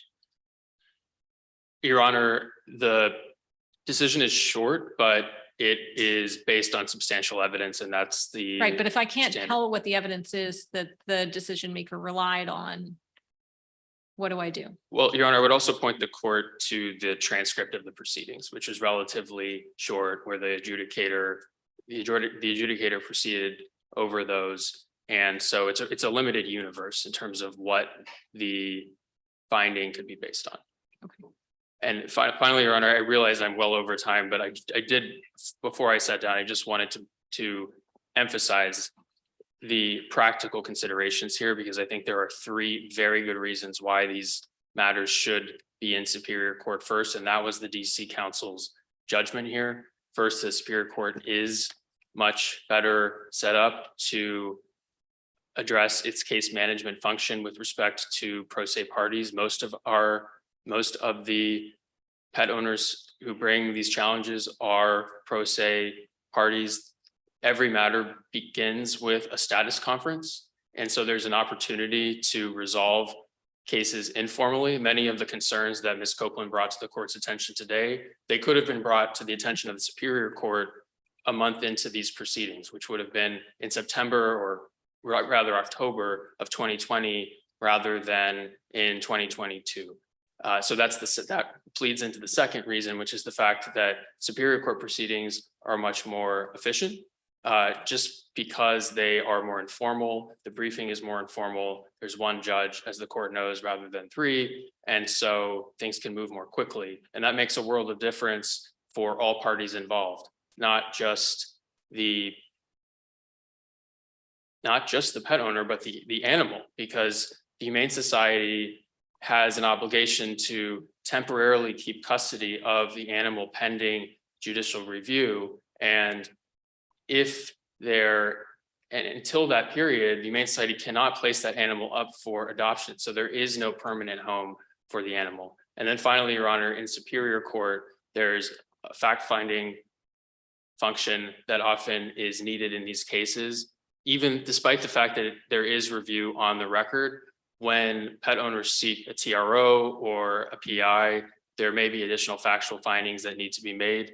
And there also may be circumstances where the conditions of placing the dog back with the pet owner involve facts that occur after the adjudication before the agency, and those also involve facts. But I think the number one consideration is just the fact that pet owners can get much quicker judicial review if they go to Superior Court first, and that can happen both at that initial status conference where often informal resolutions take place, but it can also happen through Superior Court adjudication, which again, because it's less formal, can just happen much more quickly. Thank you. Thank you very much, Your Honors. Ms. Copeland, if you want, we're going to give you just 2 minutes because this is not an opportunity to repeat. It's just a quick opportunity to respond. I'm here because the same day as the trial, they told me to file it here. If they would have told me, ma'am, you need to go to, Indiana Avenue, I would have went to Indiana Avenue, but they told me to file my papers here, and that's what I did. Now, when Cinnamon was left in the car, it was fall, well, I don't remember exactly, it was so many years ago, but I know So Ms. that. Copeland, we're bound by the information that's actually in the record. Yes, ma'am. And the record just doesn't show what time of year it is. I can tell you exactly But what happened. I was- understand that you can, but we're not allowed to consider information that wasn't in the record below. Okay. So it is right that all the gaps in the record are set in stone at Okay. the moment. So that, it wasn't hot. It was, the windows was cracked. It was a cool day and I was in Home Depot shopping for plants. It wasn't a situation where she was hot, and 9 times out of 10, the car was left on, because I always leave, if I do have to leave Cinnamon for a minute, I can leave my car on and still lock the door. That's how I heat my vehicle up in the morning when I got to take my child to school. So, I treat her just like I treat my other kids, and they compensated Cinnamon. I was getting stitches. I was attacked. There was a trace of blood leading up to my door. And I still made a way to make sure that she was okay and everything was all right. And I still tried to reach out and see her. They was just being so stern on me. So this is what I typed, and this is what I prepared. I answered all the questions though about the car and the hospitals. The police and judges down the street, they failed me. And I feel like if y'all let this rock, then they'll do worse to the next person that comes after me. And I don't want what happened to me and my family to happen to anybody else, the next generation, because it has to stop here. And I feel like, all the corruption and the sworn silence, it has to be unveiled. For 2 years straight, or even more longer than that, 3rd district, for lack of a better words, they have picked on me and they have stalked me without a doubt. I know it's because I'm a single Black woman and I live independently by myself. So I was an easy target. Ms. Copeland, I'm sorry to say you were at your 2 minutes. I said it was going to be quick. I know, but we've been here for quite some time. Yeah. And we really appreciate you coming to court, and we appreciate hearing from you. And now I'm going to ask Mr. Levy if he wants to say just a couple of last things, and then we're going to go back and think about this case and how we want to resolve it. Okay. So we really appreciate The it. last thing I have to say is they're going to try to charge me and say that I need to owe them for keeping her, when all this time they told me to come here, and I don't feel like it's right that I would have to pay them to get her back after it's been so long of an ordeal. Thank you. Thank you very much.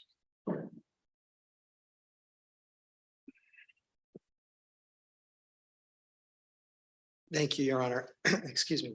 I would just like to make 2 points based on what has transpired today. The first is that the corporate form argument is not a valid argument. There are many DC agencies that have corporate form. DCHA is a corporation, WASA is a corporation, the University of the District of Columbia is operated by a corporation. On the federal side, the FDIC is a corporation, and the Fifth Circuit said the fact that the FDIC is a corporation chartered by Congress instead of a traditional administrative agency does not alter the force of the policy to liberally construe statutes providing regulatory mechanisms to effectuate the purposes of the act. That's FDIC v. Sumner Financial Corporation, 451 F. 2nd, 898.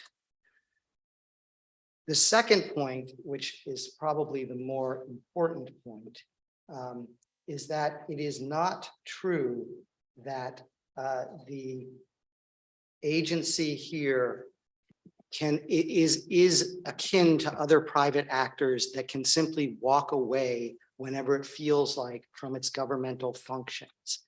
As the court mentioned, it cannot walk away from its function of providing these hearings. But the more important point, I think, is that it can also not just, as counsel represented, get up and walk away from its general law enforcement requirements. And this is in DC Code section 22-1006. And it's interesting that this statute lumps together the police officers and the humane law enforcement officers. And it says the following: it shall be the duty of all marshals, deputy marshals, police officers, or any humane officer of the Washington Humane Society to prosecute all violations of the provisions of, and then it cites the anti-animal cruelty statutes. So that is yet another way in which the Humane Society is an agency. It is mandated by law to serve this law enforcement function, and it is not permitted to simply walk away. If there aren't any questions, thank you very much. Thank you very much, counsel. Thanks to everyone who participated in this marathon argument. The case will be submitted and the court stands adjourned. Thank you. All rise.